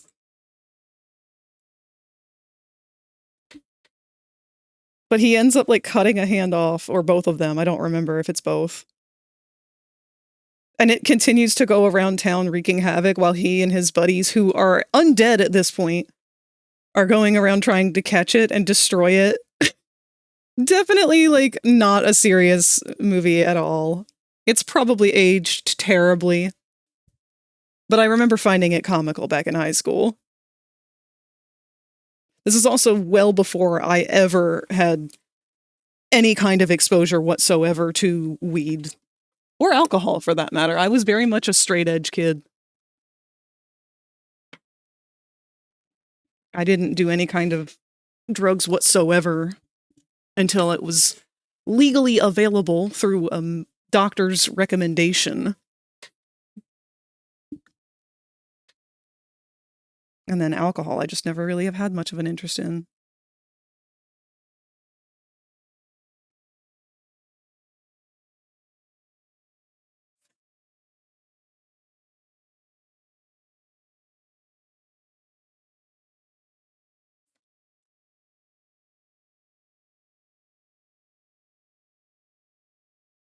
right, let me rename some of these layers.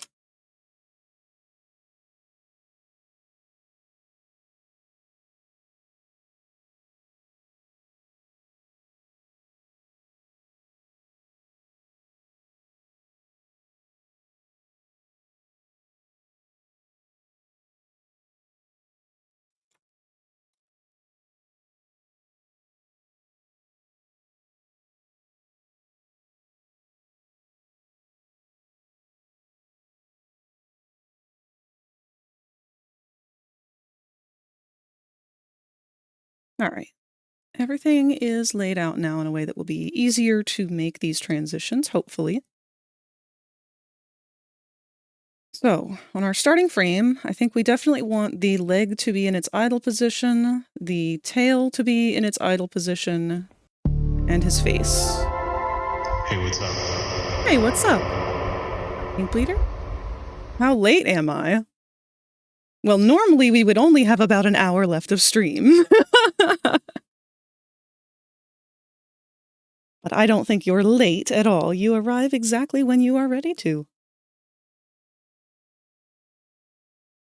Looks like I may have to fix my sleep schedule because it's 8 p.m. Anyway, I'm going to go now for real this time. Good night, Sleepy. I hope you get a good night's rest. Thank you for being here.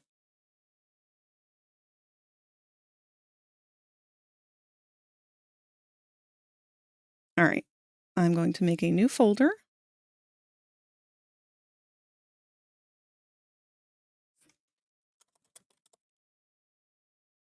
And we're going to hopefully save these frames in the order that we want them. So this will be idle 1. This is our resting idle. Is that Robo Fizz or the original Fizz? Fun fact, it's kind of both, because I didn't really know which one I wanted to do, and then I got too far into it before realizing that there were differences between them that I couldn't change. So it's basically Robo Fizz, but with a tail now.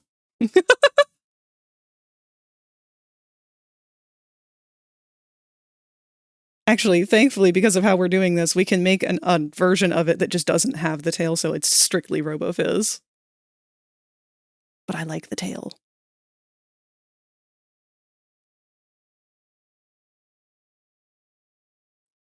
So I guess we could do a tail flit.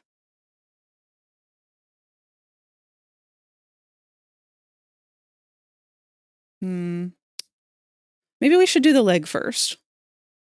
Have the leg start tweening. And just do a full cycle of leg.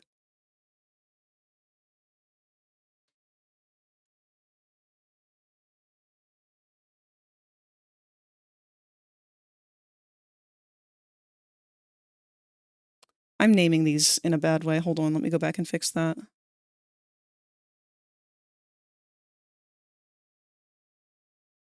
This is now Frizz Robo, new OC character, do not steal. By the way, are you doing the Delta Room stream this weekend? Because my folks will be visiting. I don't think I can say for sure just yet, actually. I'll have to feel it out. We were going to, but if you're not going to be available for it, I am perfectly fine taking a day off. Admittedly, doing both the weekend streams and the movie nights on Fridays has cut a huge chunk into my usual schedule. Not that it's a bad thing. It's just been an adjustment, which, as late as I've been for most things, I think it's showing that I'm not the best at keeping up with it.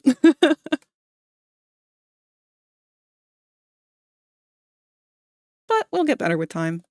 Practice makes perfect.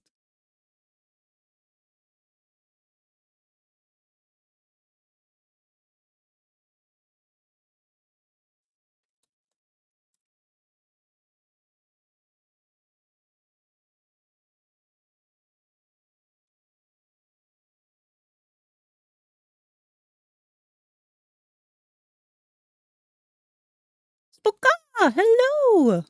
How you doing?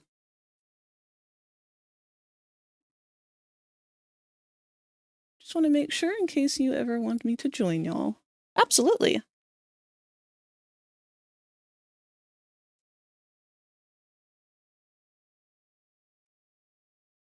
Okay, I've distracted myself with what I was doing. Oh, we were doing the leg first. Okay, so leg goes down. We're gonna go for a full cycle of the leg first, I think.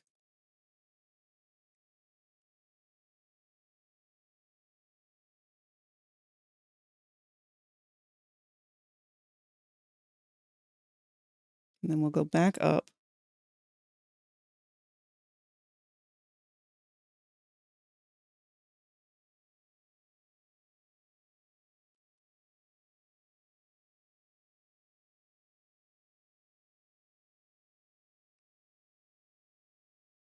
Did I do that right?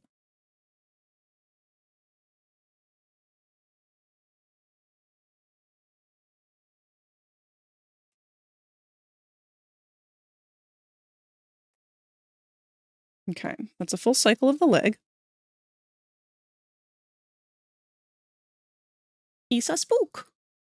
I had an old friend reach out to me today. Haven't spoken to them in literal years. Oh shit! On good terms, hopefully. I am proud of this finger claw. I'm excited to see it, Locke. Actually, in case you guys didn't know, Locke has been following those tutorials that I recommended for learning 3D modeling. It is the same method that I learned, that I taught myself with. And just from seeing what Locke has been building over the last couple of days here, holy shit. This guy's gonna be making professional style avatars in no time flat. I guarantee it. I can't wait for you guys to see the quality of the work that Locke has been making already. He is living proof that anyone can learn how to model. You just have to sit down and follow the tutorials, and you will learn. You will come out at the end with something usable. You have no choice. If you follow the tutorials, you will learn. It's that easy. You just gotta do it.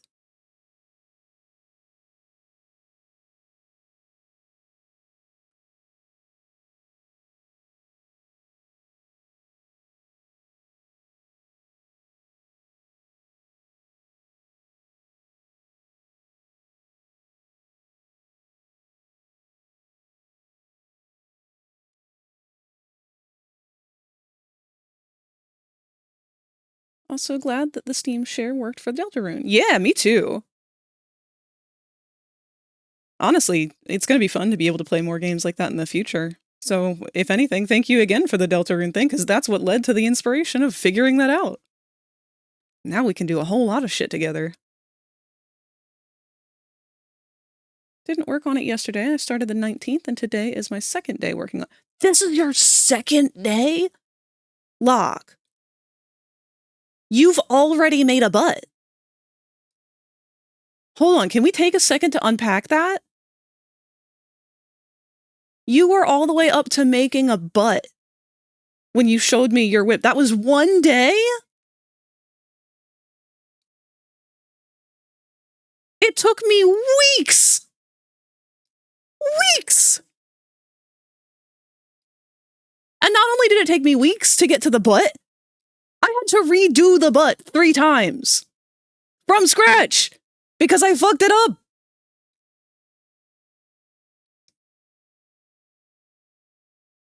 Unpacking a butt sounds like a doctor's visit.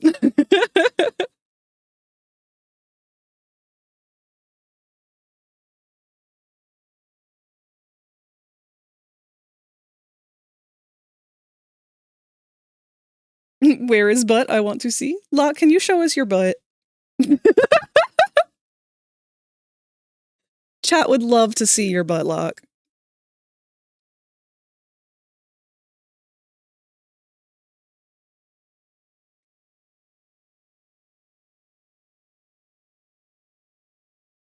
Spread the butt on the table. My god, there was an old Pokemon skit that I remember Stamper was a part of. I don't know if he's still around or not. I don't know what he's been doing. I don't know if the internet's canceled him or not. I know nothing about any of that, but Stamper was a voice actor and I think animator? Back in the heyday. I always loved his voices. But there was a Pokemon one that he had done. I don't remember what it was about, but I just remember the part where he played Nurse Joy. And I want to say it was Ash and Brock walked into the Pokemon Center, and like for some reason, it was just like raunchy, stupid jokes. And Brock was like standing at the counter. He was like, "Hey, show us your butt. Hey, spread your butt." And then the Stamper as Nurse Joy was like, Oh, like this? I don't know what animated skit that was, but I think about it all the fucking time, and it's the only part I remember from it. Just spread your butt. Show us your butt.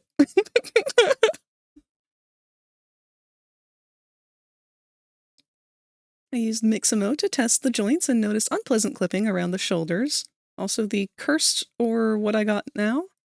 Oh. Both! Think he may be on Smiling Friends? Oh, no fucking way. Okay, hold on. Derailing the stream. That's okay. I want to know.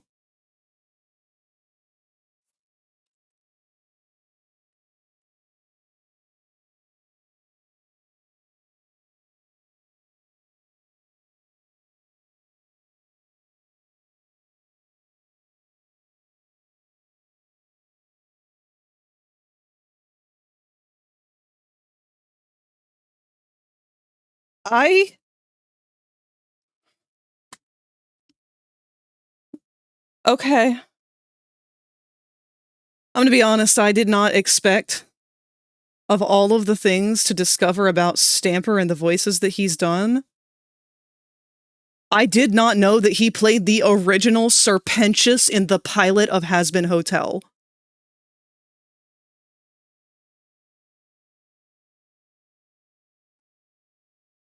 Where?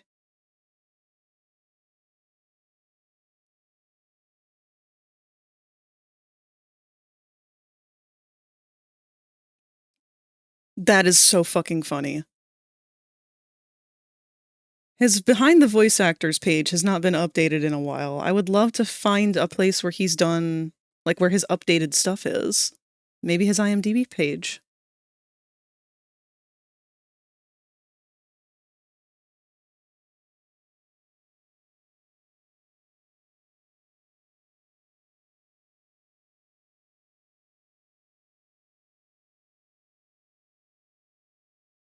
Oh, I don't see him listed as anyone on Smiling Friends, but he might be uncredited. Or possibly in the new season.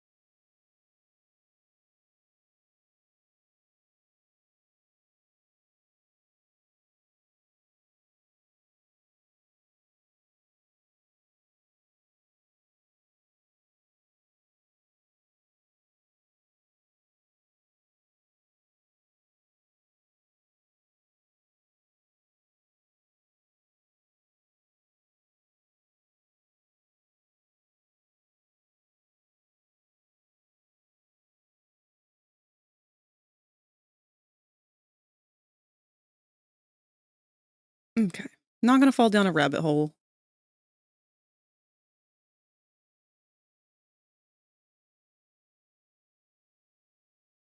Let's see what Locke's been working on, since I see he just shared it in our show and tell chat. Yes! Yes! Look at that butt! Locke, that's a gorgeous butt! Look at your arms, your hands, your claws! They burned all the food, the shade, the rum. Fuck me. That's...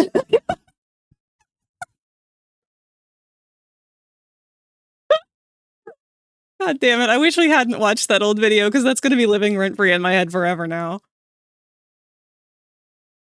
This looks incredible, Locke. I cannot wait to see the final product. I'm like on the edge of my seat every time you update us on it.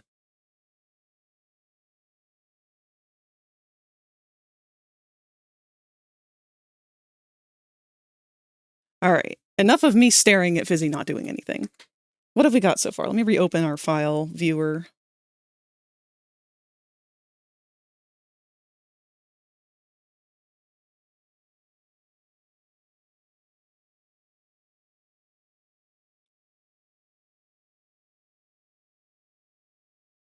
All right, so we've got him doing just an idle leg move.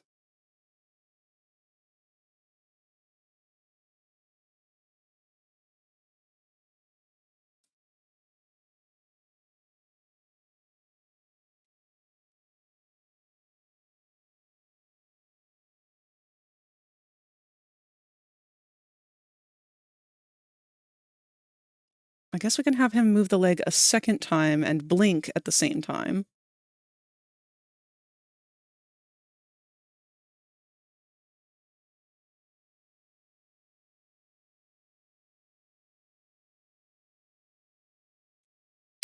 So if we do that, we would have to go leg down, blink.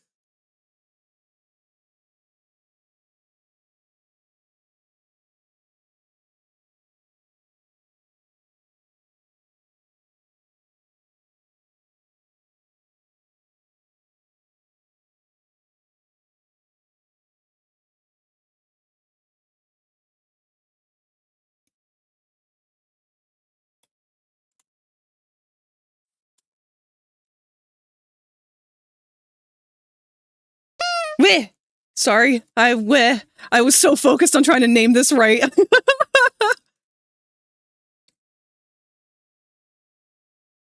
Because now I'm doing overlapping things. I gotta get big brain going. If you become lightheaded from thirst, feel free to pass out. Thank you for the hydrate lock. I'm using mixed methods to see what I like. For instance, I use the sit-in method for the claws, to the wrist, and the elbow, and these are based off of the tutorial. Good! Don't be afraid to experiment. This is 100% one of those fuck around and find out kind of things.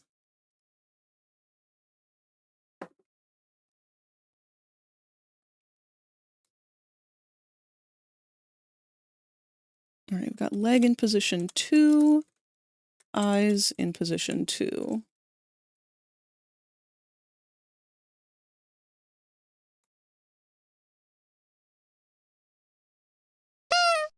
Oh, wow. Let's go legs down, eyes closed.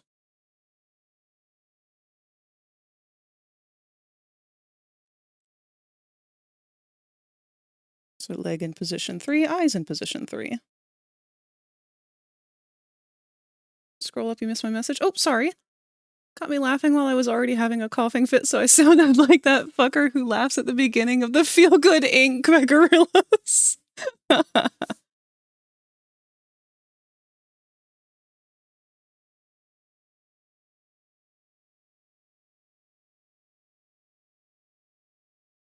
Okay, now, maybe while we are opening from this blink and the leg is returning, so we go to our half closed, our tween leg, maybe now we have our tail start to transition.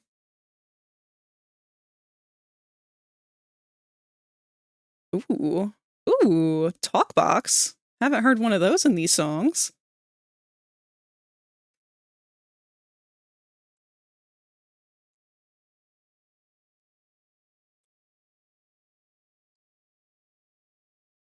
All right, tail is entering position 2. And I need to go back and rename them again, because I did not include the tail with any of them.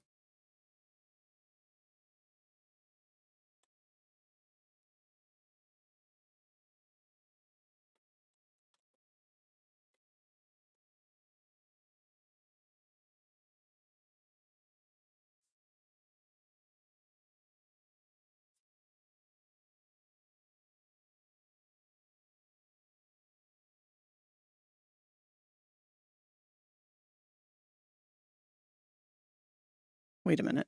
What did I do here?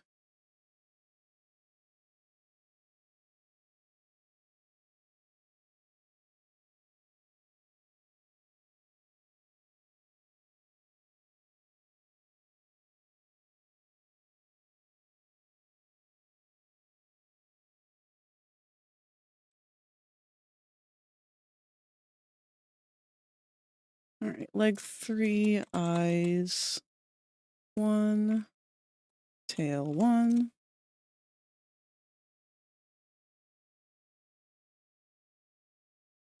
Leg 2, eye 1, tail 1.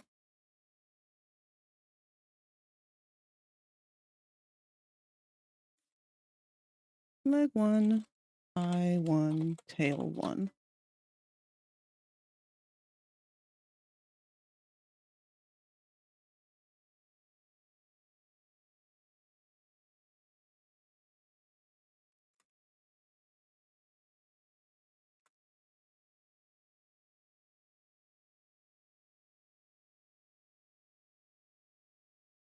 Wait, that's not right. No, wait, yes it is. Ah, so much stuff to keep track of.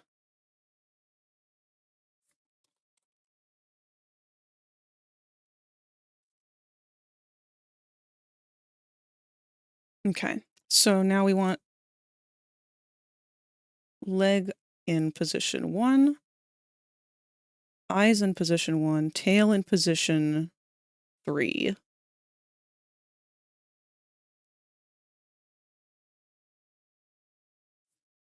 Leg 1, eye 1, tail 3.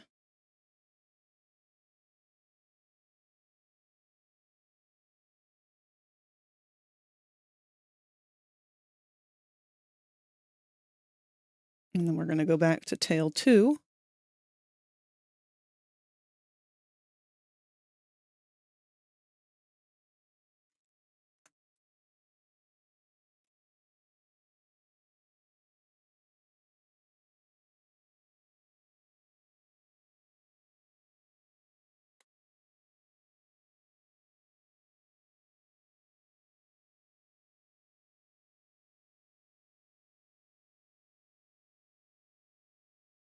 Wait. No. What did I do wrong then? Hold on. Shit. Wait.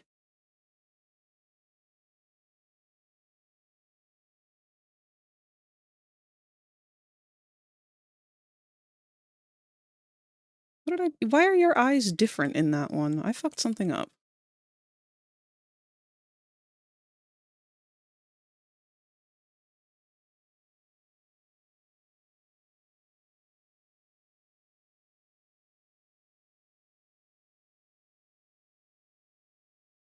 Ah, because I didn't put a tail name in that one.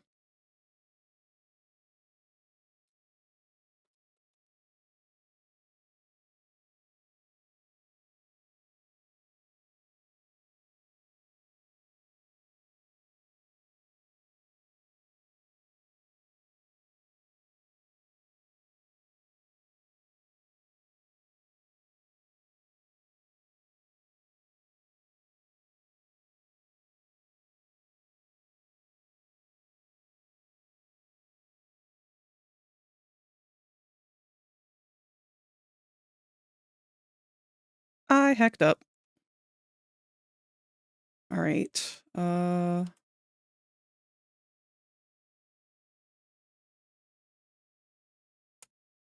8 needs to be tail 2. Leg 2. Wait. I'm so sorry, guys. I'm fucking up all my animation frames. Oh, hi, Void. You almost had me. I think Zatanni got me best with the boop earlier.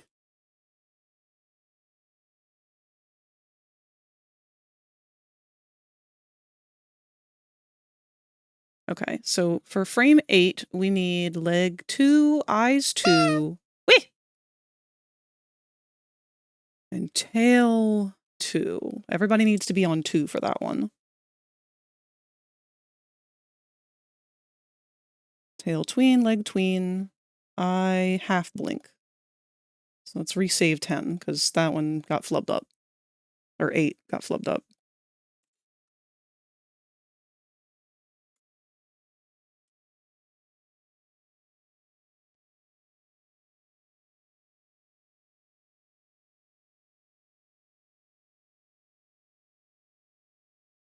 Hello, Soulstone. Thank you so much for the lurk. I hope you're having a fantastic week this week. To be fair, I got you once earlier. You did. You got me very good earlier.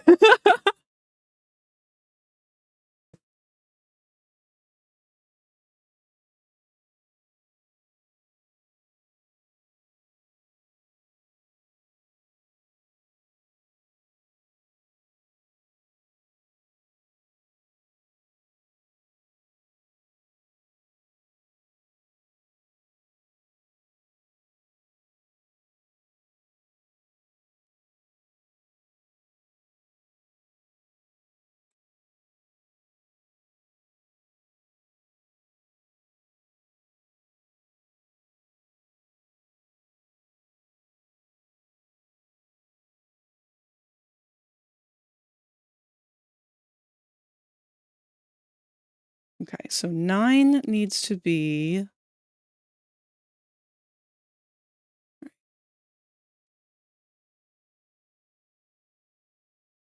eyes and legs set to 1, tail set to 3.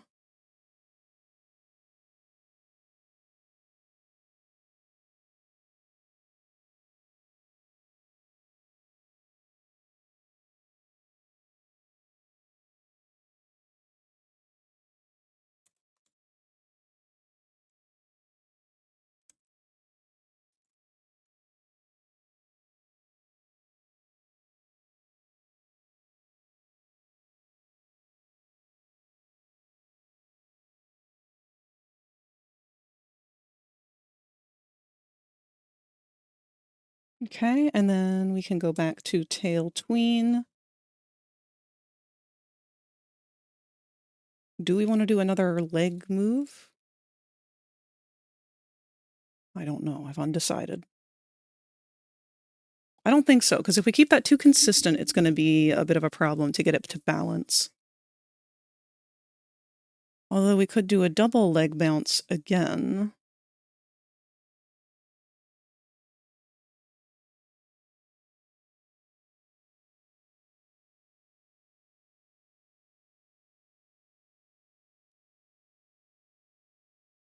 So then it would be leg 2 and tail 2. Okay, let's try it.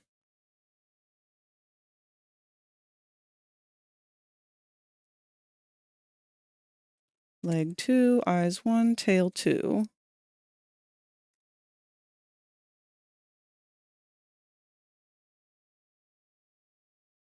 And then we're gonna go back to, oop, nope.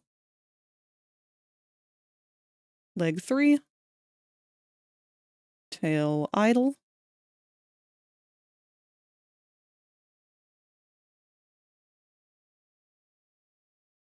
So leg 3, tail 1.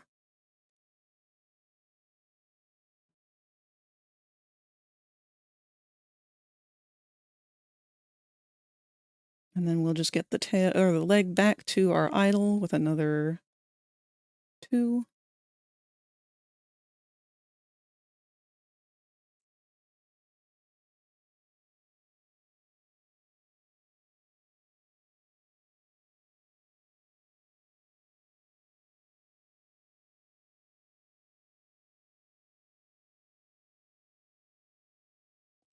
Thirteen, 1.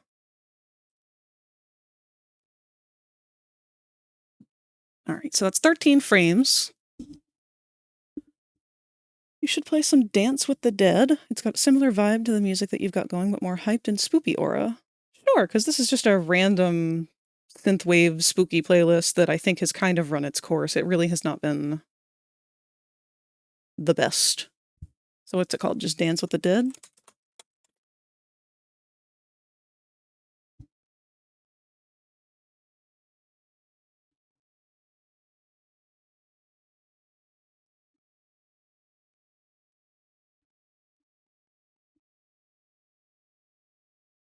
Let's just let it autoplay and see how it goes. Okay, they have definitely come on the other playlist that I've had before. In fact, let me go check it and see if how far they are down. Number 12. So they've been sprinkled in through the other playlist. We might go back to that one then.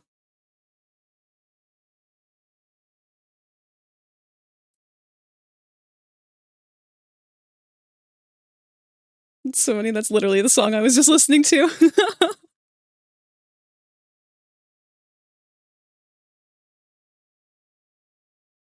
Alright, I kind of want to see where we're at with this. So, let's go back to our GIF maker. And we are going to upload all 13 frames of our current one blink idle, just to see how they're going.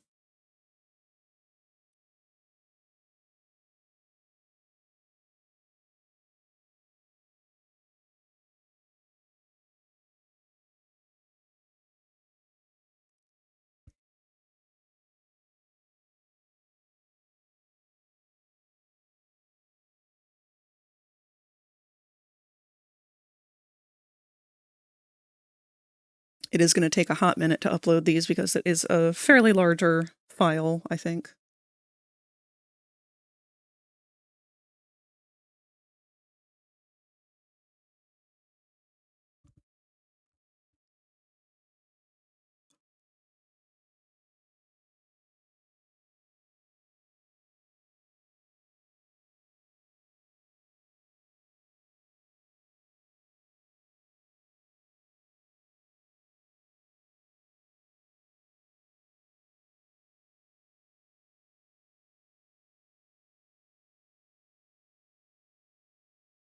There we go. Now these should have been uploaded in order this time. So I'm just going to go ahead and set our range to 15 and tell it to go ahead. Give it a few minutes to sort its shit out because it's going to have to go through every frame.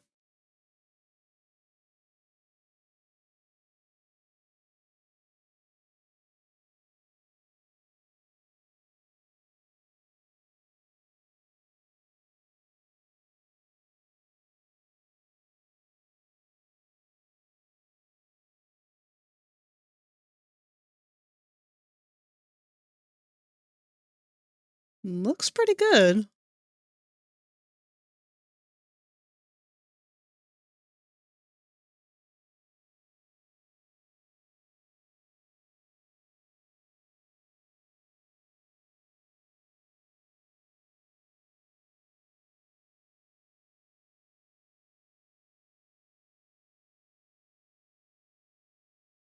I'd like to make it longer, but this works good for a short format version. Let's set it to 10 frames, just out of curiosity. This looks so cute. Thank you! This is actually the most complex GIF that I've ever made. At least in terms of, for an avatar.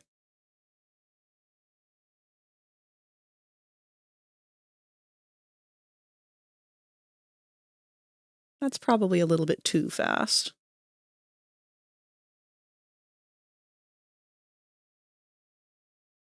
At least with it looping. If it's a longer GIF, this isn't too fast for it to loop in.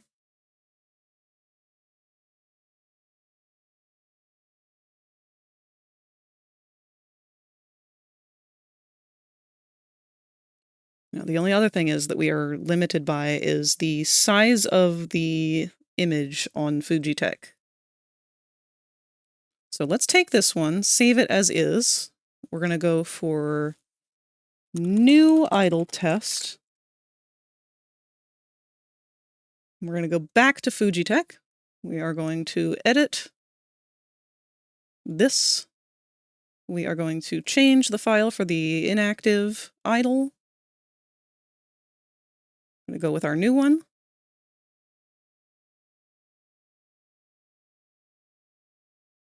And as a reminder, this is our original first pass at the test.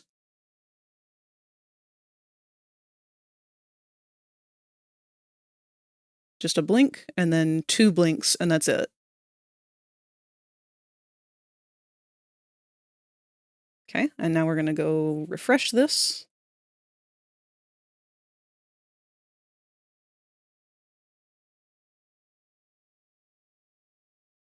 We'll keep that open, actually. It might not refresh it.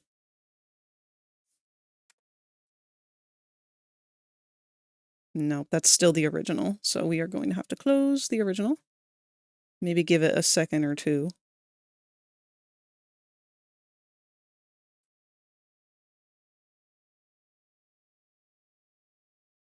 Maybe go fight it a little bit. Yeah, you definitely know you're the right thing.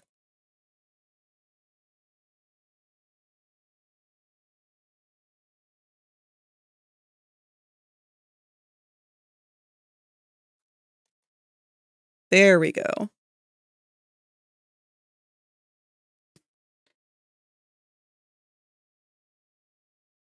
Yeah, if anything, he's still just a little bit fast, so I think maybe slowing him down would be better.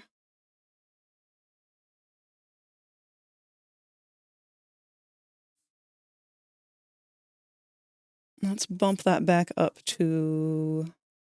What did we have it at? 20? 15? Let's try 15.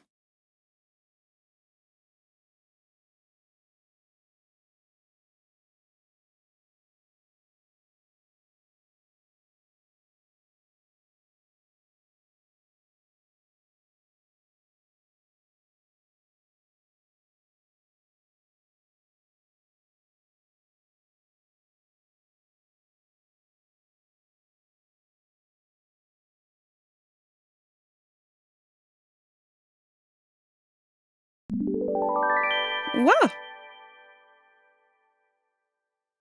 Paleo has raided the channel with 10 eggs. Welcome, Pale Paleo! Thank you for stopping by! Let's get you a shout out. What were you doing? Wyvern Gaming 08 can now hatch from their egg. Oh, thank you for the follow, Wyvern! And for the follow from you too, Pale Paleo! Paleo can now hatch from their egg. Oh my gosh, and another! Thank you, PNGTuber! This is a weird screen for us to be on for you guys. Hold on just a moment. Let's get over to the other one. We are working on a PNGTuber for Fujitech, and currently we are testing out the animations.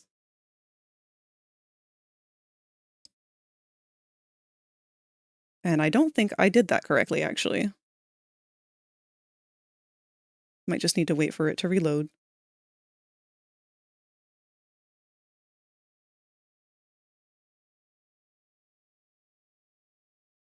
Here we are, hold on. I can't tell if that's the slower version. Either way. But welcome, everybody. You guys were doing some art? What kind of art were you working on? Some paleo art, perhaps? Maybe something dinosaur related? I can't help but assume that there might be some interest in that realm. Colorful raptor? Why, thank you. Handsome and adorable you are. Weh!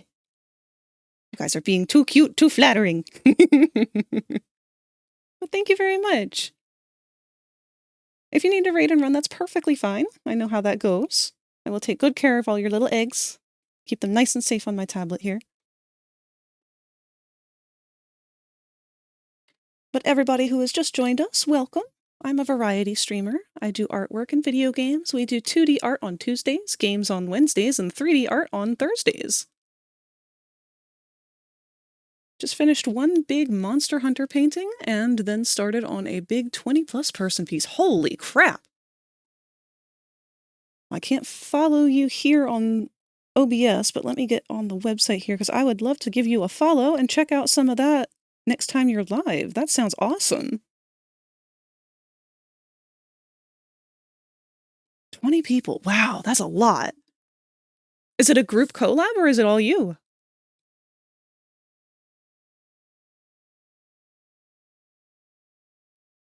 I appreciate the synthwave patterning. Thank you. This UI actually came from an Etsy seller. They go by, I want to say Star Jelly. Let me check on that, make sure. They've unfortunately closed their shop and have not been opened. They didn't really warrant any kind of warning for doing that, which has been really heartbreaking because they had a lot of really amazing streamer assets. but I want to make sure I give full credit.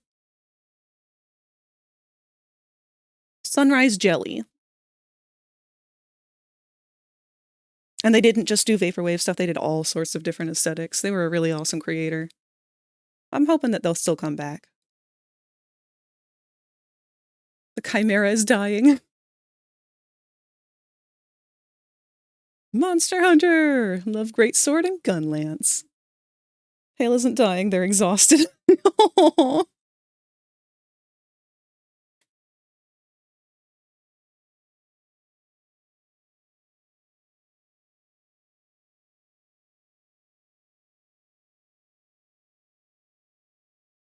No, I do really like how this one's...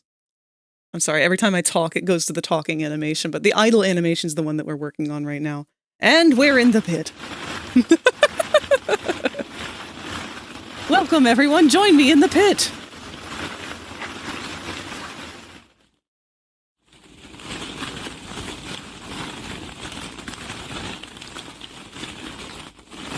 How was your experience? Are you all as sticky as I am?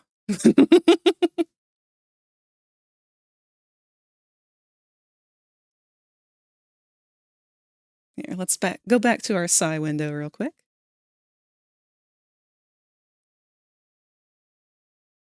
Mainly use those as well, but sometimes I get an itch to play something different. I just need to actually grind out sets.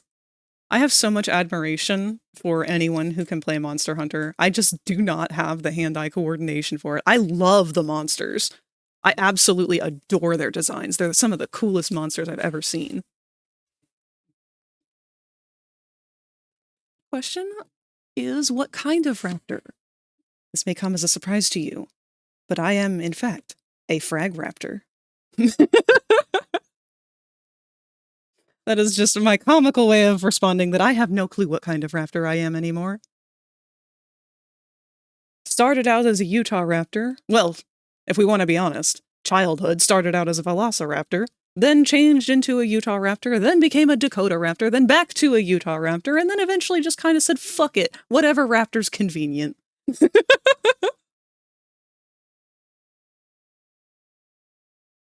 A sherbet chicken.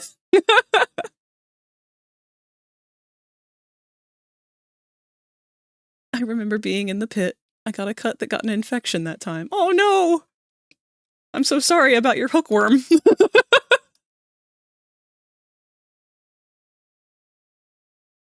They added a beetle robot from Final Fantasy series. To what? To Monster Hunter? Absolutely love the ecological interactions between the environment and the monsters. That's something I really was hoping that Zelda would do more of when they brought out Tears of the Kingdom. Because Breath of the Wild left it so just empty. Thank you for the follow, LK. LK 6504 can now hatch from their egg. Oh no, Popple's overflowing.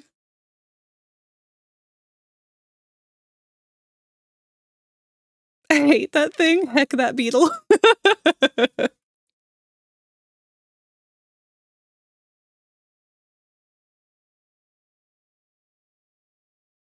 I think maybe what we should do is have the leg continue to bounce a few more times. Maybe like 2 more times? Let me go back and look at it again. But I'm thinking we'll have the leg bounce 2 more times, and then we'll go in for that double blink. Maybe on our second leg bounce, the tail will flit again. In Monster Hunter, you can fight Omega, a universe-traveling beetle-like robot that fights everything to become strong and adapt. They really missed an opportunity by not making it a crab. Favorite monsters are Acid Glavanus and Pookie Pookie. I'd have to look at a catalog to know what my favorite ones are, because I don't even think I've seen them all. Everything that I do know about Monster Hunter came from Locke here. Every time you defeat Omega in any game, it pretty much fixes itself and goes, your feedback is appreciated, and then fucks off to who knows where. Oh, I like that. What a friend. All right, let's get another tween of our leggy. Also, this is a little bit more hardcore music than we usually would have. This is some Halloween-themed synthwave playlist going on right now. Usually we'll have other synthwave or lo-fi playing, but because it's spooky month, I'm trying to go for a bit more of a haunted vibe.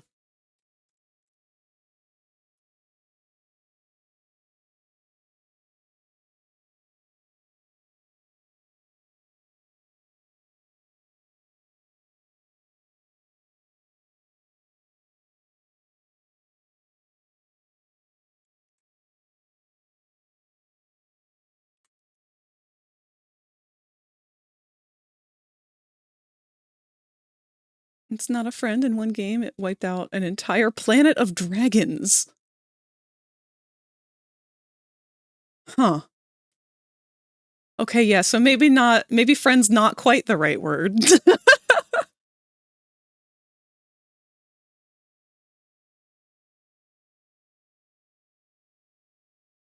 Wilds has brought more boyos into the universe? Oh man. I hope it doesn't get as out of hand as Pokemon's become. I'm so happy that we're getting the Halloween update tomorrow. It means that we're getting closer to Gogmazios.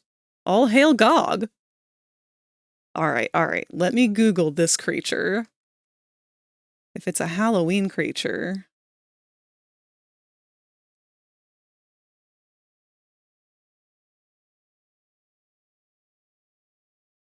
Ooh! This thing looks like if Godzilla and one of the Mudos fused.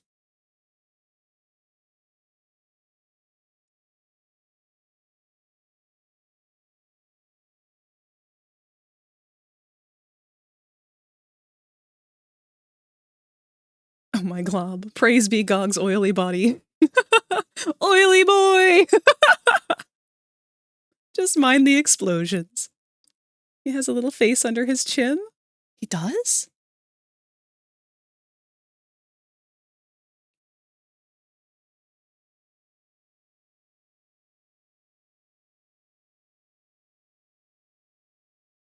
I think I'm too unfamiliar with the creature to recognize where.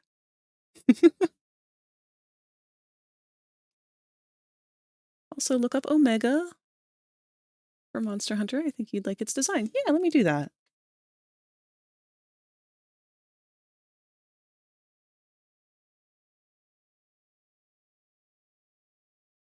Oh, that's not what I was expecting when you described him as a beetle.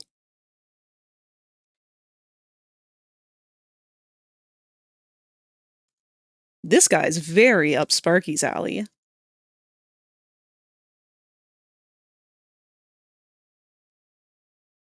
That's really cool. Oi! Lenora Thanglet can now hatch from their egg. Thank you for the follow, Lenora. Oh shit, we actually just hit our 510th follower. We just hit 500 last week. What's going on? Wait! Thank you, guys. If you become lightheaded from thirst, feel free to pass out. And thank you for the hydrate. Wait.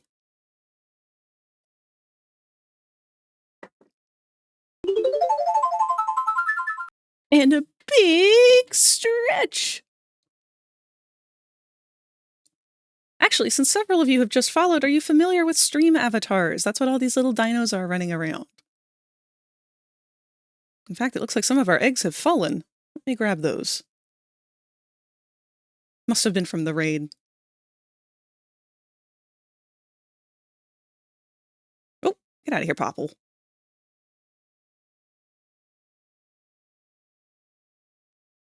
Who's overlapping? We've got a bunch of overlapping eggs. Okay.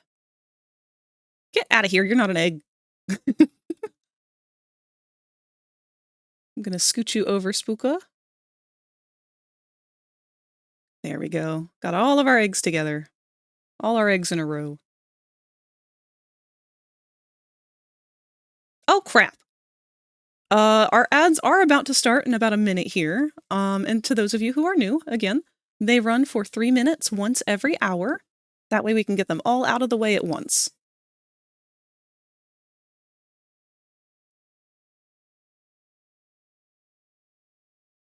Yar! Had to come find another artist in DinoTuber. I'm glad you did, because I can throw a follow your way and check out some of your stuff. I hope I get to return the favor soon. Yes, Gog is just a big baby. I love that shortened name. Gog is such a cute name. I'll go over the stream avatar stuff after the ads are over. Someone remind me, I will forget. I have the attention span of a peanut. In the meantime, though, let me go ahead and continue saving these frames before I forget which one we're on.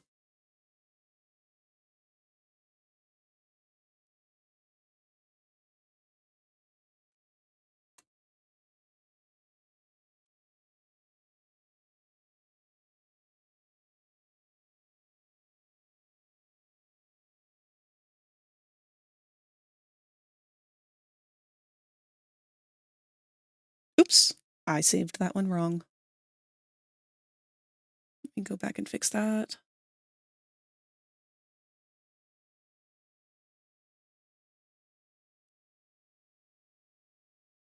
The Kaiju Chimera is groggy though and my throat hurts, so I will be lurking but still observing. Thank you so much for the lurk. And again, if you have to head off for the night, there is no harm done there. You take care of you.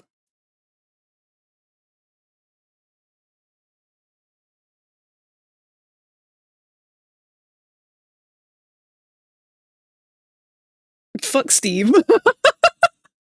Oh no! Who's Steve?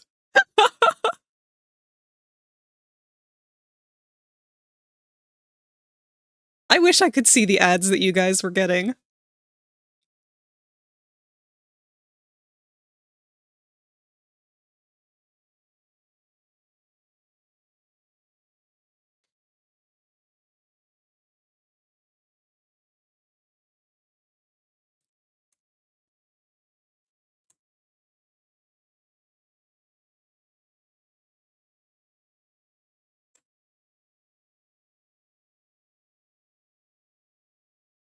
Oh, wait a minute.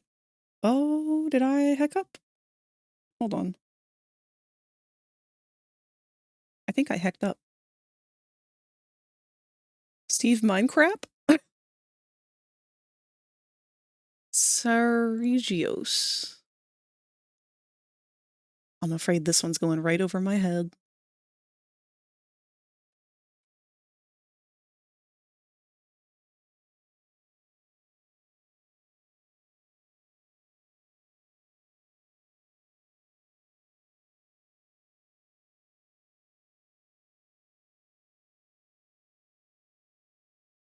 Oh, I have messed up. Okay, hold on. I've got to resave some of these.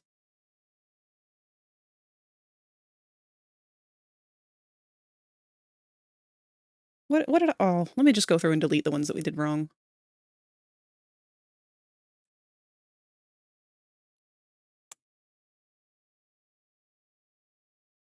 Alright, so we ended on leg 3. We want leg 2 again.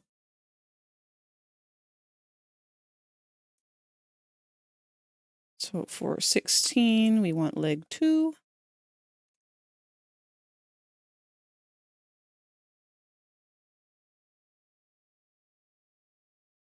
Everyone just affectionately names Sergio's Steve. Stupid gaudy chicken.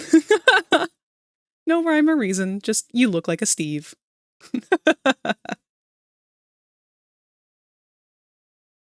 It's funny, we did the same thing back in the Transformers fandom. It was specifically Transformers Prime. But they had a series of, background minions, I suppose, would be a good name for them. They were called Eraticons. And they were just the throwaway evil guys on the Decepticons team.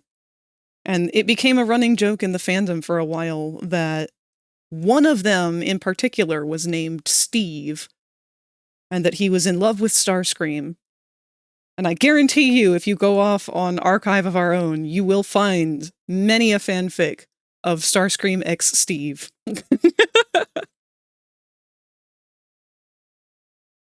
Just remembered there is a monster monkey that farts and shits on you. I remember that one. Locke has told me about that one. Me a big Starscream fan? Fuck yeah! That is the correct favorite Transformer.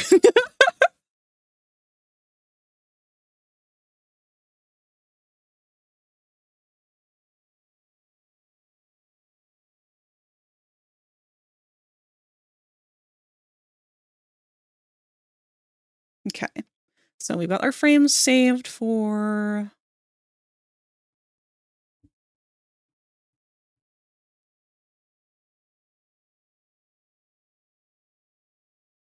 Let me make sure that's twice.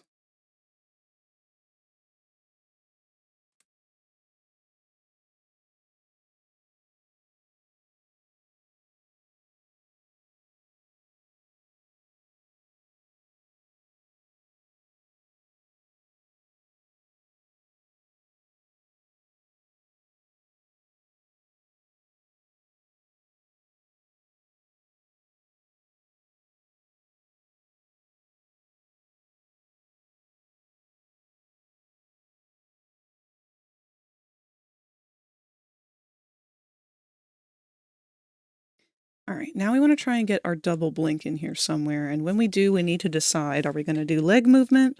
Are we going to do tail movement?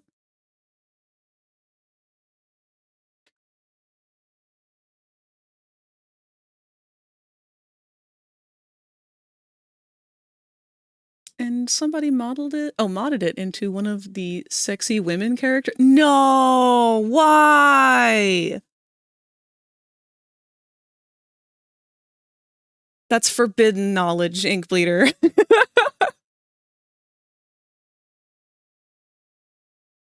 I've also played a tabletop version of Transformers that uses GURPS. What is GURPS? That was back in junior high years. You've already ticked nearly all of Wyvern's boxes. 80s theme, primarily blue everything, Transformers art. I have found my people. The author's barely disguised fetish. Yeah. That is one of my favorite things, is when you're able to tell some people's fetishes just from their art style.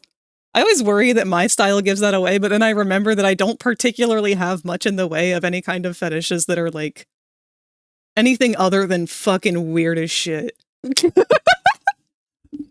Like, I think it's very obvious that I like skinny characters and spiky teeth, but that's about it. GURPS is a custom-made tabletop system that people can use to make just about anything into a tabletop game. I did play a Fallout Equestria game that used GURPS. Are you into vor? I'm not into vor in the same sense that people who are into vor are into vor. I like teeth. I think mouths are cool. I like monsters. But I've never understood the, like, the belly part of things. And this is the funny part, because I am friends with so many people who are into vor. I'd say, like, all of my friends are into vor in some capacity. And it's always in a different way. Like, some people like it for the eating part. Some people like it for the belly part. Some people like it for the inflation part. Some people like it for the being in the belly part. There's a type of vor for everyone.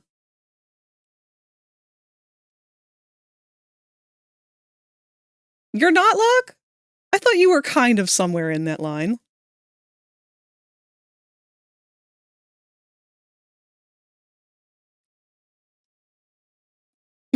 We will not discuss that.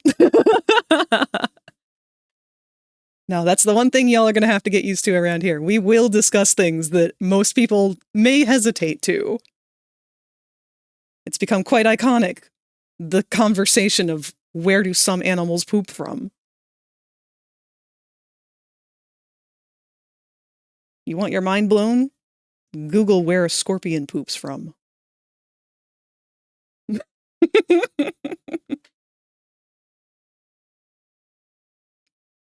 I'm gonna head out now. Insert SpongeBob meme. I do not appreciate feeling attacked, Moss. Good night, Pale Paleo. Thank you very much for swinging by and dropping everybody off here. There was a post somewhere saying how vor is a millennial fetish, dying and dying in comfort. Oh no. Oh. Oh no. Why does that call us all out so much?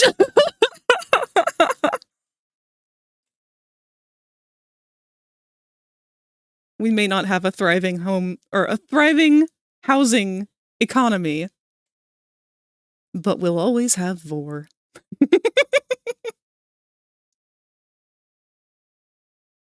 Like where centaurs poop from. And feet. Feet for some reason comes up more than anything. We almost went the whole stream today without it.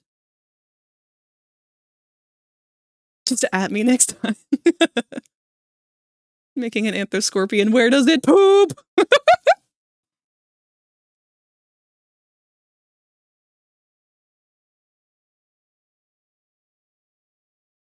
Okay, but a follow-up question. Wait, no, we can't go down this rabbit hole again. I am getting nothing done because we have just continued to go off. I can't even say I'm upset about it. I will say, though, this is our last hour of the stream. So that last bunch of ads was our second to last ads of the night. We have one last round of ads that we'll play after our last hour, and then we'll be raiding out.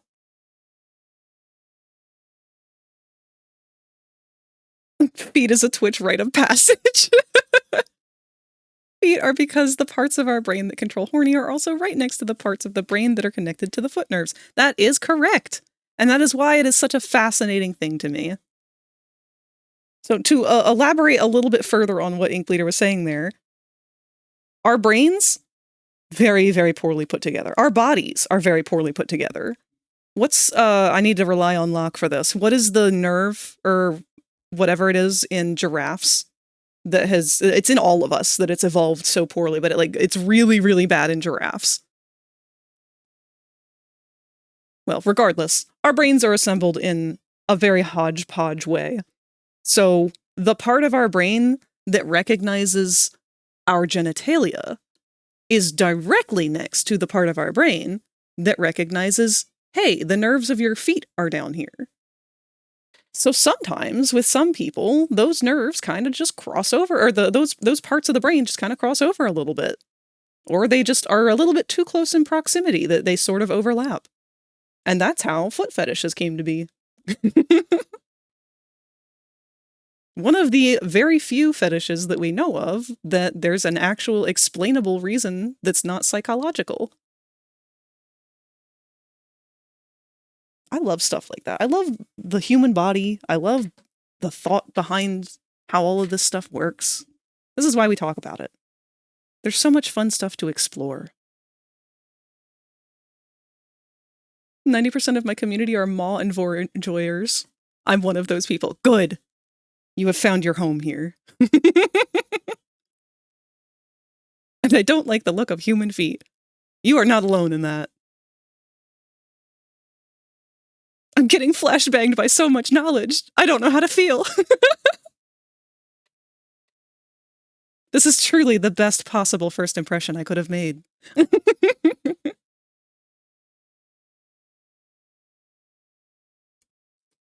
I don't even remember what I was doing with this art.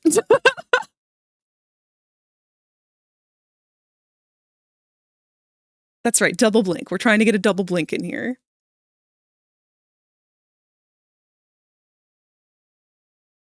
The feet thing. Well, at least I know I'm not leaning towards that. There's no shame if you are.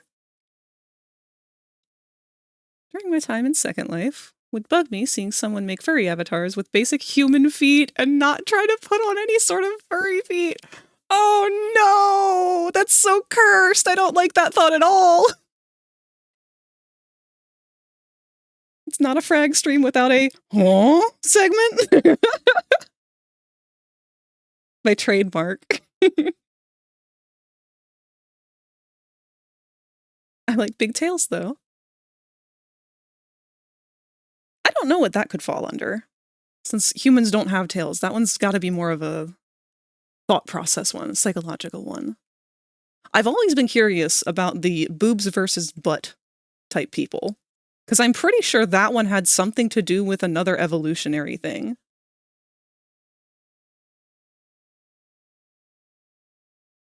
I mean, like, obviously boobs evolved for milk, not a sexual thing. But the attraction to boobs and the attraction to buttocks specifically, it's a combination of evolutionary and psychological, but I'm going to have to deep dive that one before I share that information here, because I actually don't remember anything that I learned about that before.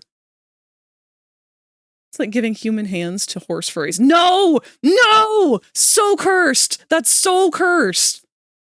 I'm not gonna lie, I actually was thinking about making a My Little Pony model, and that's the thing that halted me in my tracks. Because I had seen, it was actually Mew. Mew had bought somebody else's model, and it's a gorgeous model. They did a fantastic job on it. But there was a toggle that went from hoof hands to people hands, and it's so upsetting.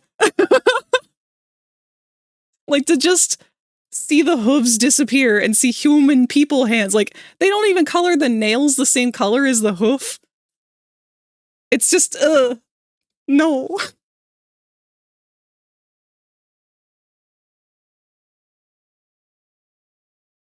It's kind of human-y feet, but with clawed toenails. That's better for me. People like circles because they're symmetrical. Yeah! It's funny how monkey brain we can really be. Like, we want to think that we're a super advanced species because we can invent things and we know things like science and algebra.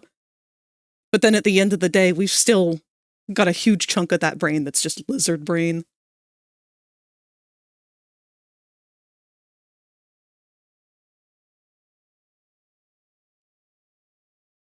Just give him 3 hoof fingers. I'm okay with that.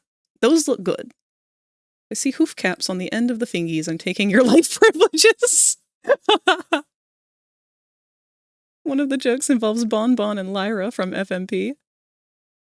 Or MLPFIM. Holy shit.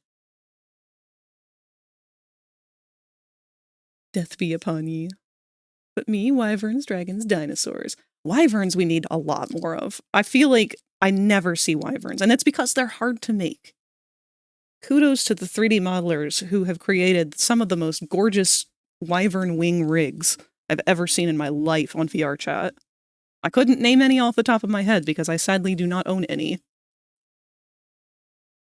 One day.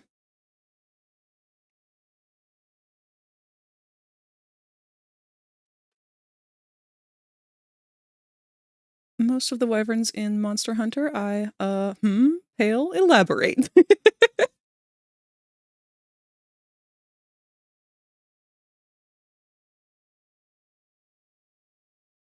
Those are not actual wyverns, and you know that.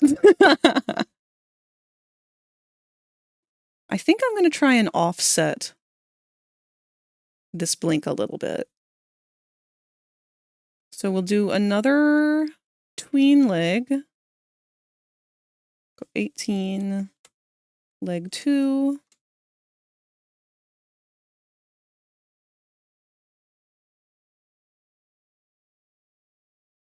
World of Warcraft make their wyverns different. They're not draconic, they are more lion-like. Ooh, that's neat. I'll have to look them up. I do, but they fall under the category. Flying lion-faced creatures with a scorpion tail. Oh wait, maybe I have seen them. They use wyvern as a terminology. True they do, but I mean Tigrex. Category is a monster, Yabingus.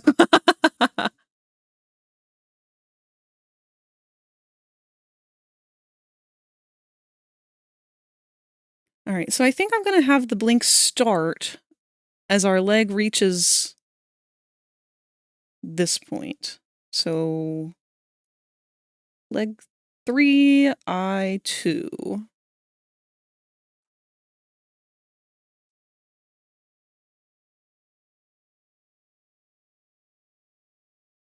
And in the same breath, I'd like to get another tail wag in there.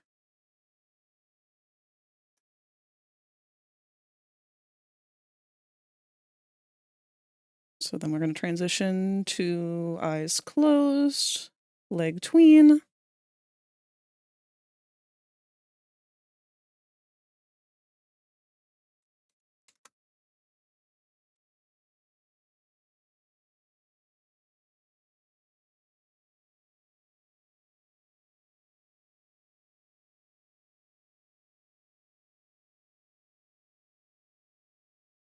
I have to ask your opinion on snake furries, legged or naga.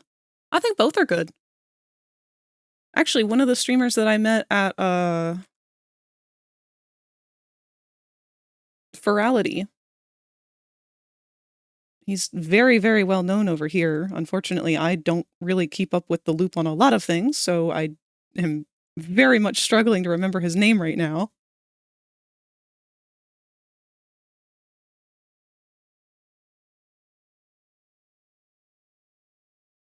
Give me just 1 second, I'm looking for him. Donut! Here we go. I'll give him a shout out real quick for you guys.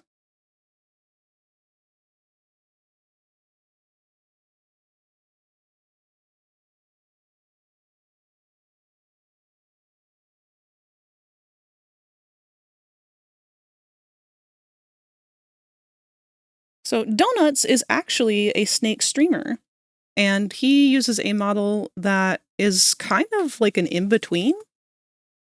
It's got arms and legs, but it is very much a cobra. Gorgeous work. I don't know who the maker of it was.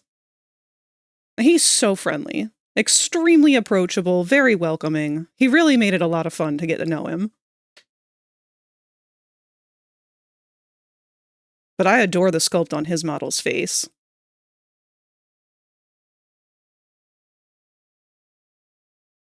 I love fluffy characters. I think it's mainly a comfort thing, given that I've always been reserved when it came down to wholesome affection. Aww.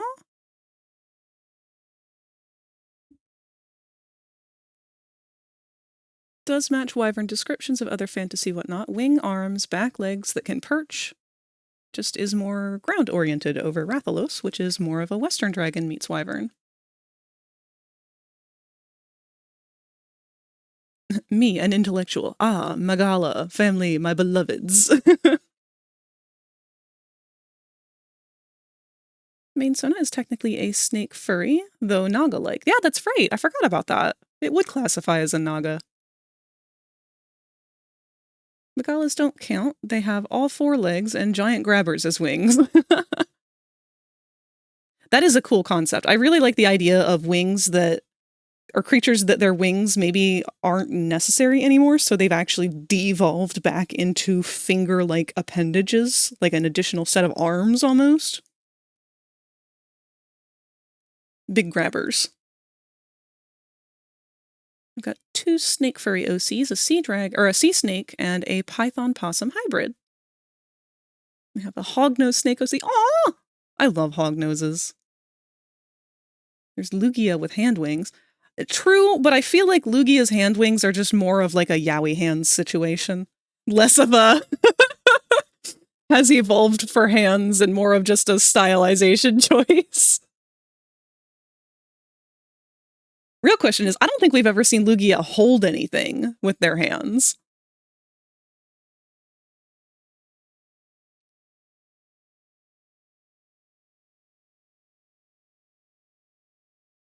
Hognose snakes are underrated. They are.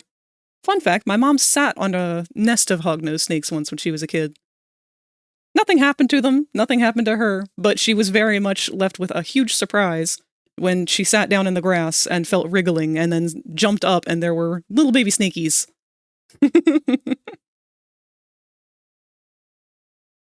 Very angry little baby snakies at that.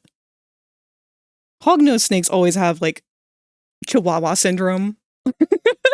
Not always, but, like, I feel like every single one that I've ever met has very much had, like, the big, tough, I'm the big one attitude. And it's like, you are such a little guy. You're so cute. You have no idea how cute you are.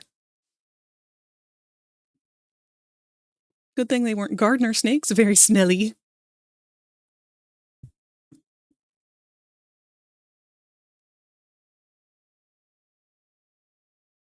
Frag, you're a hermitar from Monster Hunter? What is a hermitar? Hognose snakes go in one of 2 categories, either drama queen or I'm chill. Yup. I've had rattlesnakes outside my office. I read something recently about how rattlesnakes are apparently evolving to not rattle anymore, and they're just biting. Like, the rattle as warning to keep predators and other things away has become ineffective, predominantly by humans. Now, this could have been fact or fiction. I did not vet the information. It was literally something I read this morning. But because of a form of natural selection where people are killing snakes when they see them on sight, only the ones that bite first and then run are able to survive. It's an interesting thought.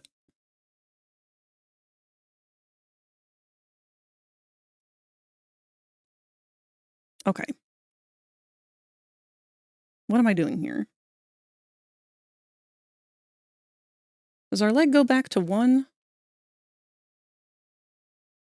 Yes, leg goes back to 1. Eyes go to half open, and then tail will tween.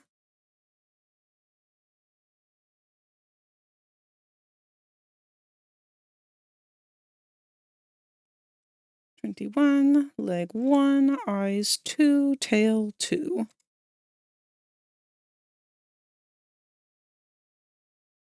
It's been an ongoing evolution? It's so interesting how that stuff happens. I wish, well, I was going to say I wish that we lived longer as a species so that we could actually see more of evolution taking place in real time. But then I remembered I'm 31 years old, and I already regret making it this far.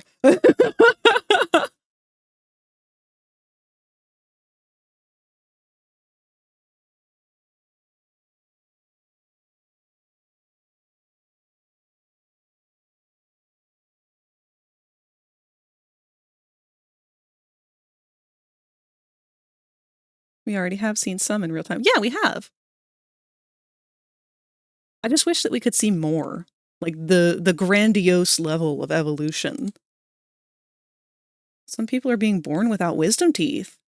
Oh, lucky bastards. Behavioral evolution happens surprisingly fast, quicker. I believe that. And behavioral evolution is something that can be wiped out very quickly, too. One generation. It's not lucky to be born without wisdom teeth. I had to have all 4 of mine pulled at the same time. Me too, Wyvern! The top 2 were fine, but my bottom 2, those bitches were horizontal.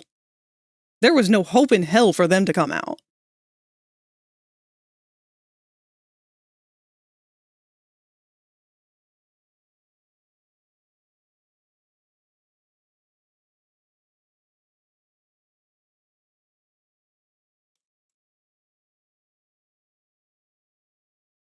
Leg 2, eyes 1, tail 3.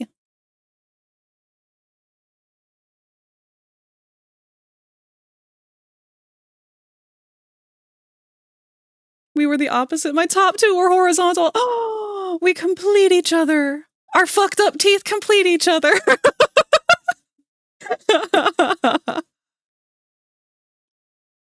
Mine at least all grew out correctly. Still had to be removed, though, because one wasn't getting cleaned fully and wound up getting a hole.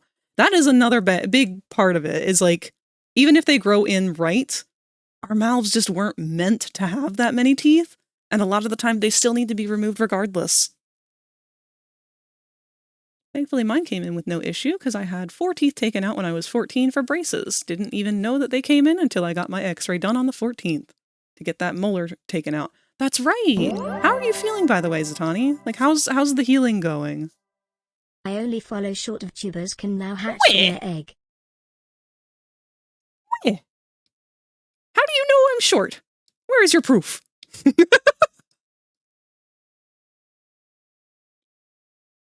Do I just give small vibes?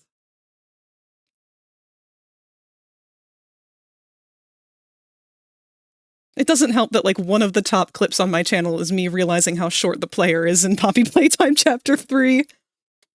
Or was it 4? I don't know. I don't even remember.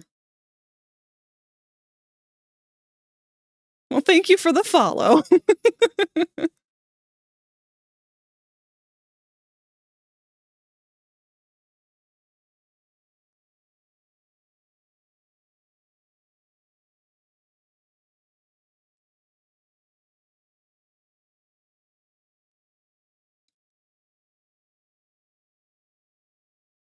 To be fair, we raptors are short. Yeah, in comparison to other dinosaurs, maybe. Compared to a bird, we're massive.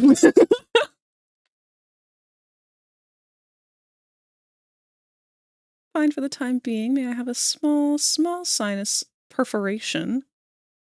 Had my head upside down to do a gentle saltwater rinse, and when I stood back up, water came out my nose. Oh no!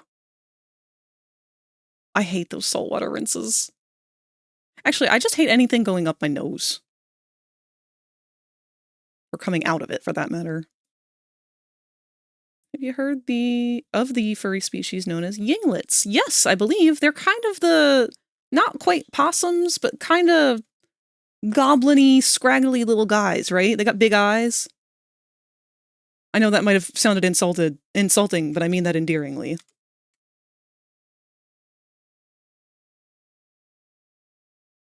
I don't know anything about them, but I do know I've been seeing them around more and more lately. Called my oral surgeon the next morning and said that maybe a small one, but they do tend to heal on their own. Well, good, I hope so. Last thing that you need is any kind of infection.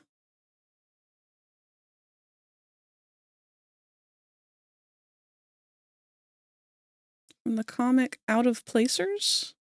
Got skinny limbs and a single fang tooth in the front. Yeah! I actually heard of them through VR chat because somebody had made a base model of them. And ever since then, I've been seeing more and more.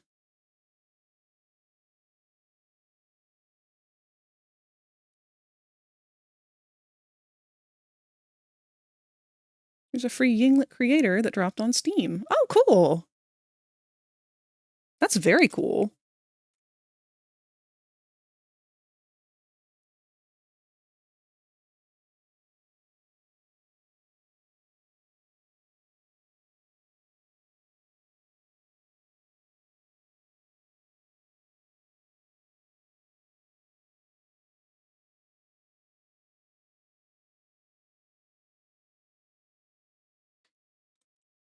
Leg...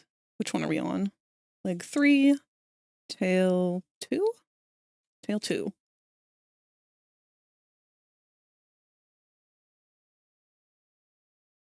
And next will be tail 1, leg 3.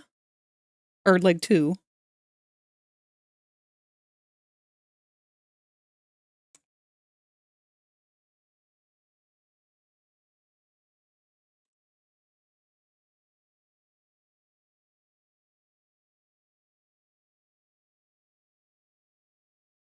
Oh crap, I only made the eyes blink once. Okay, we gotta redo that.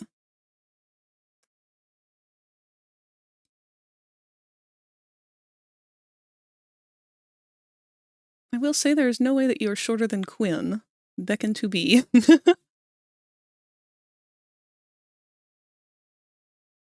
I'll let you guys guess my height. How about that? Yinglets came from the comic Out of Placers. Guy gets turned into a yinglet through transformation via artifact. They have to put a Z in a lot of their words. Because big tooth. That's cool. I'll have to check that comic out. 5'2"?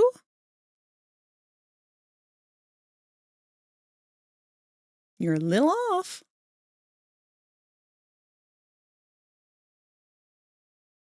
Six foot? Not quite.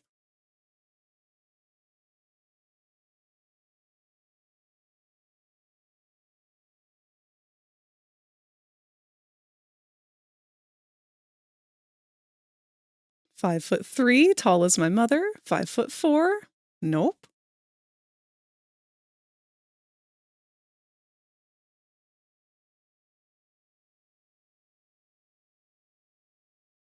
I know, but I ain't gonna tell. I'm 5'7". Oh, I'm so tempted to say things. My tongue bleeds, for I shall bite it.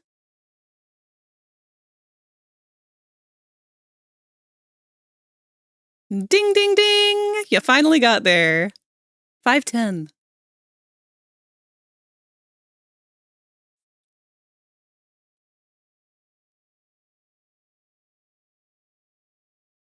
You were said to be a beanpole, so 5'10", yeah.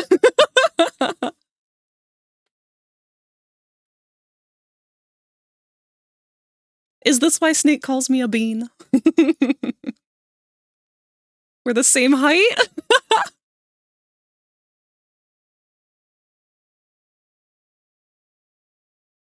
That is not short. You are correct. It's because Rose called you the beanpole. That's true. Rose knows what I look like IRL. I am quite a skinny bean. Quinn's 5 foot even. Aww! Just like Spooka! Which I think is even funnier because Spooka is our mosasaurus here, the little white worm on the floor.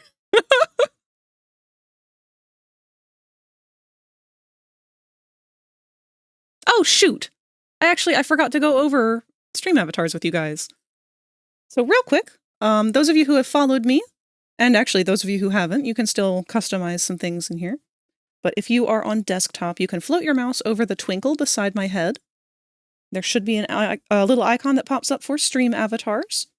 In there, if you click it to open it up, you give it a couple of seconds to load, it will load up a screen full of different dinosaurs that you can hatch into if you are a follower.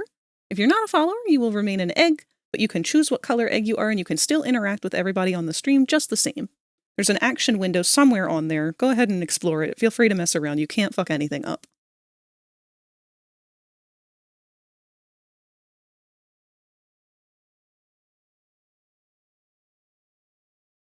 All right, so I forgot to have the eye blink for the last 2 frames, but maybe that's okay. Maybe we need a little bit of a gap there before it does that.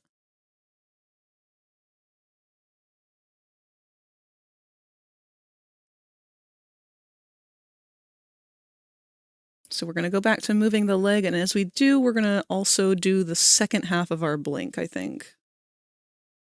So we are on 1, 2, 3, 2. We're on leg 1 now.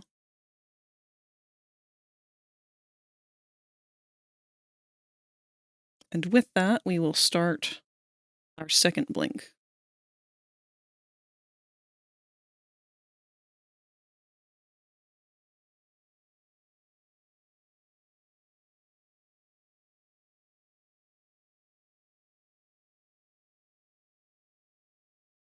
And another leg tween, eyes closed.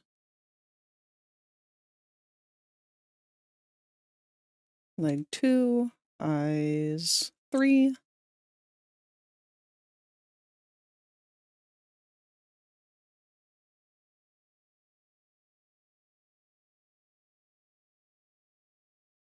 Eyes 2. Uh-oh. What did I do for the leg? Leg's going to 3.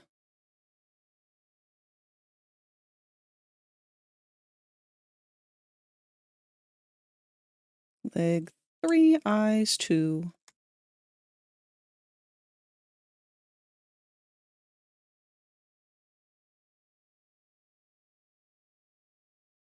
And then we want our eyes fully open. Leg 2.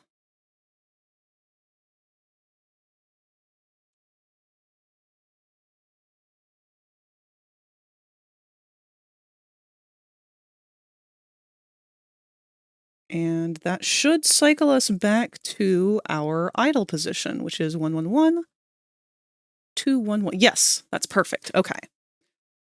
So that all being done, we're going to go back over to our GIF thingamadoodle, our GIF maker. And again, we are going to upload all of these files, and they should upload in order, so we shouldn't have to adjust anything other than the timing.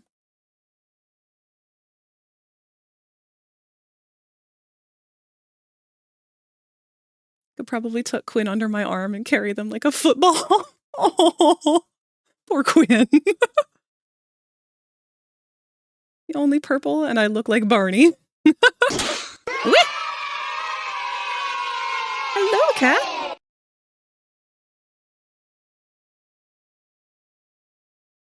Set back the Out of Placers comic creator. Every few pages or so, they do a world building page, either to describe creature anatomy or locations or factions.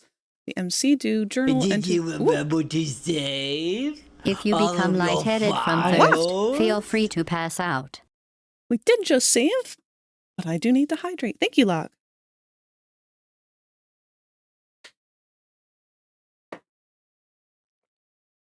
All right. The MC also do journal entries describing their discoveries of human consciousness in a yinglet body, and describing it for for his faction scientist. That's really cool. And we got a big stretch. Wow. Now, this is uploading. It's going to take a hot minute here because it is a large file. In the meantime, we are encroaching on our 15-minute warning for the end of stream. That being said, I would like to let you guys know, those of you who have just joined us, we do have a Discord. And in that Discord, we are doing movie nights every Friday throughout October. We're doing movie double features, so it's 2 movies every Friday. We kind of decided on that so that people who are in different time zones would be able to join for things. But we host them on both the Discord itself and in VR chat. If you're not familiar with VR chat, it is VR. But you don't need a VR device to use it. It is a free game that you can play on your computer if you have one.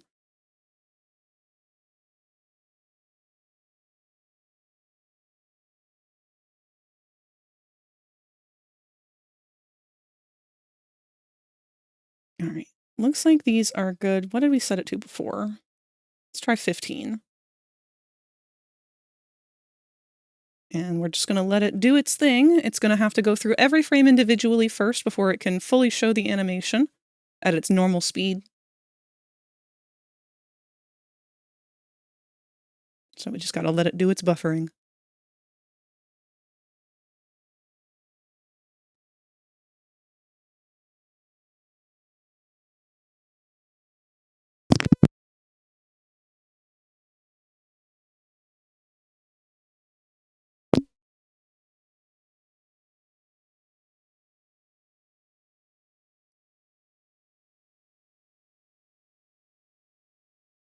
I am not a big fan of how his tail moves.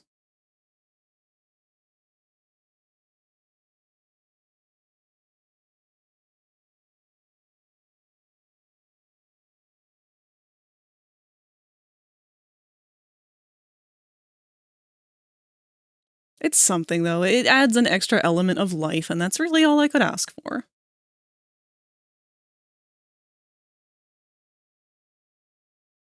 Only thing I'm debating is maybe adding a little bit more time in between the 2 blinks. I mean, in between the first blink and then the pair of blinks.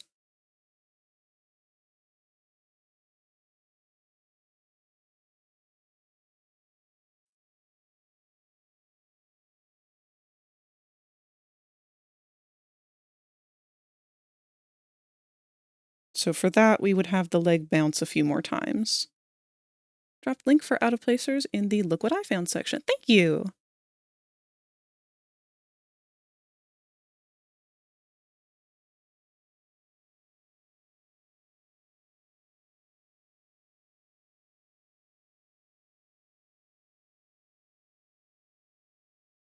I admire people who are able to make webcomics. I've always wanted to, but I just never had the drive.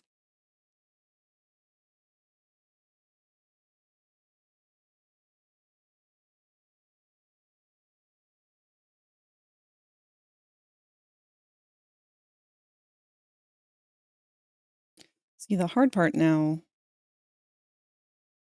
is going to be going back and editing that. Oy.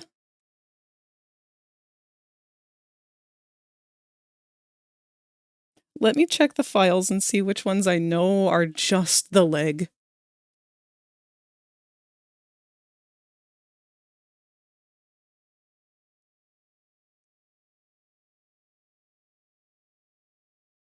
You know what? We can copy the first ones. He does a cycle of just bouncing the leg once in the beginning. So if we copy our first one, bring it down here, copy our second one, copy the third,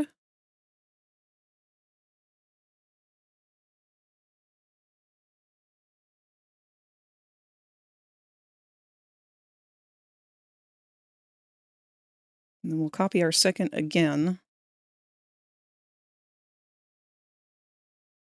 Let's have that loop twice.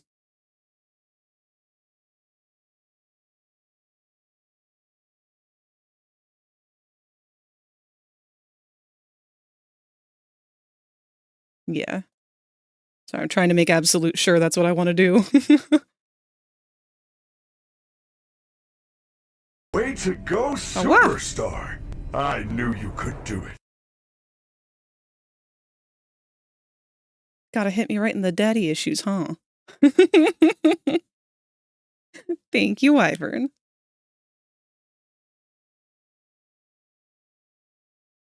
One, two, three, two, 1, 2, 3.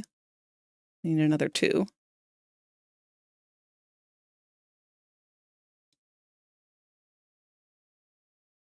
Let's let it run through. We've just extended that bounce cycle of the beginning, so there hopefully will be more of a gap.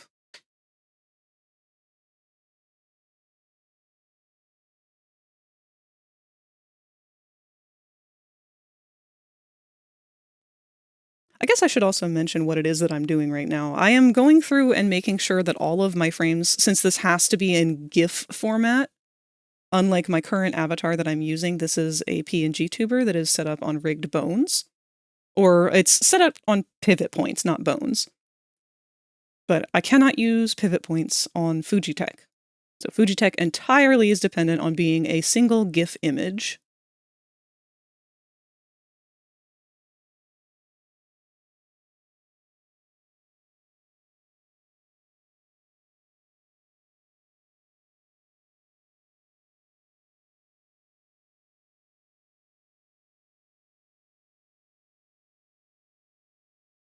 I think that's pretty okay.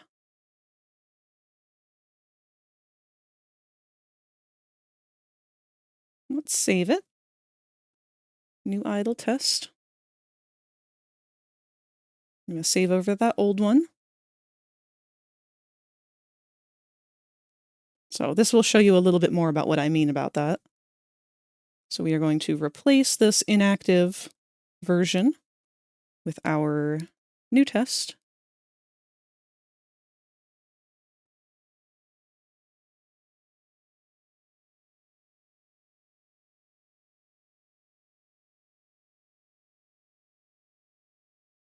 And save it.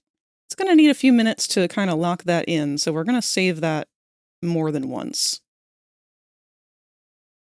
For some reason, ever since they updated it, it's just not instant anymore.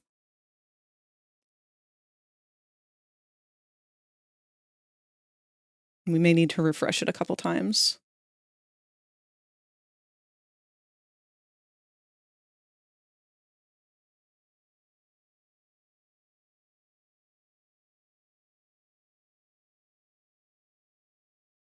Okay.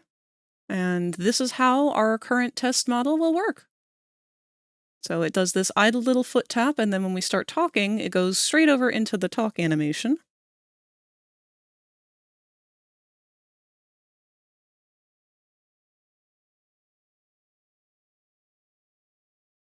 If anything, I feel like the blink is just a little bit too slow.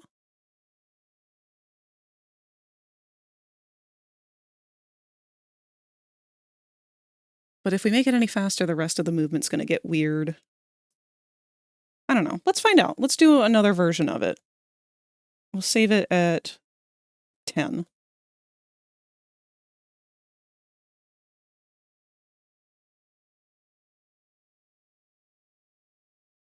Whee!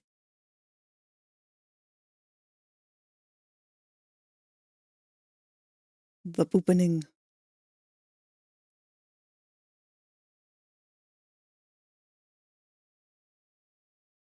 Fizz's baby, he is.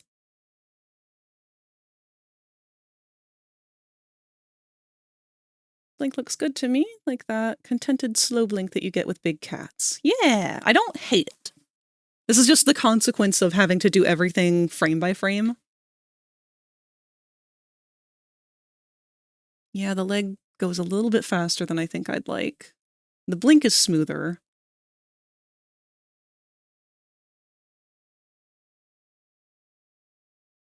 But the tail and the legs are not so great. Maybe we can find a happy middle ground between the two.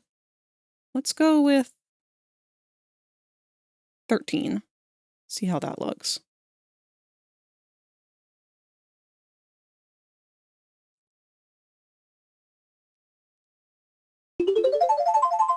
Posture check. Joke's on you. I'm actually doing really good at that today. No shrimping for me.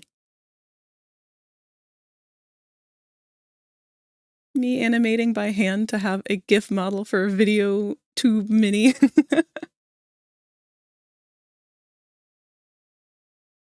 That is one thing that I'm super happy for with the entire VTube community, is just how much art it has inspired. I really feel like VTubing has created such a big new genre of art and self-expression that anybody can get into it.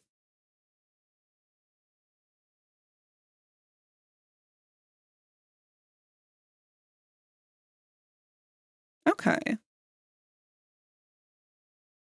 I like this. This is my favorite version, I think.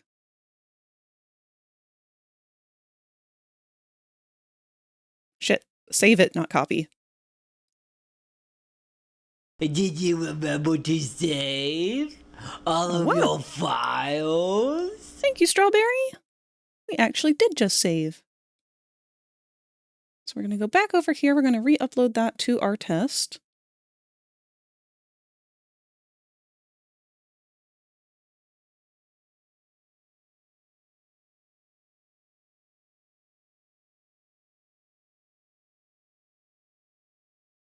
Gotta head on out. Thanks for the stream. See you later, Ink Bleeder. Thanks for stopping by. I'm anything but an animator. I am an illustrator.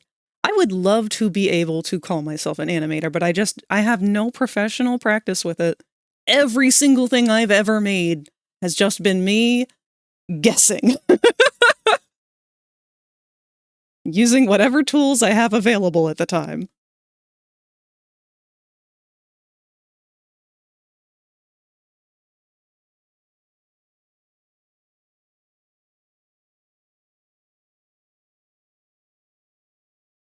There we are. There's our boy. So we haven't done anything substantial with the talk animation. I feel like I would like... Well, before I saw how the tail flit animated, part of me wanted it to do that every once in a while. But now I'm kind of torn. I do love the way the talking is working, though. That came out way better than I was expecting.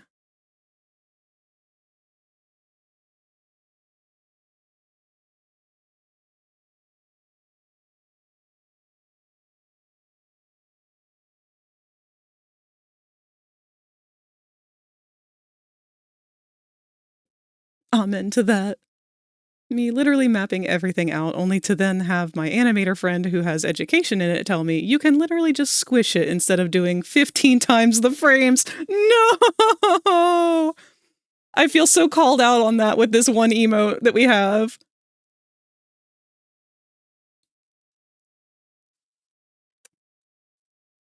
So that guy there, let me check how many frames he took. I'm calling myself out so hard on this because I relate to you so much in this description.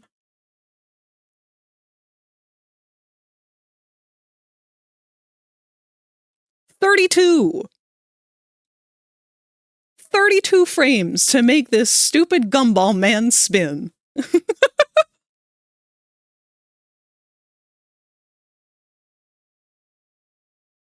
My entire world shattered. Me legit face down in a puddle of tears. So is the life of an artist. All right, we've got about 5 minutes here. Oh, wait. I don't think that's enough time that we can do anything else.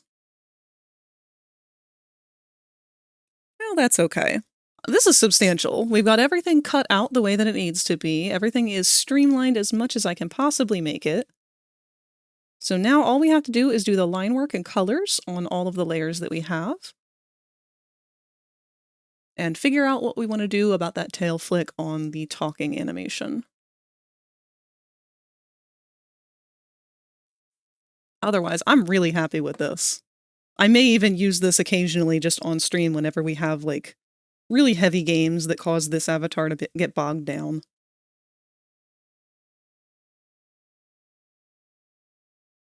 Moss, my friend, has made full-on mouth animations and blinks using just 2 to 3 frames, and they come out smooth! I am so envious. Actually, does your friend stream?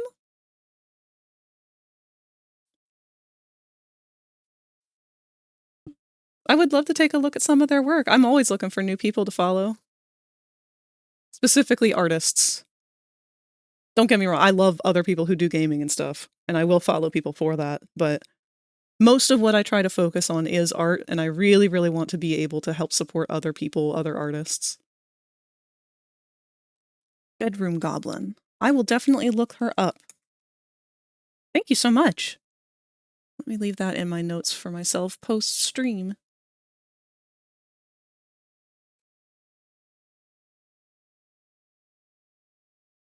She has so many models. Good. Good for her. That's hard work. Alright, let me check and see who else is live, because we are down to our last 3-minute warning before our ads are going to play here, and I'm going to try and get things wrapped up on time for once.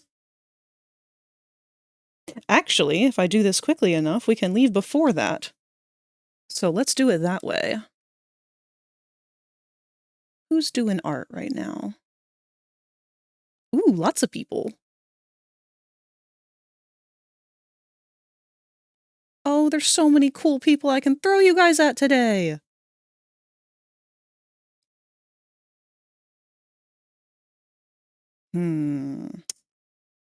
Well, we've been doing 2D art today. What would you guys prefer? 3D works or 2D? Because I've got 2 really awesome people I would love to throw you guys at. We're not even going to bother with these last ads because we have hit our time for the night, so we don't have to. I can spare you guys that suffering. She has so many models. She made both my Enki and Titanoboa models. Ooh! No preference?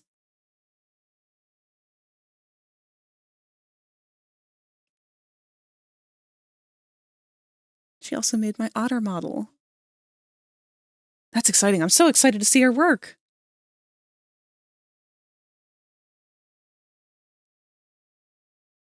Alright, well, if there is no preference between the 2, I can tell one person's been streaming a hell of a lot longer than another. So, I'm going to go with the safe bet and throw you guys at someone who I have recently gotten to know a little bit. They go by Xenosupial. If you like the vibe that you've picked up on here, then you're really going to like his stuff. Oop, hold on, I gotta tell these ads that they need to go away. Snooze.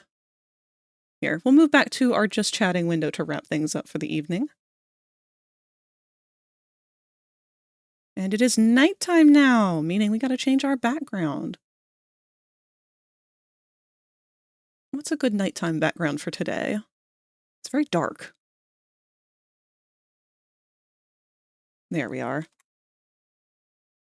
So, we are going to raid out to Xenosupial. Xenosupial is an alien possum streamer. Got some really cool sci-fi elements going, very saturated and bright. In fact, the color themes are very similar to what we've had here. And I'm not sure exactly what they're working on, but they have revealed their Halloween costume today, which goes very much in alongside with their name. But I will let you guys get to know them yourselves. And while we are getting that up and running, with our raid message.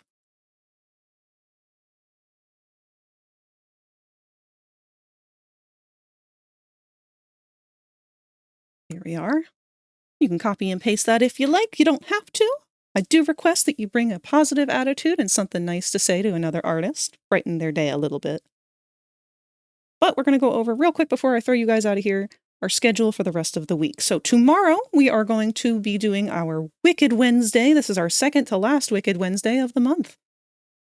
And we are going to be playing 2 different indie horror games. Very old ones at this point, probably. The first one being called Ib. It's about a little girl who gets stuck in an art museum as the art starts to come to life. And Mad Father, who is about a little girl whose father is mad. But these are RPG Maker games from when I was a child, but I remember falling head over heels in love with them back in the day, and I'm hoping that they've aged well. We will find out together.